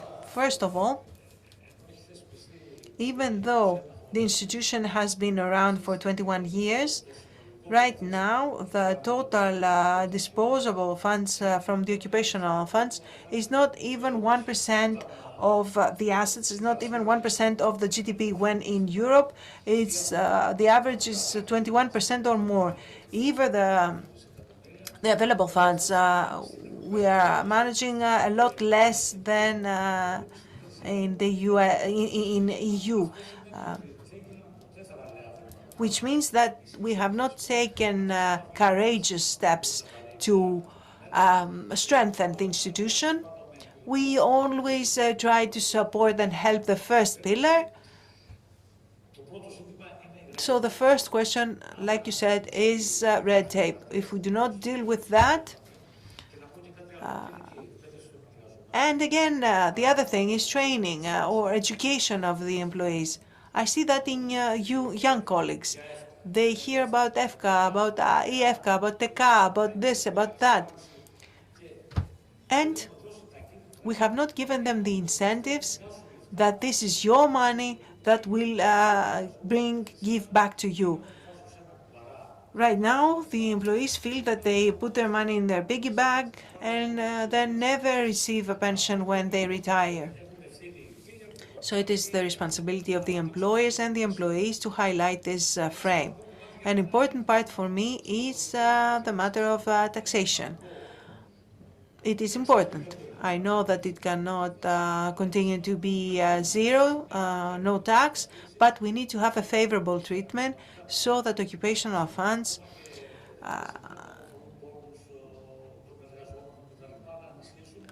can support their members in a better way. And lastly, does the institution help? If you look at it from a leftist view, does the occupational fund help? It helps because it fights undeclared labor. It's a very important argument. This is what I had to say. Mr. Gousis, as the President said, young workers in their sector do not understand some things as the previous generations did, perhaps due to the whole history in Social Security. I can imagine how much more difficult this is for our sector, where we are policemen, we are firemen, we come from a different completely field, and we're trying to understand things and then communicate them to our candidate members. Of course, we have experienced that, and we went through it with a change in the Articles of Association. There were many problems, many delays. It took us 2.5 years. Of course, that is hindering the establishment of new funds. There are companies with occupational funds, even when the pay-as-you-go system was in place, they operated as occupational funds because they wanted to attract more employees that had a higher level. We cannot do that. As I said, we don't have an employer's contribution. We do what we do on our own. But I think what everyone understands in our sector as well,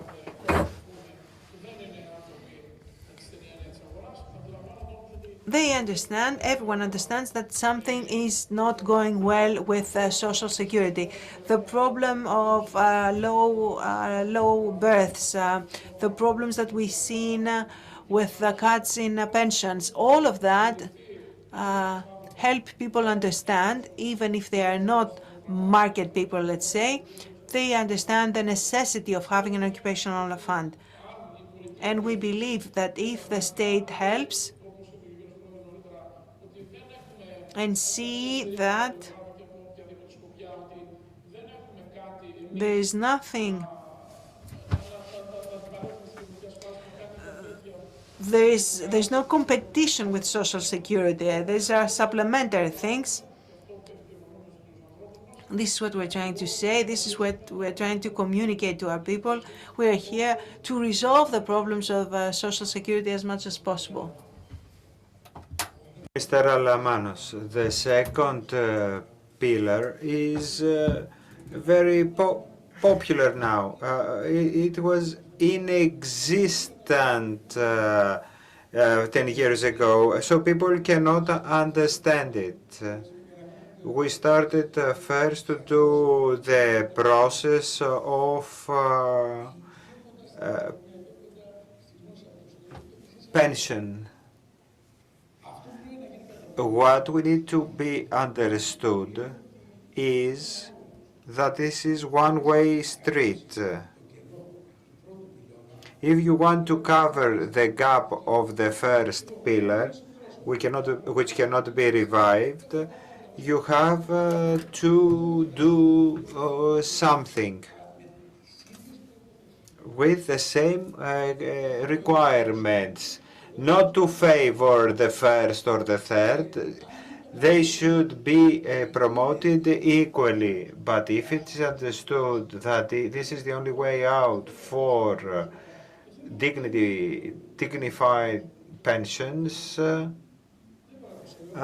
people will understand. Well, but not everybody knows that. I know that because it is my job. When the police started, they did that to help their people first, and then they proceeded. So we need to inform people. People need to understand that this is the only way out.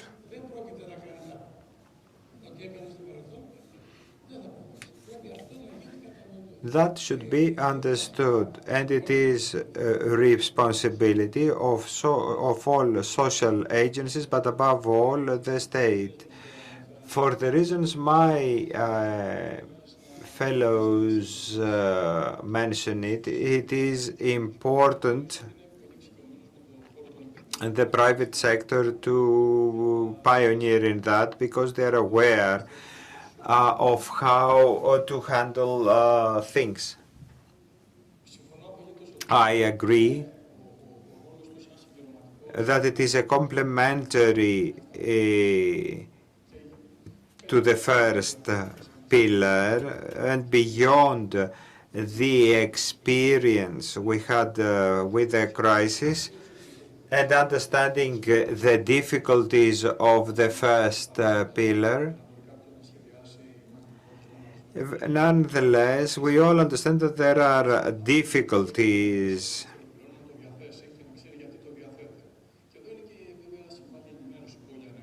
Information is important. if we don't have the culture of investment, deposits, etc., it is quite important when we redetermine the ages and the pensions.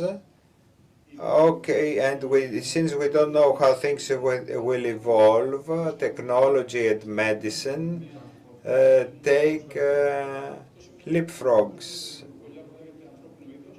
Human race starts to discover things that were unheard of 10 years ago. All these make us be optimistic. That doesn't mean that we don't have problems. I think that there is no magic wand. But if we want to focus on the second pillar, this environment in the market, flexibility, mobility, which is understood for young generations to consider it natural because they have different criteria for choosing a job or employer. I think that the key word here is information and the solution to mobility. Okay, I am in an employer today. I think that IORP is okay and I pay for that. Now I have a new employer. So there needs to be a solution to that. Aging. The 50-year-old is not the young. We should give incentives for staying at work. Labor market is not a game like music chairs. The chairs are not stable. They grow, they become smaller. So extending the pension age is something that we need to look into, among other things.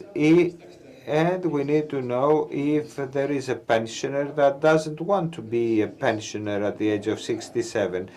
They should be allowed to do it. That doesn't mean that it is bad or good for all those who want to exit the market. The second pillar gives answers to all of these and should operate to the benefit of the insured. The state should participate. So, last question. IOVE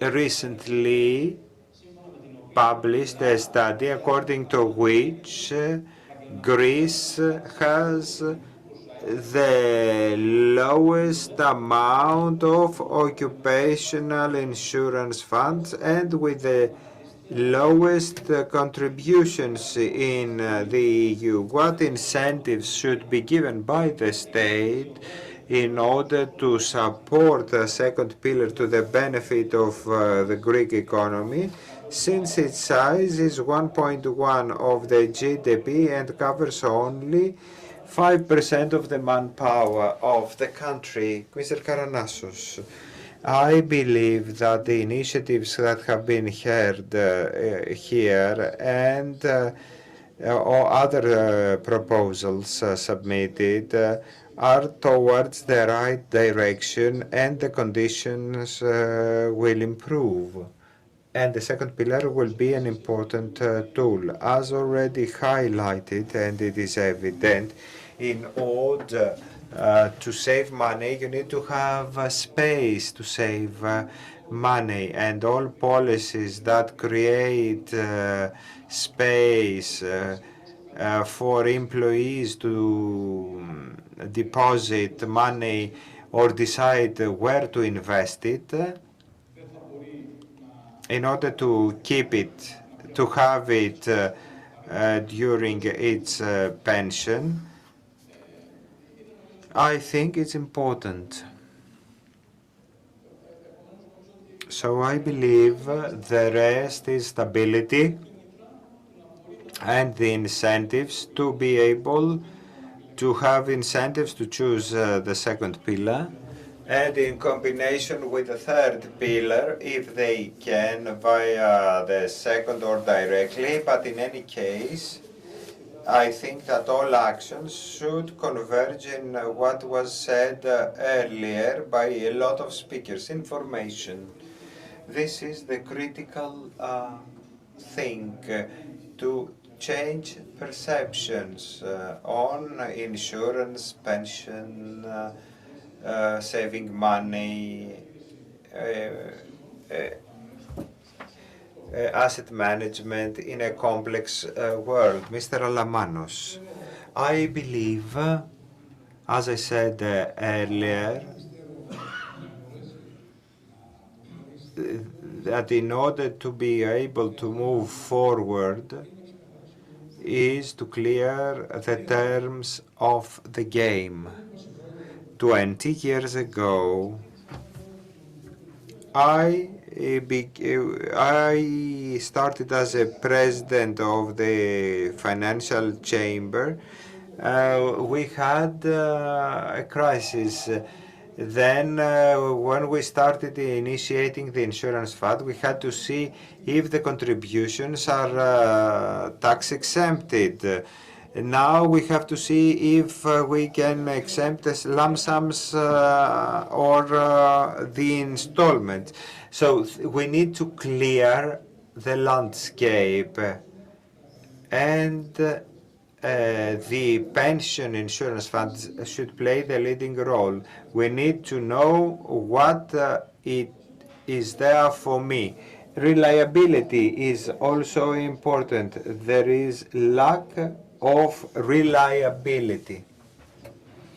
Otherwise, the system won't survive. The second pillar is a one-way street. If we don't proceed with that, the future generation will have a huge problem. Mr. Gusias, on what the speakers have already said, information is important in order to communicate all aspects of the institution. We go everywhere in Greece. We have employees there.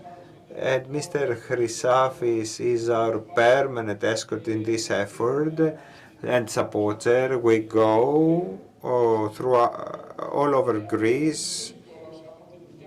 That is what we have asked our administration, to give us the opportunity to come into contact with the employees in order to communicate to people who we are, what is occupational insurance, and what are the benefits of participating in it.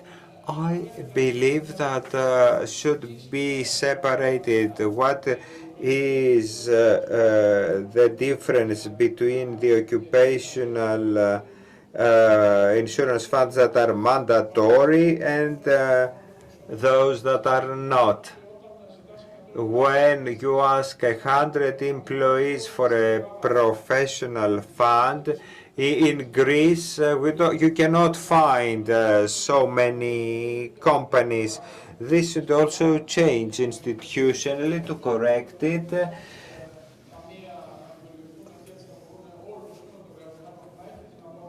So all employees should be allowed to have access to the second pillar. That taxation incentive, which is strong one, should be clarified. Will it be improved? Will it remain as it is? When I say today to a person that entering a fund that you will have these benefits, yes, now I have these benefits, will I have them in the future? So so we need to have a stable environment, not to lose face And unfortunately, the Greek state has lost face because of the way it has behaved. Now we need to offer something different, that it is to the benefit of the employees. If we talk with solid arguments and prove that that everything is thought, we will succeed. Well, I don't have the experience. We haven't started yet. I talked about information. A representative of employees should communicate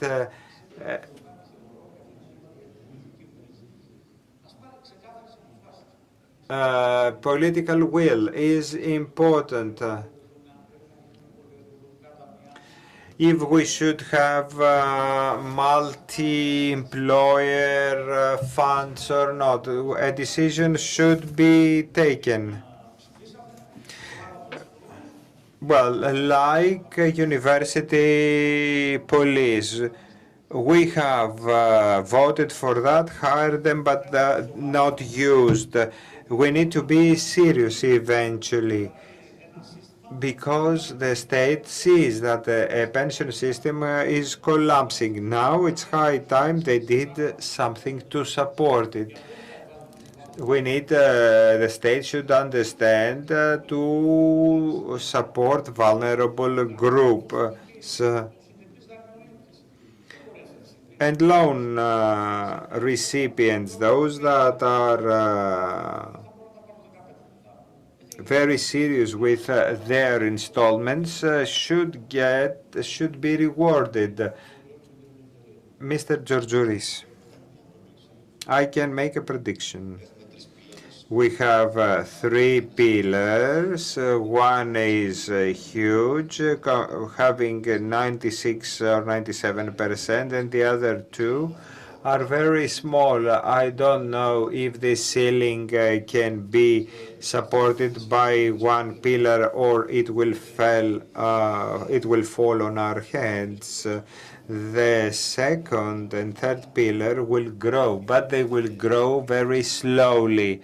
Don't expect that people, even though are informed that they will go to be insured tomorrow morning, no, they won't do that. It will take time for things to evolve. People need to understand what is important to them. For me, a solution, a brave one, would be to have a hybrid system that will allow people to choose where they want to belong, because if you make citizens to go to Pillar 1, they don't have space to choose. If ideally we had the opportunity to tell citizens, go wherever you like, imagine what would happen. Everything would be ups and down. The first pillar would vanish. Well, we have made a lot of mistakes, but we can find a hybrid model that will allow us to correct the mistakes. Otherwise, irrespective of what we say or what we communicate, we won't save that. Thank you. And now I would like to invite the president of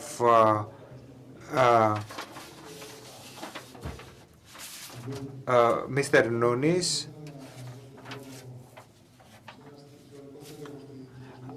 I would like to give the floor to an eminent personality, Mr. Chrysafis, one of the pioneers of the occupational insurance funds. So I will give him the floor first. I'd like to say that what Mr. Alamanos said is very important. And Mr. Alamanos is It's not someone random. He was the first. He was the president of the Economic Chamber, and from the start, when the law was introduced, he asked us to go into the occupational funds. Now, in terms of the pension, he heard about the fact that we need to reduce perhaps the taxation, but many funds, from the economists, the geotechnical personnel, they have an issue that say that when you are to receive your one-off payment, a lump sum payment, you can opt to get annuities or to get a pension instead of a lump sum payment. The procedure is that the actuary is going to review the amount and take a decision. Because there's another decision taken as well, that lifetime pension, or instead you can have a pension for 5 years or 10 years or whatever. The members asked, how many years do you want to receive a pension? For so many years, and then you can set it up. But if they know that there's going to be taxation, no one is going to opt for a pension. Again, people that are over 35, right now it's very difficult. I don't know when they're going to get a pension. So if the occupational funds are able to provide the pension, that will be a life-saving for everyone. Mr. Nunes, you want to add something? Yes, I want to clarify in relation to what the President said. Mr. Alamanos, it's true that their fund is the only one among the 27 that is providing a pension, but our funds as well have in their Articles of Association a provision for the members to whether or not to get a lump sum payment or even a pension. But the problem is, as shown by the survey, is we have approximately 8,000 euro as an amount, so that can only be a lump sum amount. The other thing has to do with the payment. The minister understands the problem for the uneven treatment of the second and the third pillar, where our professionals are taxed according to the tax scheme.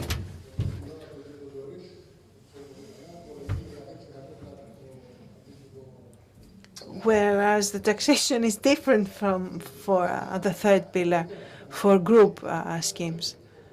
There's no such provision for the personal schemes. Okay.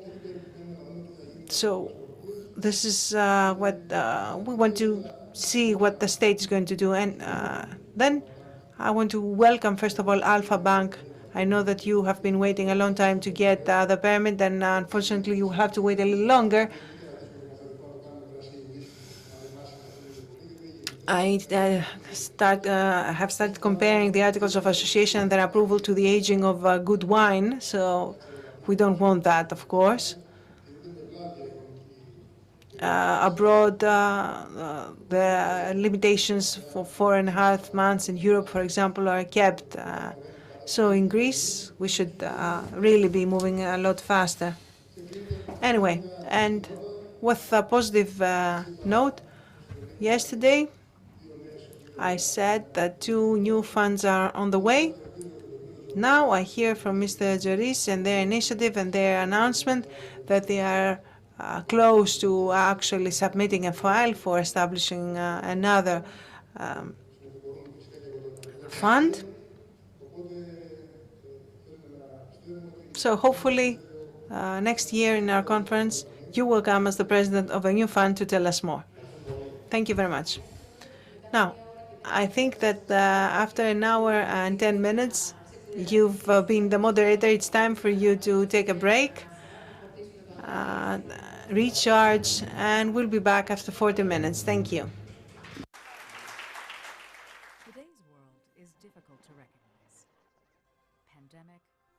supply chain failure, extreme weather, all interconnected. How do you navigate? Make decisions. Our experience and advanced analytics help you find the value amidst the volatility. Aon is in the business of better decisions.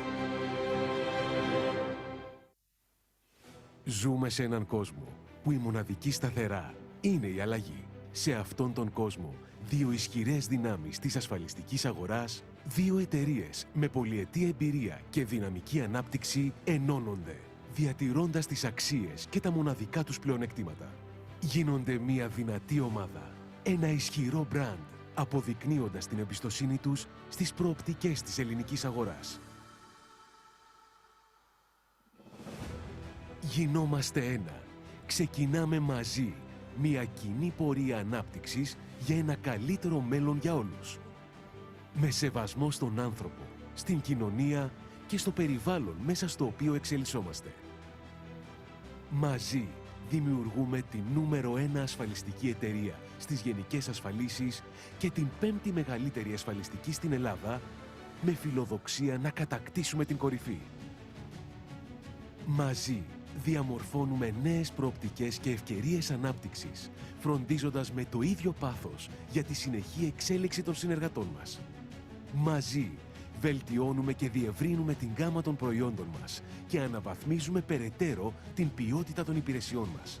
Ενώνοντας τις δυνάμεις μας, δίνουμε ένα ισχυρό προβάδισμα στους ανθρώπους μας. Συνεχίζουμε με σταθερότητα να δημιουργούμε και να καινοτομούμε σε ένα ανθρώπινο περιβάλλον με ιδανικές συνθήκες εργασίας. Μαζί, τα βήματά μας γίνονται άλματα και ανοίγουν το δρόμο για ένα κοινό ταξίδι γεμάτο επιτυχίες και ευκαιρίες για όλους. Όσο και αν αλλάζει αυτός ο κόσμος, το μαζί είναι το βασικό συστατικό που σίγουρα θα μας οδηγήσει στην κορυφή. Μαζί σε μια νέα κοινή πορεία ανάπτυξης.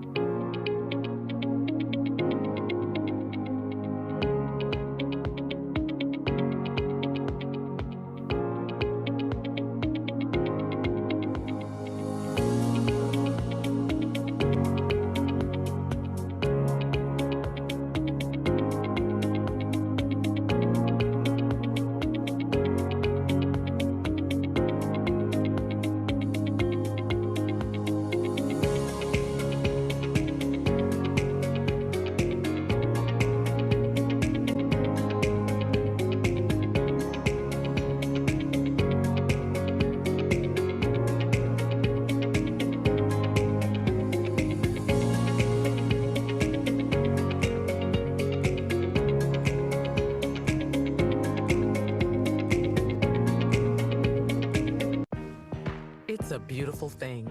Change. Embrace it, and your business can improve our climate. Give more people a place to call home. Inspire a global workforce to be a force of innovation and growth, and help reduce food waste and combat hunger. See how the value we bring to your business can create more value in our world.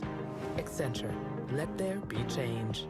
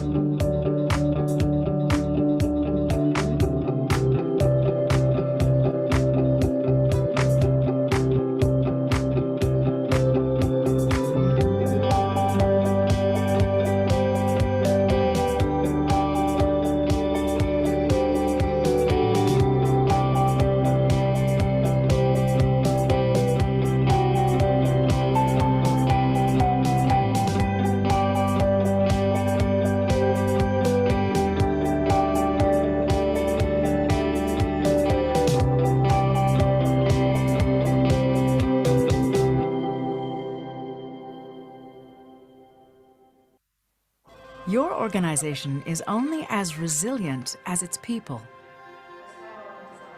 How do you help them plan their futures, improve their health, and build their wealth? We give you the clarity and confidence to make work for everyone.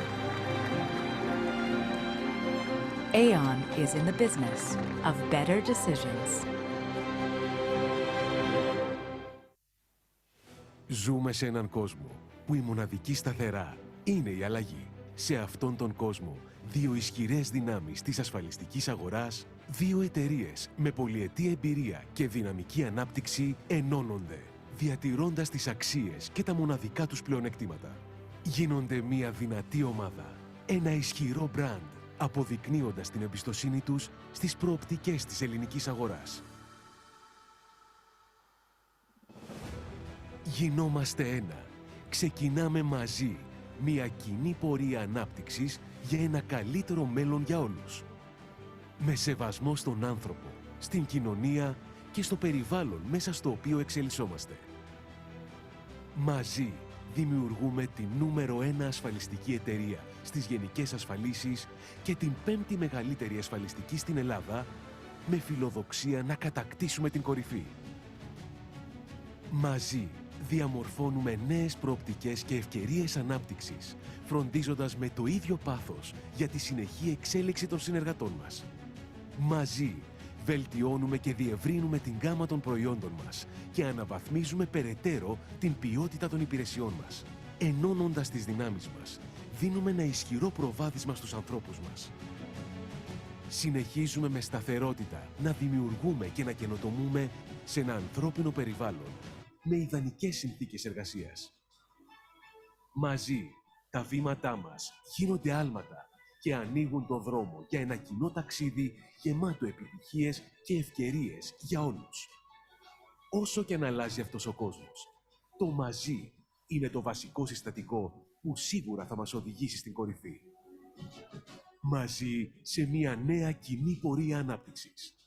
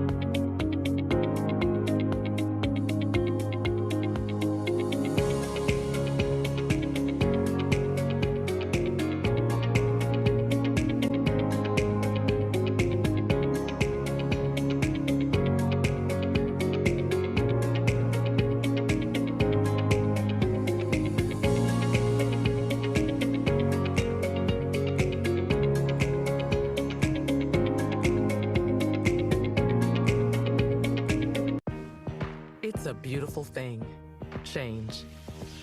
Embrace it, and your business can improve our climate. Give more people a place to call home. Inspire a global workforce to be a force of innovation and growth, and help reduce food waste and combat hunger. See how the value we bring to your business can create more value in our world. Accenture, let there be change.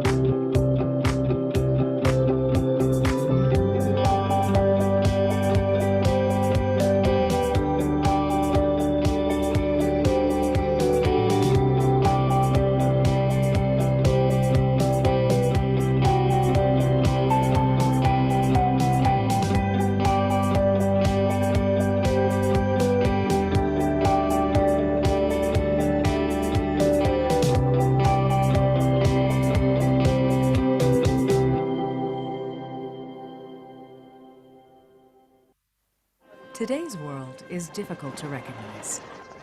Pandemic, supply chain failure, extreme weather, all interconnected. How do you navigate? Make decisions. Our experience and advanced analytics help you find the value amidst the volatility. Aon is in the business of better decisions. Ζούμε σε έναν κόσμο που η μοναδική σταθερά είναι η αλλαγή. Σε αυτόν τον κόσμο, δύο ισχυρές δυνάμεις της ασφαλιστικής αγοράς, δύο εταιρείες με πολυετή εμπειρία και δυναμική ανάπτυξη ενώνονται, διατηρώντας τις αξίες και τα μοναδικά τους πλεονεκτήματα. Γίνονται μια δυνατή ομάδα, ένα ισχυρό μπραντ, αποδεικνύοντας την εμπιστοσύνη τους στις προοπτικές της ελληνικής αγοράς. Γινόμαστε ένα. Ξεκινάμε μαζί μια κοινή πορεία ανάπτυξης για ένα καλύτερο μέλλον για όλους. Με σεβασμό στον άνθρωπο, στην κοινωνία και στο περιβάλλον μέσα στο οποίο εξελισσόμαστε. Μαζί δημιουργούμε την νούμερο 1 ασφαλιστική εταιρεία στις γενικές ασφαλίσεις και την 5η μεγαλύτερη ασφαλιστική στην Ελλάδα, με φιλοδοξία να κατακτήσουμε την κορυφή. Μαζί διαμορφώνουμε νέες προοπτικές και ευκαιρίες ανάπτυξης, φροντίζοντας με το ίδιο πάθος για τη συνεχή εξέλιξη των συνεργατών μας. Μαζί βελτιώνουμε και διευρύνουμε την γκάμα των προϊόντων μας και αναβαθμίζουμε περαιτέρω την ποιότητα των υπηρεσιών μας. Ενώνοντας τις δυνάμεις μας, δίνουμε ένα ισχυρό προβάδισμα στους ανθρώπους μας. Συνεχίζουμε με σταθερότητα να δημιουργούμε και να καινοτομούμε σε ένα ανθρώπινο περιβάλλον με ιδανικές συνθήκες εργασίας. Μαζί, τα βήματά μας γίνονται άλματα και ανοίγουν τον δρόμο για ένα κοινό ταξίδι γεμάτο επιτυχίες και ευκαιρίες για όλους. Όσο και να αλλάζει αυτός ο κόσμος, το μαζί είναι το βασικό συστατικό που σίγουρα θα μας οδηγήσει στην κορυφή. Μαζί σε μια νέα κοινή πορεία ανάπτυξης.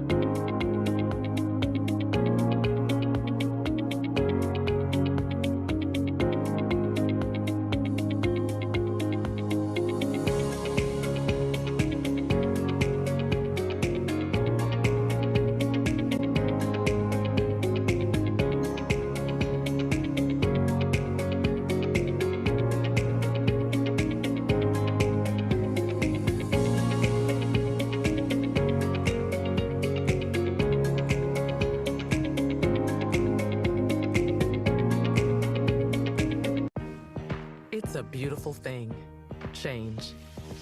Embrace it, and your business can improve our climate. Give more people a place to call home. Inspire a global workforce to be a force of innovation and growth, and help reduce food waste and combat hunger. See how the value we bring to your business can create more value in our world. Accenture, let there be change.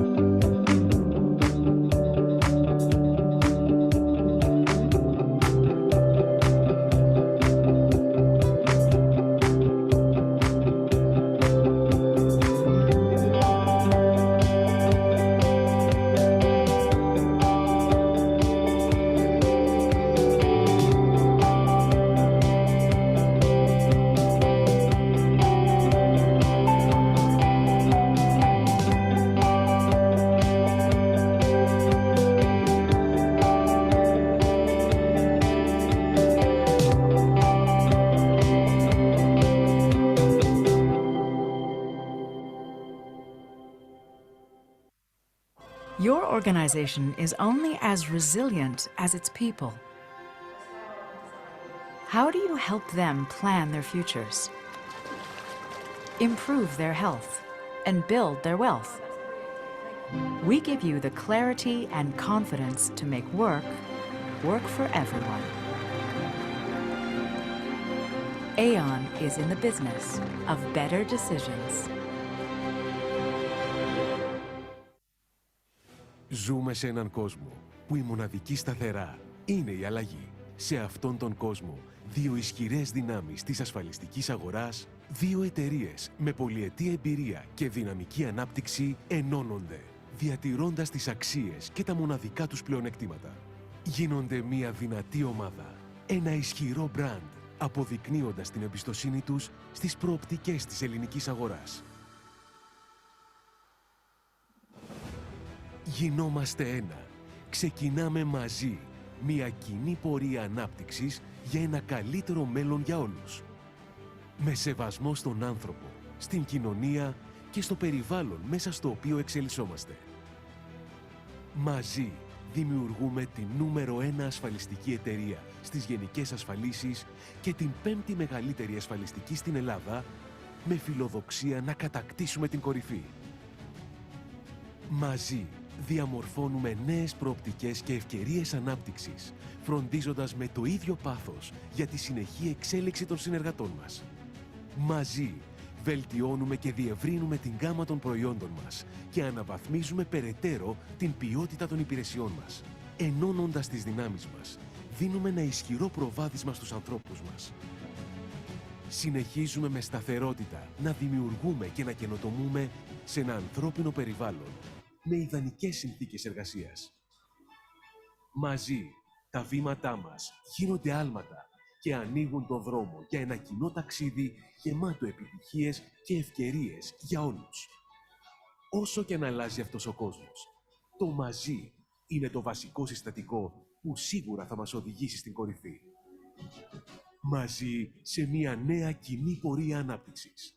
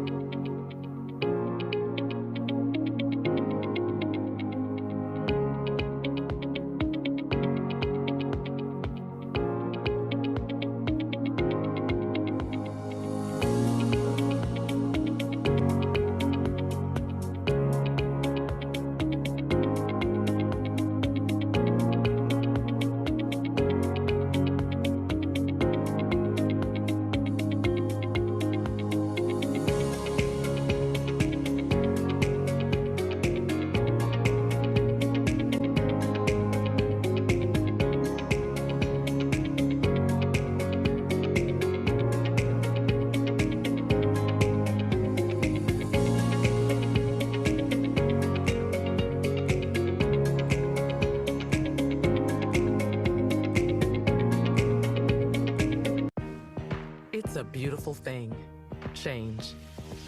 Embrace it, and your business can improve our climate. Give more people a place to call home. Inspire a global workforce to be a force of innovation and growth, and help reduce food waste and combat hunger. See how the value we bring to your business can create more value in our world. Accenture, let there be change.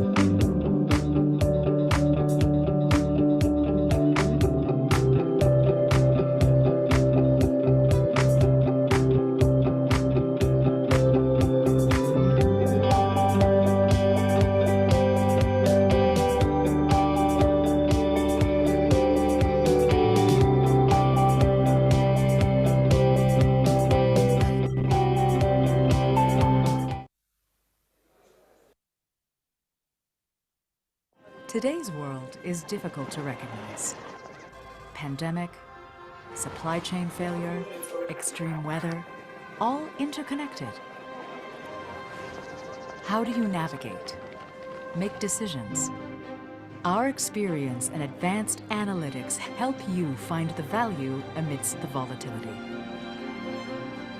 Aon is in the business of better decisions.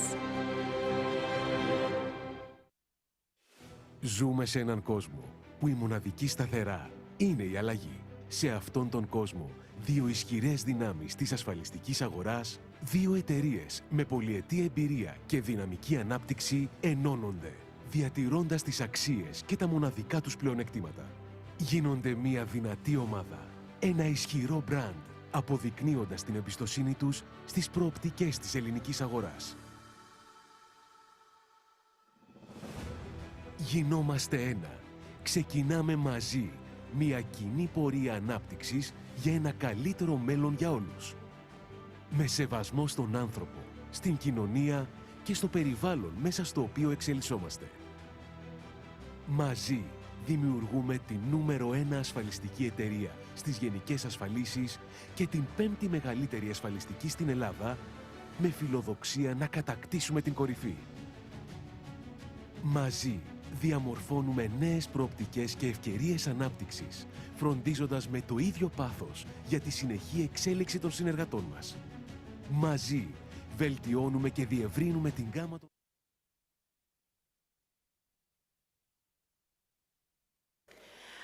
Από την πρώτη μέρα του συνεδρίου. From the first day of the conference, we've been talking about financial literacy and illiteracy, and I think the best person to talk to us about that is Mr. Nikolaos Philippos, the professor of finance, University of Piraeus, from the Department of Business Administration, and chairman and founder of the Hellenic Financial Literacy Institute. And he will explain to us the role of financial literacy in citizens' financial well-being and independence. Good afternoon, everyone. It's the fourth time that I participate in this very interesting conference that Mr. Nunes is hosting so successfully. The topic today is not the role or, well, maybe the explanation about what financial literacy and whatever. We're going to discuss how this concept is useful in relation to two new concepts, financial well-being and independence, because in the end, everything that we're discussing, not only about the occupational funds, about investments, about insurance, are part of the wider frame of the citizens' well-being. We tend to forget about that. We talk about returns and lose sight of the substance, which is what any state would need to take care of the well-being of its citizens. Everyone can understand that all these things, occupational funds, pension funds, insurance, are just part of their well-being, something that maybe they forget. It's definitely a question of education and financial education and literacy. So that's the main concept behind the presentation. Now, I'm going to talk a bit about the Institute of Financial Literacy. We've done many things so far, particularly in relation to the children, but not just with children. I would say that more than 5,000 people. And I have personally visited remote areas in Greece and also the center of Athens and different areas, and a wide range of schools, not just select schools. And I have published 4 books, and they are given out for free. These are the books for children. The first 2 were sponsored by Inter-American. They are out of print now. The one of them is called Saving for a Future. That was the first one in 2015. 2017, Planning for a Future. They were given to the children for free. The third one, The Money Does Not Grow on Trees. It's a very good book, very comprehensive. And the fourth was published in 2022. with the Bank of Greece. You can download it for free. It has been greatly promoted to all schools. And another action that is tied to all these things includes approximately 120 words, concepts, definitions. It's very easy to download it if you go into the site of the Institute or the Bank of Greece. Another action we do with Επαγγελματική πίστη, all of that, whatever we do because, and thanks to our sponsors, we couldn't have done it without them. Also, a large publication with the Economic Chamber with many topics on financial literacy. And something also that was very interesting with the University of the Aegean, I visited 3 islands, remote islands. I had approximately 450 people with me, that with select material. It was something very interesting to do. We did an action in 3 stages. We completed the 3rd one, which was an exam with complex concepts, including inflation. I got all the right answers. Now, an award from our sponsors, March 3rd in Mytilene, and it was a unique experience. Looking at the children smiling, everything that they experienced was truly unique. But that's not all. 5 papers, published papers in journals with affiliation of the Institute. The last one had to do with financial capability for youth in Greece. And I think that's all for the time being. Oh, another big action that we did, a microsite that we call Value, Axia, that has to do with financial skills. It's not so very well known for to teachers and children and parents, but we're going to promote it more because it is another free and available tool. Now, also, let me tell you that we are an OECD affiliate member, same as the Hellenic Bank Association. Now, after this brief advertising, I'd like to go into the important thing. These are the sponsors that I mentioned, our partners, that help us do all the things that we do.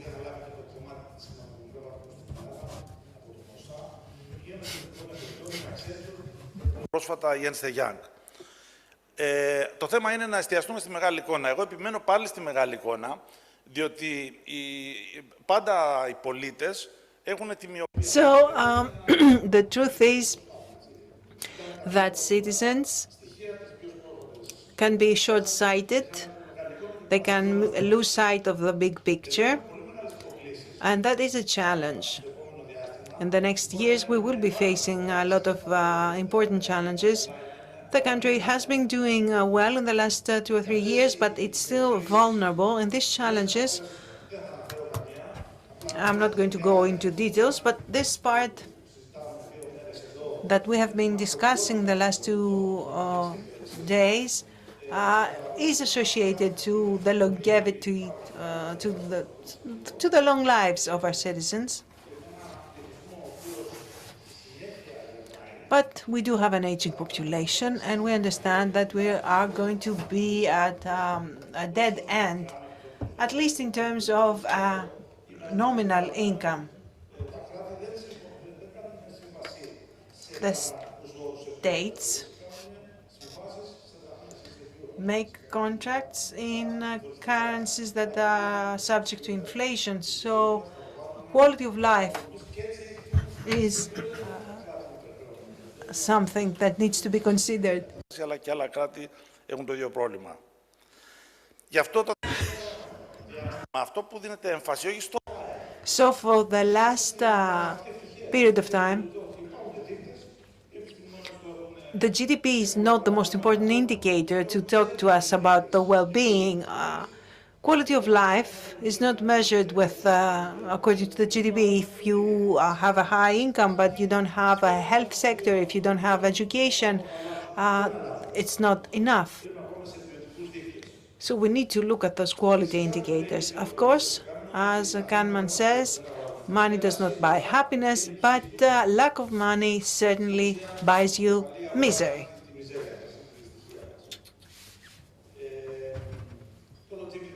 Longevity, something that we talked about last year as well. I'm not going to go into more details. 4 very important concepts: financial illiteracy, insurance illiteracy, another important thing, pension illiteracy, also very important, and that's the point where we need to look at the young people. We need to direct them to think not just in terms of the future, not just in terms of today, but in the future as well. And then we have literacy in terms of risk. So this is the definition about financial literacy. It is interesting. It talks about consciousness, about knowledge, about skills, about attitudes and behaviors, things that are necessary to make the proper sound financial decisions with the aim of sustainable financial well-being. Again, the benefits of financial literacy in our personal lives are very important. First of all, the matter of financial independence or freedom. It's very important in our lives to be financially independent and free. Either as a state, as a household, or as a company, it's self-evident that without money you are enslaved. If you owe money, you are not free. If you owe to everyone, it's self-evident that you are not free. So this offers financial calmness, serenity. Another concept relates to this is financial stress. I would venture to say that the deaths and the crime that we see in latest years is definitely related to the financial state and stress and uncertainty of the citizens. And it's not just me saying that. There are many surveys and studies in the US that agree. I want to talk about stress a little bit and see the literature. These are new concepts. It's an inability to meet your basic needs. Everyone has experienced it, I would say, more or less. It increases the risk of being being homeless. Look at the diagram here, something we created at the Institute. This is the vicious cycle of financial problems and emotional or psychological problems, mental problems, rather. Everyone understands this. In fact, in the States, approximately $500 billion is the cost of employees for their companies. If you are under financial stress, you are not productive, and that costs money for the employer. So, stress, uncertainty, and because of your inability to meet your needs, instead of talking about financial serenity, what happens mainly in the Western world is the financial stress. 9 out of 10 Australians, I'm not talking about Greek people, I'm talking about Australians that have a $56,000 per capita income. But 9 out of 10 of them feel bad when they talk about their financials. these are important and interesting figures. In the US, even before the COVID pandemic, 60% was feeling stress when they were talking about their personal financials. 78% of citizens in the US are getting by month to month. There was a recent survey where the Greek household runs out of money, it says, at 18 days. I don't know if it's true or not, but what was the case before COVID-19? 69% has less than $1,000 in savings. So we are a very vulnerable economy, very fragile. Can we can we handle a financial shock? Greece has been in a state of shock in the last 15 years, I would say, and I don't know how much more time I do have. No? Okay. No, something's wrong with the clock, with the time. So I have the okay from the president here. Two slides I wanted to share with you.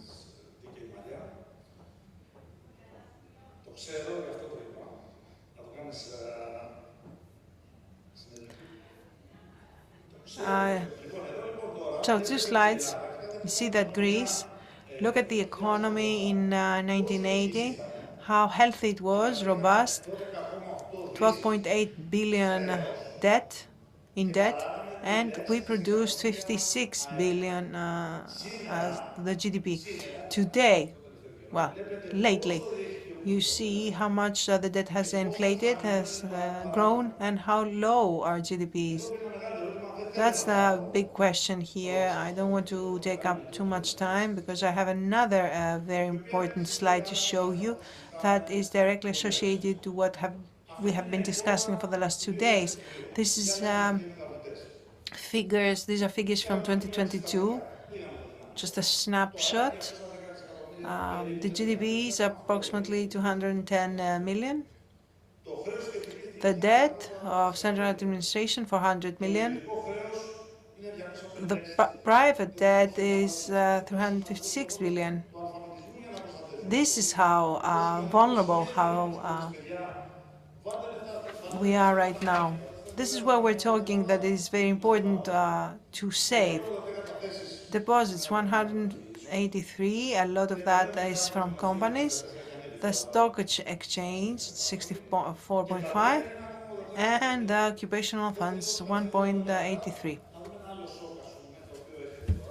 Just hold on to those numbers and let me tell you that we have the expenditures for gaming. I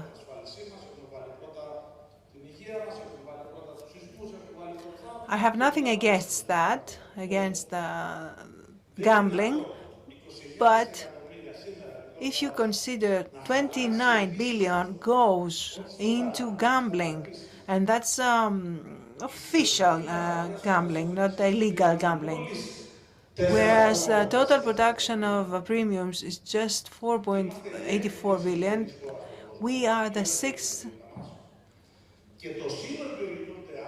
and we are a country that's at risk from earthquakes. And then the total assets of the occupational funds in Greece is 1.8. That's very, very small number.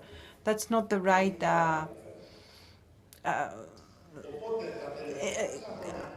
it's not a situation that's right for any country. So for the last years, the expenditure for gambling has increased so high. It's a record. Record investments in 21 was 6 billion, but it does not even compare to the money going into gambling. Shouldn't we direct that money into something more productive, into savings, into something like that? So that's the role of financial literacy. And that's it from me. Thank you very much. for your attention.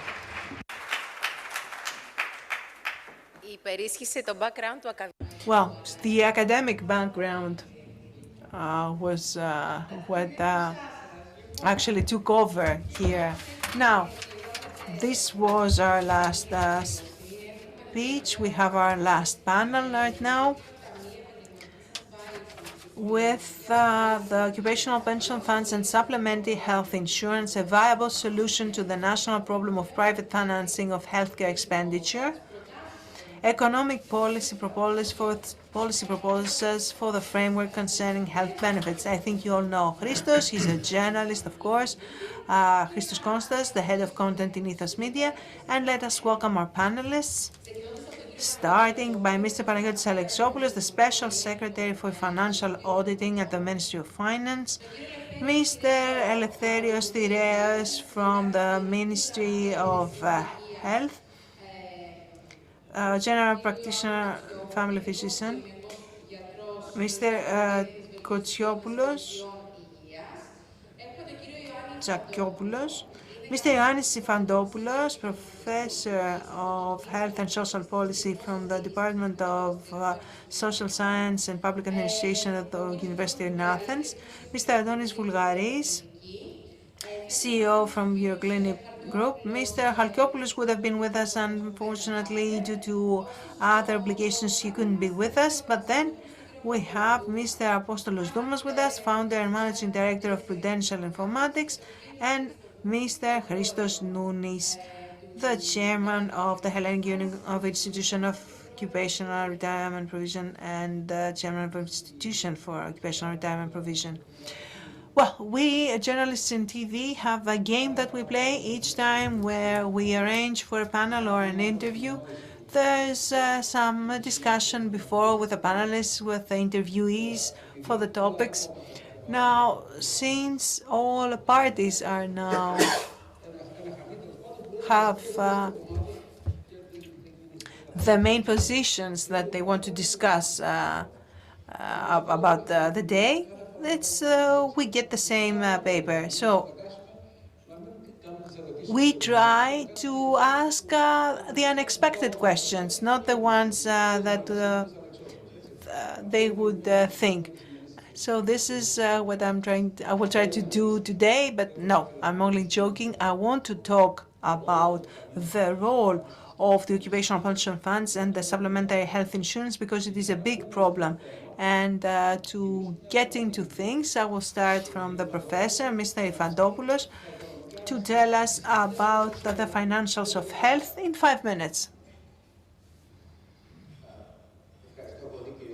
Thank you. I will try in 5 minutes to tell you a few things with 4 diagrams, 4 graphs to answer whether or not occupational funds are useful. So 5 minutes. Try to respect the time that I have. Occupational insurance funds. What is the challenge? Why and what is the future? Ladies and gentlemen, let's look at our financials. Some of the slides are from my colleagues. Afterwards, I will give you some of them. They can be available. Financial well-being until 2009, everything was great in our country. Olympic Games, growth with very high rates, 6 and 7% in relation to 2 to 3 that was happening in the EU. And then 2009, the crisis, the collapse, and when everything was going well, the chaos. 10-year financial crisis, the recession, and what we saw there are 3 parameters important. The first one is the duration of the crisis in relation to 1929 and all the recessions experienced by other countries. The second thing that we look at is the depth of the crisis, how much you lose the ground below your feet, 11%, the highest possible within a year, and then the resilience of the crisis. Whether or not the administration is able to lead you away from the crisis or just continue to crash. What was the most important factor here in a crisis? Polarization was the major problem. The polarization made things worse. And then we get the COVID-19 crisis, the pandemic, a lot worse than the 10-year recession. And now, to answer, Mr. Consta, to your first question, tell us in Greece what is happening in relation to the European average and in relation to other countries in Southern Europe. Greece, in terms of per capita expenditure, these are the public expenditure, and then the recession. All other countries, Spain, Italy, and OECD countries exponentially grew. So we have a shrinking public sector. If we look at the per capita expenditure, we see how things are before the crisis. The blue line is for Greece. You see the per capita expenditure, everything, all the curves were going together before the crisis, together with the OECD. Then that's the big drop. And if we look at it in public expenditure per capita, again, the drop is even more significant. So Greece is lagging behind in relation to other countries.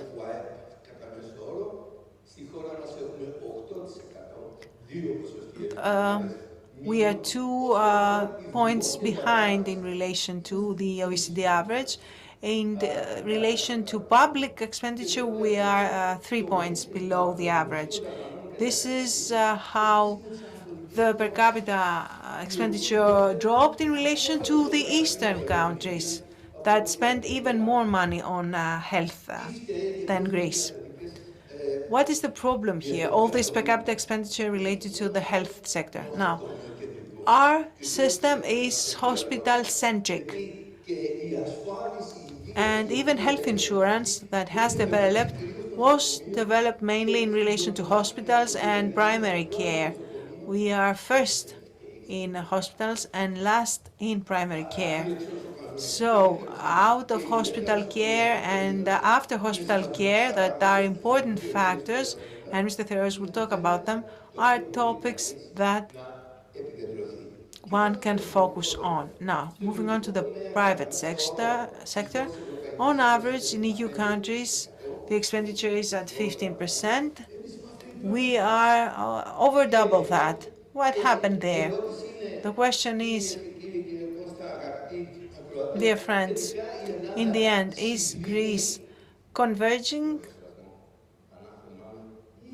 or not from the average? It does not go towards the average, it moves to the other direction and mostly based to private expenditure. And you see that this is a problem because Greek people cannot really pay for it. Now, let's look at how expenditure has developed from 2009 to 2020. The public sector is shrinking from 68%, the challenge of the professional health insurance. That is an additional burden for households from 29 to 35. But what is interesting is the percentage of private insurance through the recession was the only figure in public financials that grew. It doubled, more than doubled, the percentage of private health insurance. From 2%, it reached 5%, more than double. And the question is, occupational funds, can't they benefit from this increase that is going to the private healthcare and develop policies to cover the households? And let's look at the last slide. showing households. Focus on households. Look at how expenditure has developed. The average monthly expense has shrunk even more and then more due to COVID-19. So what is happening with the health insurance? It not only did not drop, but it increased the expenditure. So can occupational funds benefit from this increase in private expenditure? So that's the question. Now we've got all the same information. This is the data offered by Professor, and this is where we have to work. So let's go to the culprit of this company, Mr. Thireos. What are the challenges faced by the health system with regard to what the professor said? Thank you for the invitation. I think that actually Professor talked about the challenges. The first is aging. We live longer, which means more chronic diseases and multiple diseases. Above 15 years old, 20 to 30% have a disease. And a patient above 65 takes at least 5 different medicines because he suffers from 5 different diseases. So that is the main problem, because from chronic diseases we spend more than 80% of the budget if we include the indirect costs. For the 40% or 20% of the population, we spend 80% for managing diseases. The second problem that deteriorates things, we are at a period with increased needs and decreased public funding in the healthcare system. That means that other resources should be found. How do we answer to these needs of patients? The professor said that 45% of the expenses for healthcare services come from the pockets of patients.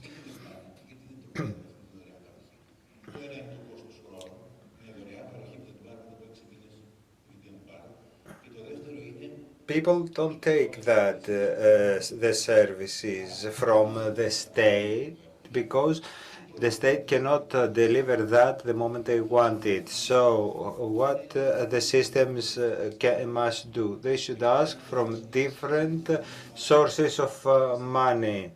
The intervention need to have meaning for patient. The second, that means that the decisions we take should be substantiated based on the needs of the patients, and the assessment of health care of patients. Digital transformation helps us understand this data. The third challenge for healthcare system is that we need to invest in prevention. Most of the diseases can be prevented, but this means a different culture for the population and the healthcare system. And the last challenge is the remuneration of innovation. Patients want to have access to innovation. If all patients get these innovative drugs, the budget of Greece is not enough to support these new drugs, so they don't get them. Mr. Dumas, the pandemic has changed the data with regard to the access in healthcare. From statistics and evaluating what has happened in 2022 with regard to 2021, where 2022 is the post-lockdown era, we saw an increase of use of private clinics, either in private insurance policies or under the initiative of private individuals. People who had COVID were acquainted to the public health structures. They were disappointed because of the COVID, and they turned into private clinics. So we see that people turned into private hospitals, and the cost increased dramatically, and that had as a consequence to find themselves in a demand by the insurance company to increase their premiums. The paradox is that if someone tries to enter a private clinic and get an offer, will pay 1/3 less that he would pay if when he has a private insurance policy. The moment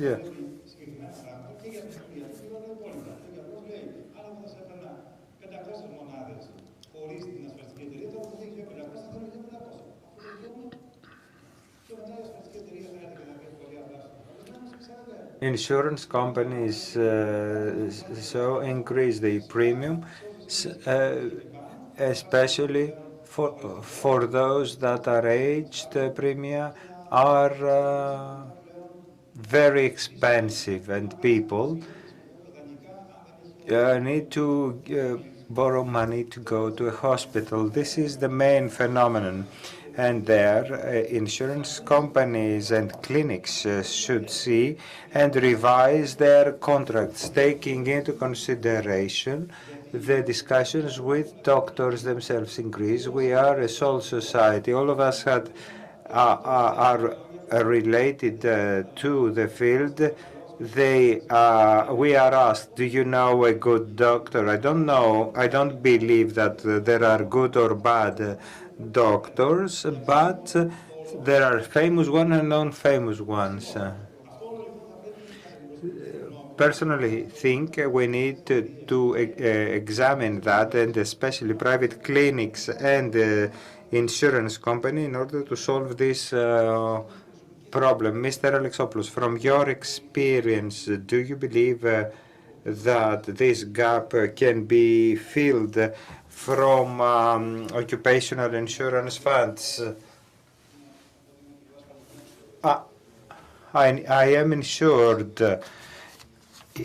in occupational insurance fund. I think that these funds can play an important role and deepen things, not to complementary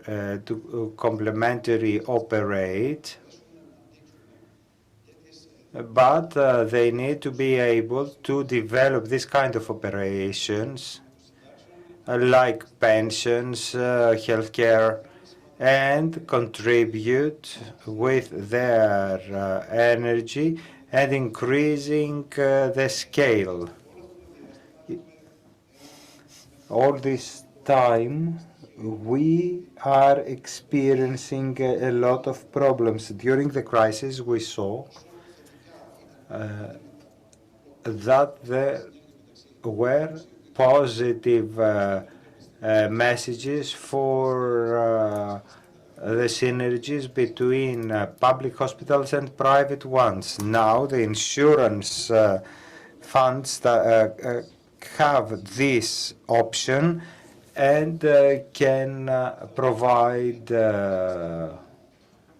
healthcare for the state from private clinics. This is something that will evolve in the years to come. Mr. Vulkari, you have experience from an occupational insurance fund.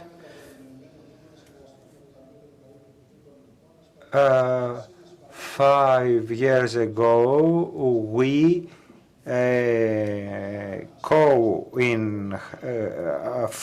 co-insured personnel of the Ministry of Economics for our clinic. The advantage for us was that the population was all over Greece. It was not an affinity insurance.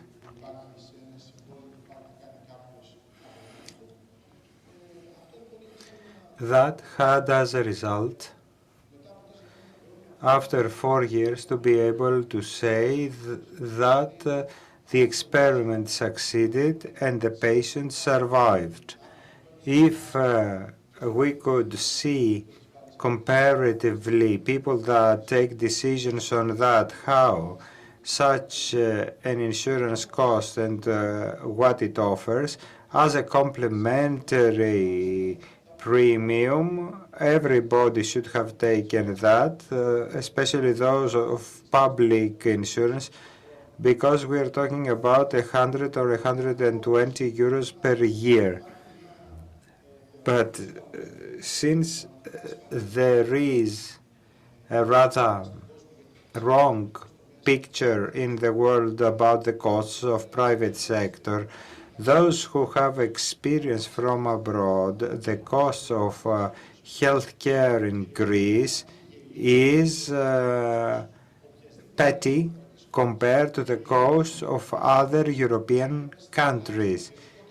A surgery in Greece costs 2,000 to 3,000, but the respective amounts abroad are 20,000 to 30,000. This is achieved because we have a system which is not so much bureaucratic as are the systems in Europe and the United States. And the second is that the personal relationship between the patient and the doctor.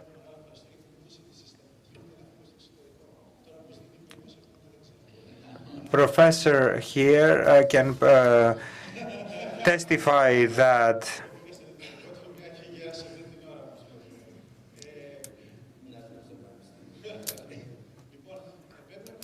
so we need to say some truths. In Greece, we have some good things and bad things. A case study is what happened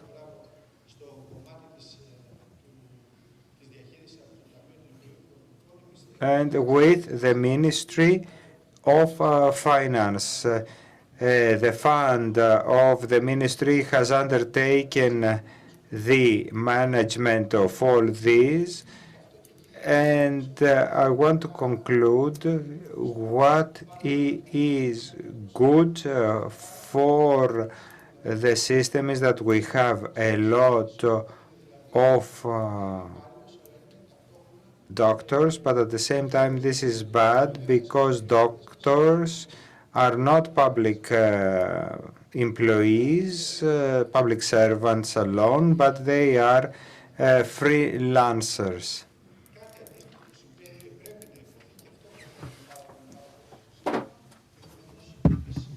We need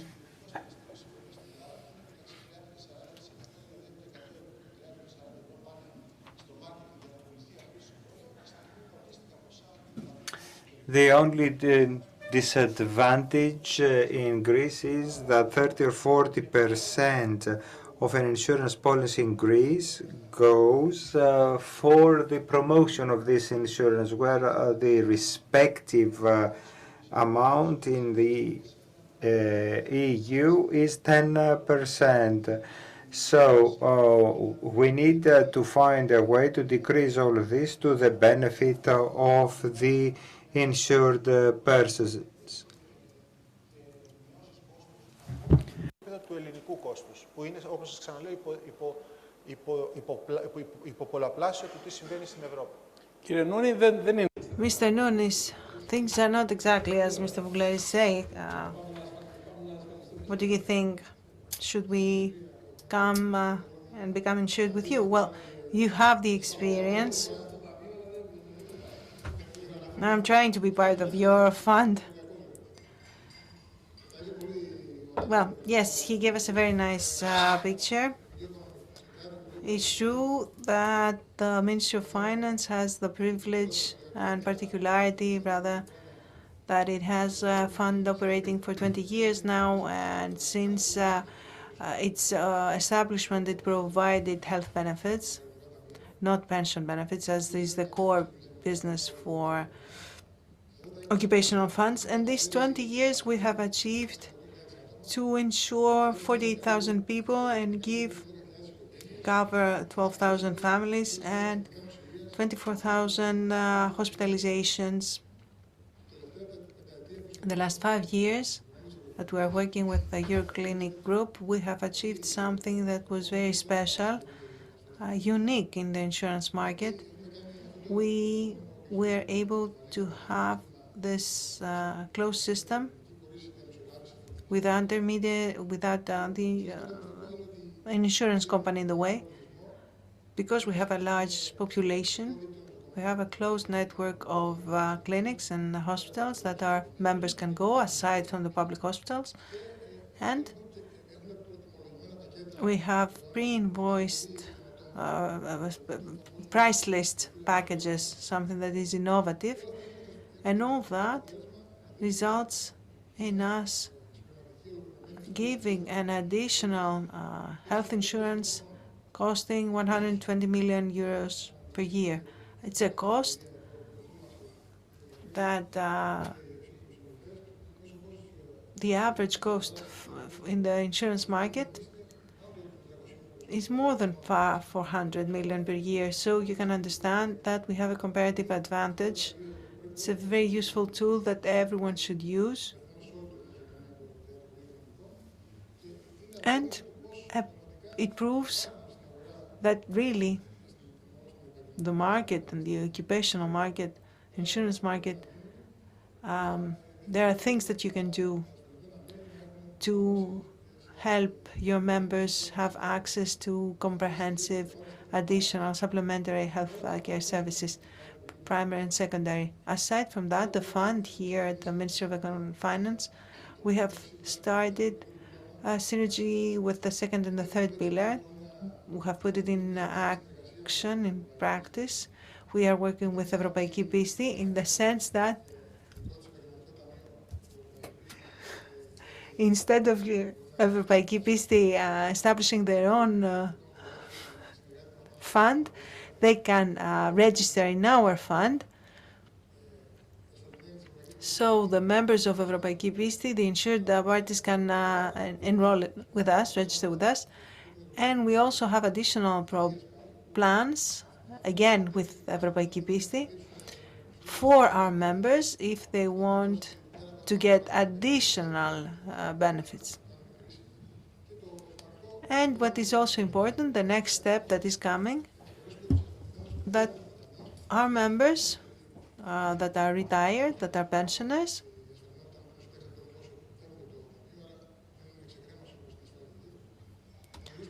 we are going to establish an association for our pensioners in partnership with Euroclinic and Επαγγελματική Πίστη to cover for them, to be a bridge for the members of our fund that are now retired, because they leave our fund when they retire. So We have a comprehensive package of coverages for our members, and it's truly a beacon of success, this model that we've implement, of course, with the partnership of Mr. Vouklaris, his cooperation. I want to thank him because thanks to his vision, at first he was even more anxious than we were to see how that would work in practice. And now we see the results are truly exceptional, and it's very good. And it's a pity that not everyone is aware of what we're doing. So in terms of business, in business sense, was that a good move? Well, it was not the most profitable product. That was not the goal, and it was not our role. These things are not made for profit. They're essentially, if they meet their operating costs, then they are okay. What we tried to do was show that it is easy if you take out the intermediaries that are truly increased costs everywhere and ensure large parts of the population. Without them, that the intermediary, then you can reduce costs dramatically. Mr. Thireos, what are the wishes that you were not able to, the requests of the members that you were not able to satisfy? After all we heard, I think that we can focus on a couple of things, but let me just comment on the previous. Anyone who wants to comment can raise their hand and do it. The effectiveness of occupational fund. One thing is what we heard before, which is the type of the Greek patient in Greece. First of all, they refer themselves. They ask around, knock on doors, and find the right doctor for them. The second thing that's typical of the Greek patient is that they are traveling patients. They live in regional Greece, and they look for central hospitals to get a response, because unless they go to the private sector, there is an unevenness in the way that the services are offered. The second thing that also arose from the pandemic is that, and let's look at it in a different way. Let's say that during the pandemic, the direction was talk to your doctor, but we don't know our doctor. We don't have a doctor, our own physician. Our children have the pediatrician, but adults don't have a personal physician. They don't have a health booklet. So that's something that is missing. Now, the unfulfilled needs of the health system, same as you asked Mr. Efandopoulos, it's the need for prevention. In Greece, 1.8 of the budget is going to prevention, where the European average is 3.2. And 6.1, I think, is 6.1 is the number for the United Kingdom. The other thing that is important is that only 11% of the patients that were diagnosed with cancer were diagnosed because of screening. 50% were diagnosed because they did other tests and it was by accident that they caught it, which means that we are a country, an exception in Europe, that doesn't have a national screening and preventive testing program. Lately, we have the Doxiadis program, which is effective, but has to be more systematic and for the entire population. So first is prevention, and that's what we need to invest in, and that will also require a change in the culture of the state. That's what we need. Because in Greece, when we talk about public health, we're talking about hospitals only, but that's not it. We want an entire range of corporations and partnerships in order to maintain the health of the population, and the best health system could not offer more than 20% to improve the general health. Everything else has to do with the genes, the way of life. It's prevention, and that doesn't really have to do with the Ministry of Health.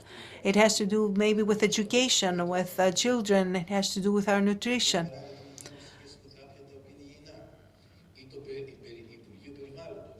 Maybe, therefore, it has to do with the Ministry of Environment, because, okay, we are telling people they have to exercise, but they have to have the way to do it. So we need to change the culture of health. The second necessity is aftercare, long-term care.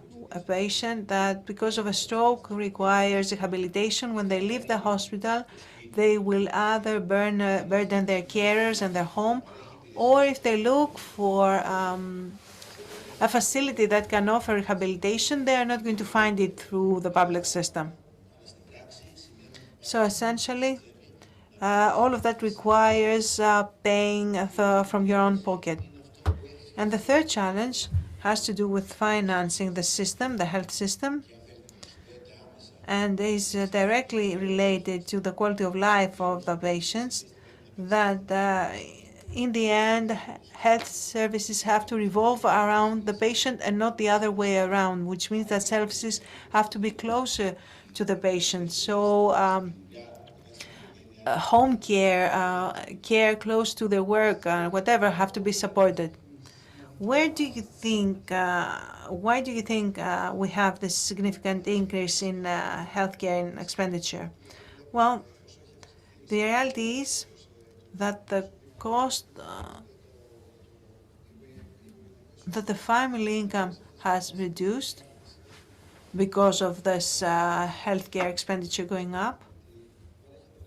Even though we have the free services offered by the Greek healthcare system, and even though the system covers a large range of services, in this frame of free healthcare services, we have seen a long-term crisis that the state had. It was necessary to cut down on the expenditure for health. We had 10 years of crisis, and therefore we had to cut down a lot on expenditure from 6 billion spending to 2 billion. Therefore, private cost increased, private expenditure, and this process created a problem mainly for the family budget. What needs to happen right now to deal with this problem right now and long term, because we had another hygienic crisis, the pandemic, where again the system proved its resilience and even reached its limits. But so the state had to go into synergies with the private sector.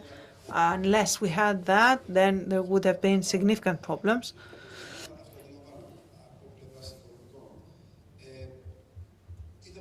So what needs to happen now?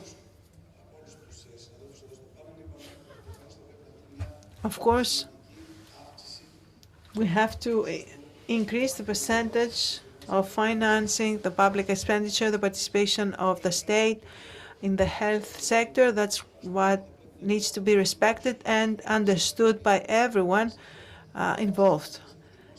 The increase of public expenditure in the healthcare sector is something that will be necessary, but it's not sufficient, and mostly in prevention, right?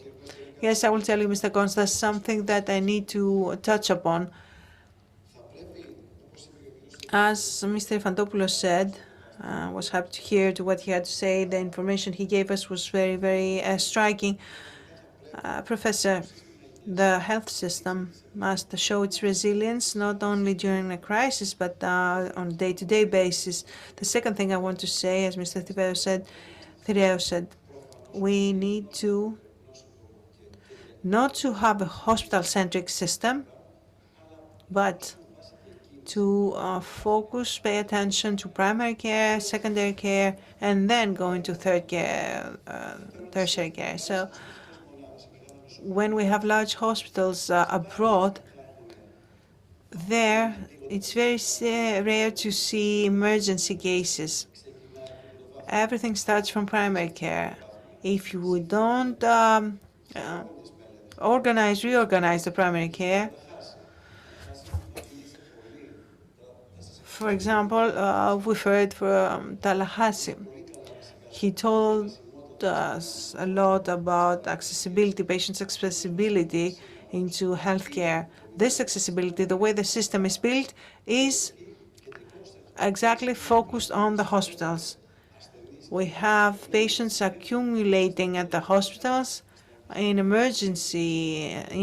emergency rooms, especially at the center of Athens. Another problem, as Mr. Thayer said, provision of health is mainly offered at the center of the country, not in the regions. So this needs to be reformed. In this frame, the occupational funds must have a very central role, and there has to be some osmosis between the private and the public sector. That's another thing. We saw that during the crash test and the COVID period. And any financing, any increase in financing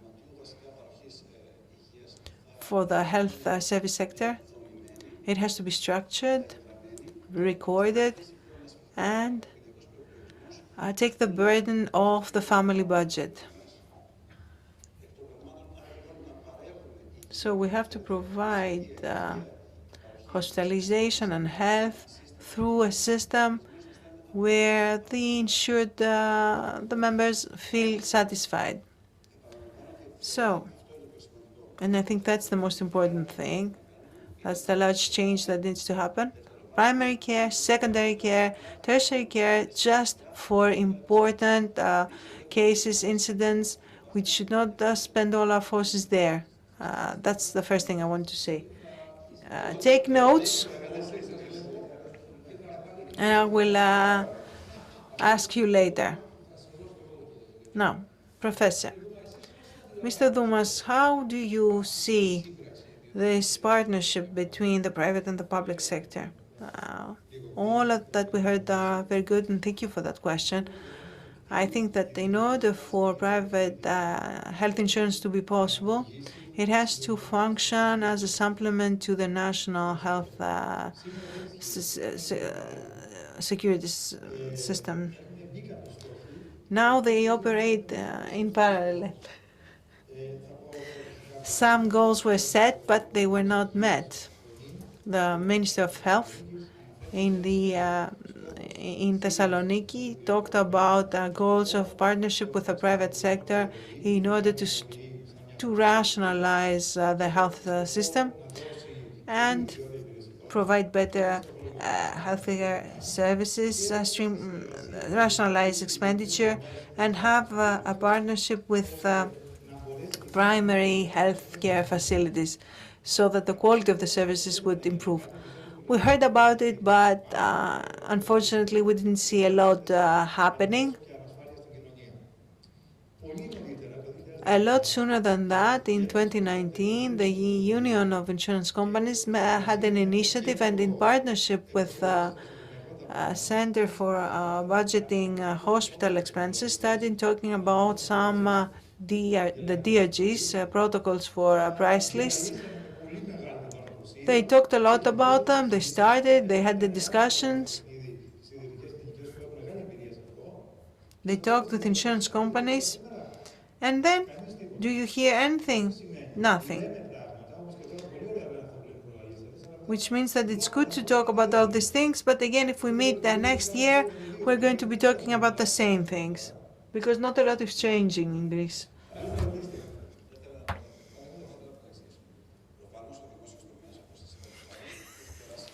Of course, the public sector has gone through a crisis. It's aging. It has a lot of problems. Reform of public sector should be radical and direct.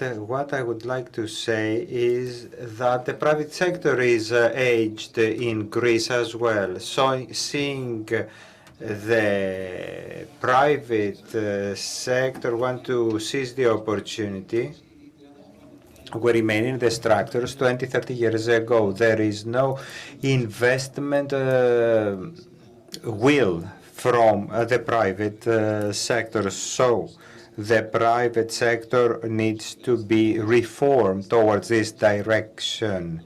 With the existing conditions in the private sector, it won't be able to participate in the evolution of the public sector. So the whole system needs to be reformed. What you did with the fund of the Ministry of Finance, did it worth doing it?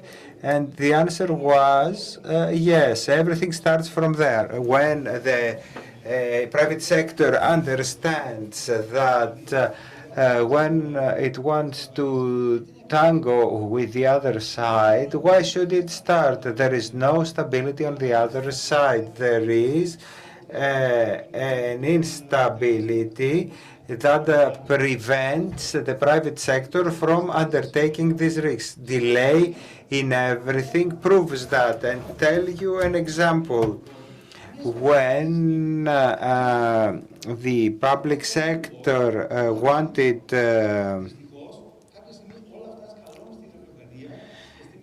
to find some intensive care units, there was a partnership and everything was solved. Do you think how we can control this cost of health? 18,000 doctors amid crisis left abroad. So we miss a lot of specialties in Greece right now. We don't have any anesthesiologists. They recruit anesthesiologists in northern Greece in order to have surgery. The contract running with public hospitals, EOP, runs since 2012, and it has so many gray zones within the previous government could have closed us down because of this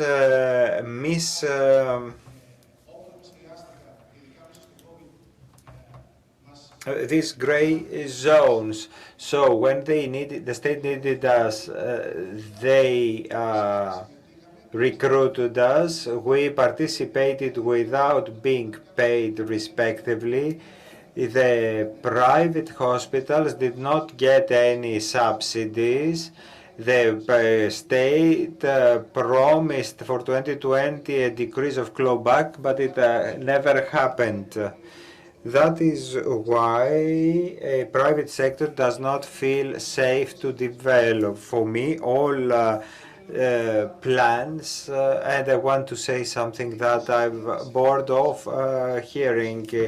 Public health doesn't mean public sector. It is what is offered for free. In Germany, half hospitals are private and offer public health. What is heard in Greece is not properly stated, because public health care can be offered by private hospitals as well. Another distortion: we are the only country in the world that has the cardiologist of the neighborhood. or the endocrinologist of the neighborhood. It is something you cannot find in other countries. We need to have a health map based on the needs and then see how we can offer services in the best possible terms. We believe that private sector is 50 to 70% cheaper than the public sector, so the state can use us. Of course, we cannot invest when we have clawback 40%. Microbiologists were outside the Ministry of Health.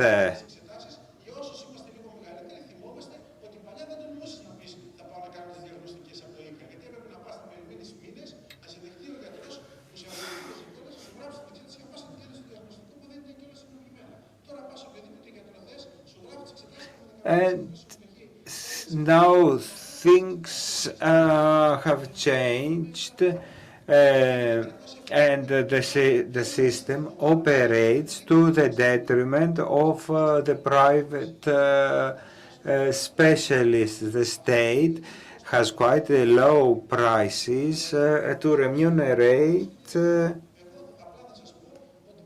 The public sector has quite low prices to remunerate the private sector. Of course, things have changed during the COVID period, but mostly it is due because there is not a long-run planning. I believe that Greece will change when I see Sotiria Hospital and Genimatas become one, when Evangelismos moves away from Athens downtown. There is no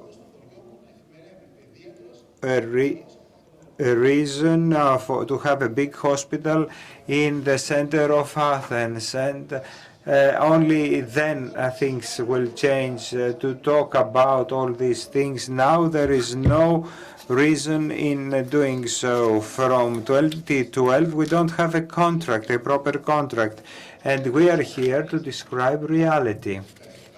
Thank you very much, Mr. Constance. You said that at the beginning. Well, you cannot have a change unless you want to. And since we're talking about occupational insurance, we should not talk about interest. Tassos Giannidis have said, let's see what is the most important part of occupational insurance to give substantial benefits. And Mr. Giannidis has said that, but nobody accepted. Let me answer accessibility, funding, and finish with occupational funds. Accessibility. The Secretary General is right to say that, ladies and gentlemen, in our country, we have better access in the healthcare system. If you go to the UK, people who go there to the doctor, I strongly recommend you to have an aspirin and come back in 15 days. And you say, what? He gives me an aspirin? Here you have all these exhaustive tests. Accessibility, Mr. Alexopoulos is right to say, and that it is important, and special exams, MRIs, etc. Everything is accessible. The problem is the organization, and people have right to say that we can see evangelismos. The eighth floor of Evangelismos, which has the best doctors, and have a contract with the private clinics and get some revenues.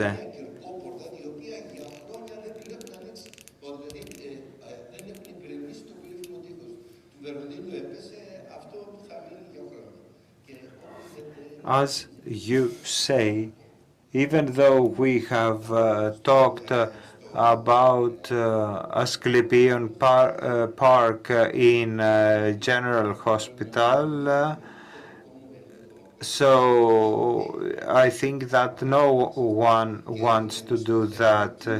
And the main point about occupational funds.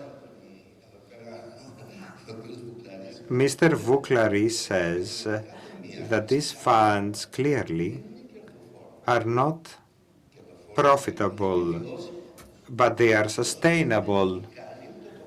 That means that they cover their operational costs because they have a lot of a big pool of risks that allow me to decrease the cost, to have scale economies, and 120 euros, 400 and 500, I pay 2,000 euros per year. That is for my age, the premium. And I see that they are sustainable, not profitable, and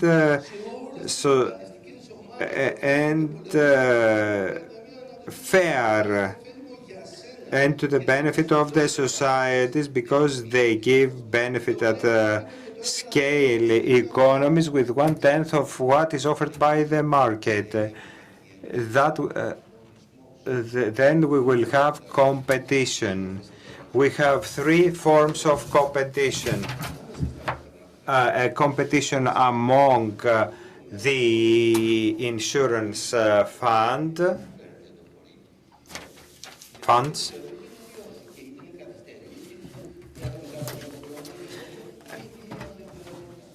but now we have uncertainty. The second point is that the occupational funds will combat social inequalities. More people can be part of them, be sustainable and more productive. We have estimated different budgets. We have in our computers 180,000 people surveyed, and we have seen that there are three groups. The poor, that in the crisis they have lost their jobs, and they have increased their expenditure. That means that I cannot buy food because I need to buy drugs. This is an excessive expenditure. So we have 24% of poverty. The second team is the average middle class, which survived, which actually represents the spine of the European system, can get cheap or sustainable occupational insurance services. And the third part, we can find competition between the private and public sectors. Can we see public sector, hospitals, health compete the private ones with better management to have contracts with Evrokliniki to say, I'll give you the 8th floor and a good insurance premium. The DRGs now. that was sort of a scam. They did not include 80% of the cost that has to do with the fees of the doctor, the salary of the doctor, and so that it's just 15 to 20%. And then you hear that you will get paid for 20% of your cost. No, you have to do a real costing, you have to do actual DRGs, and then we can discuss. Yes, we're talking about Greece. And it's like a scam. 20% of your actual cost. That's very, you are sinking me. So you have to do the right DRGs like the ones in Germany or the ones in Australia, and then we can discuss. And then maybe things will start changing in Greece to the better. Now, I kept the professor to start the discussion and to end the discussion. DRGs, to bring you back to your previous conclusion that the occupational funds are the solution for those that are working and can live about 10 euros per month or maybe even 20, up to that, to cover as a supplement, because that's the key word, not in parallel, as a supplement. What you told me before really opened my eyes. So let us conclude here. Let me add something, if I may. Yes, and if anyone from the audience wants to speak. Well, in this environment that we have described, let's see what the occupational funds can do. Let's clarify for the nth time that they are non-for-profit. So anything that is a surplus will go back to the members. If through this partnership they are able to gain money, that means better benefits for the members, for the insured people. Also, now we're talking about the group insurance. That's the power of the group, and this power gives the ability to achieve more. For example, discounts for primary care exams. We can go to more hospitals and request the discounts, and because we're part of a large group, we can succeed. Also, representatives of the group are sensitive to that, and they are not like an insurance company that do not really pay any attention to you. Now, you will have someone who will be interested in finding out what happened or what the reasons are. So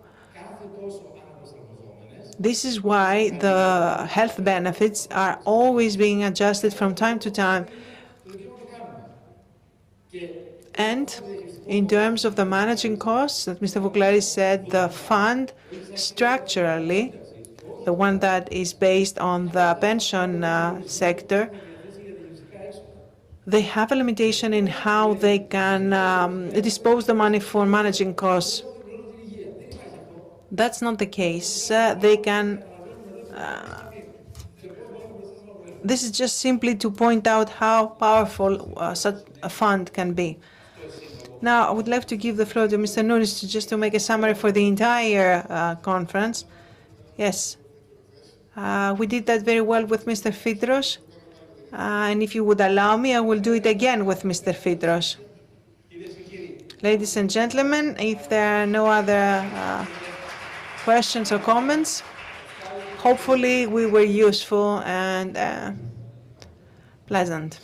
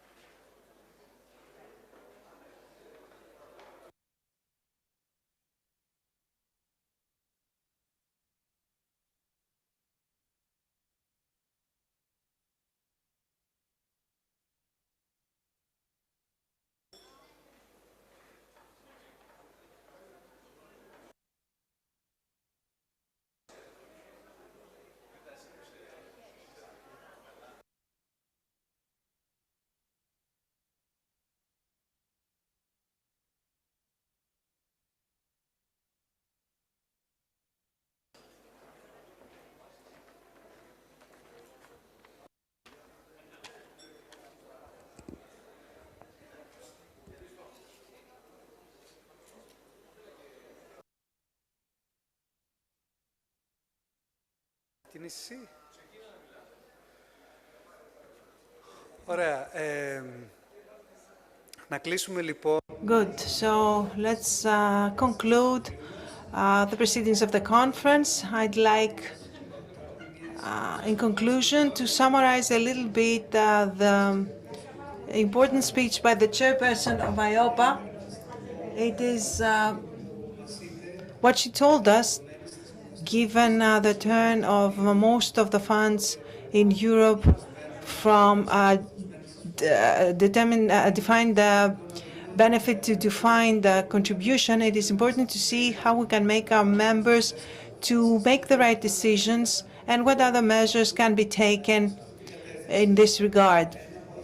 One of them is, of course, the national tracking system for the pension benefits, which is already in implementation in 7 European countries.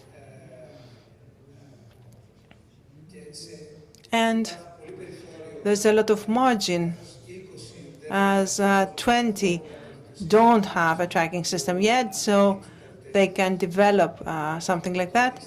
And the other thing that was stressed was the value in auto-enrollment, that is the automatic enrollment in the programs, in the funds.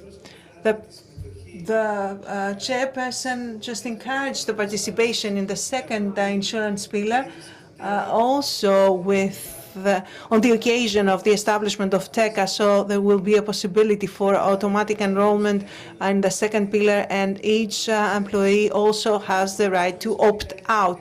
It's a method that experience has shown it increases exponentially the participation in the second pillar. Beyond that, in many speeches,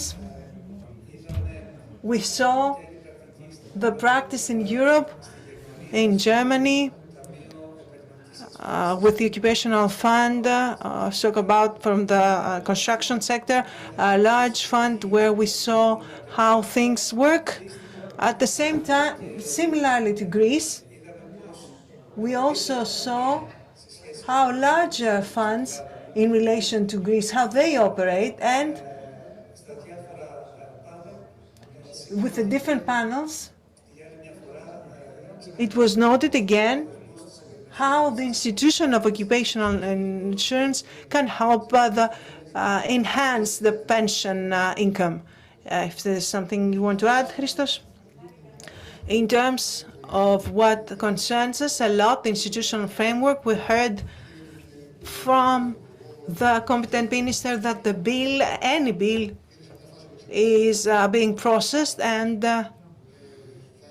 it will be out for consultation, put to consultation after the elections, of course, since we're in a electoral period.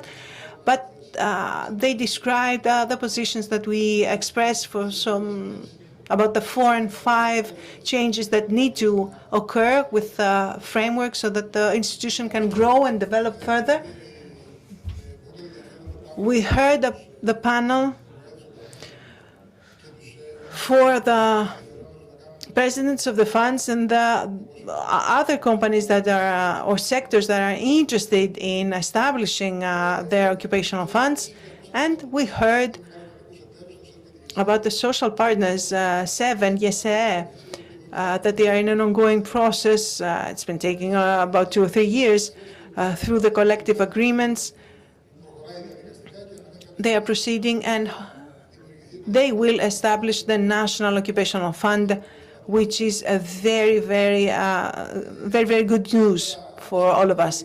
Of course, we heard Mr. Philibas, what he said about the role of financial literacy, one of the 6 actions of the Ministry of Economics to, and of course, in our sector as well as asset managers, something that involves, concerns the nurturing of financial literacy culture. And I think that our last panel was very interested. We heard things from Mr. Ifantopoulos, especially, who has a lot of experience in matters of health and has of course, he's written his last book, and I would suggest that you read it. And we heard things that some of us maybe were not familiar with from the market, Mr. Vouklaris, and from the different ministries, and of course from Mr. Ifantopoulos and Mr. Doumas that knows about the insurance market and the two pillars. I think now, in closing, we can say that it was indeed a very fruitful today conference. Yes, and our goals were achieved. We have provided the information needed.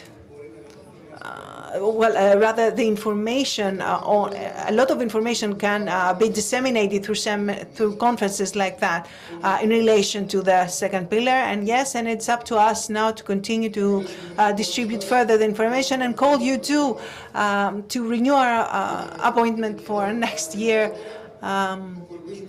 where hopefully we will be even more, and we will have more and larger occupational funds. And in the end, maybe we will have also, hopefully, the new reform frame, institutional frame. Thank you all for being with us.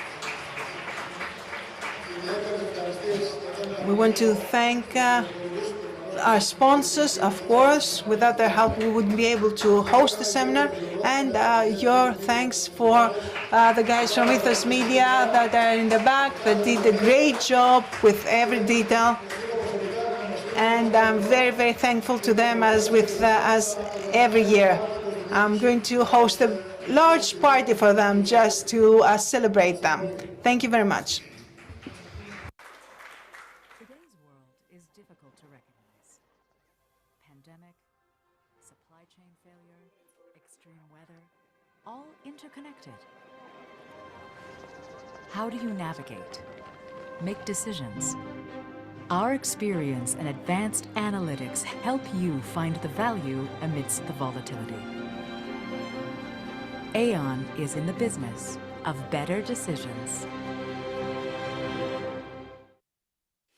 Ζούμε σε έναν κόσμο που η μοναδική σταθερά είναι η αλλαγή. Σε αυτόν τον κόσμο, δύο ισχυρές δυνάμεις της ασφαλιστικής αγοράς, δύο εταιρείες με πολυετή εμπειρία και δυναμική ανάπτυξη ενώνονται, διατηρώντας τις αξίες και τα μοναδικά τους πλεονεκτήματα. Γίνονται μια δυνατή ομάδα, ένα ισχυρό μπραντ, αποδεικνύοντας την εμπιστοσύνη τους στις προοπτικές της ελληνικής αγοράς. Γινόμαστε ένα. Ξεκινάμε μαζί μια κοινή πορεία ανάπτυξης για ένα καλύτερο μέλλον για όλους. Με σεβασμό στον άνθρωπο, στην κοινωνία και στο περιβάλλον μέσα στο οποίο εξελισσόμαστε. Μαζί δημιουργούμε την νούμερο 1 ασφαλιστική εταιρεία στις γενικές ασφαλίσεις και την 5η μεγαλύτερη ασφαλιστική στην Ελλάδα, με φιλοδοξία να κατακτήσουμε την κορυφή. Μαζί διαμορφώνουμε νέες προοπτικές και ευκαιρίες ανάπτυξης, φροντίζοντας με το ίδιο πάθος για τη συνεχή εξέλιξη των συνεργατών μας. Μαζί βελτιώνουμε και διευρύνουμε την γκάμα των προϊόντων μας και αναβαθμίζουμε περαιτέρω την ποιότητα των υπηρεσιών μας. Ενώνοντας τις δυνάμεις μας, δίνουμε ένα ισχυρό προβάδισμα στους ανθρώπους μας. Συνεχίζουμε με σταθερότητα να δημιουργούμε και να καινοτομούμε σε ένα ανθρώπινο περιβάλλον με ιδανικές συνθήκες εργασίας. Μαζί, τα βήματά μας γίνονται άλματα και ανοίγουν το δρόμο για ένα κοινό ταξίδι γεμάτο επιτυχίες και ευκαιρίες για όλους. Όσο και να αλλάζει αυτός ο κόσμος, το μαζί είναι το βασικό συστατικό που σίγουρα θα μας οδηγήσει στην κορυφή. Μαζί σε μια νέα κοινή πορεία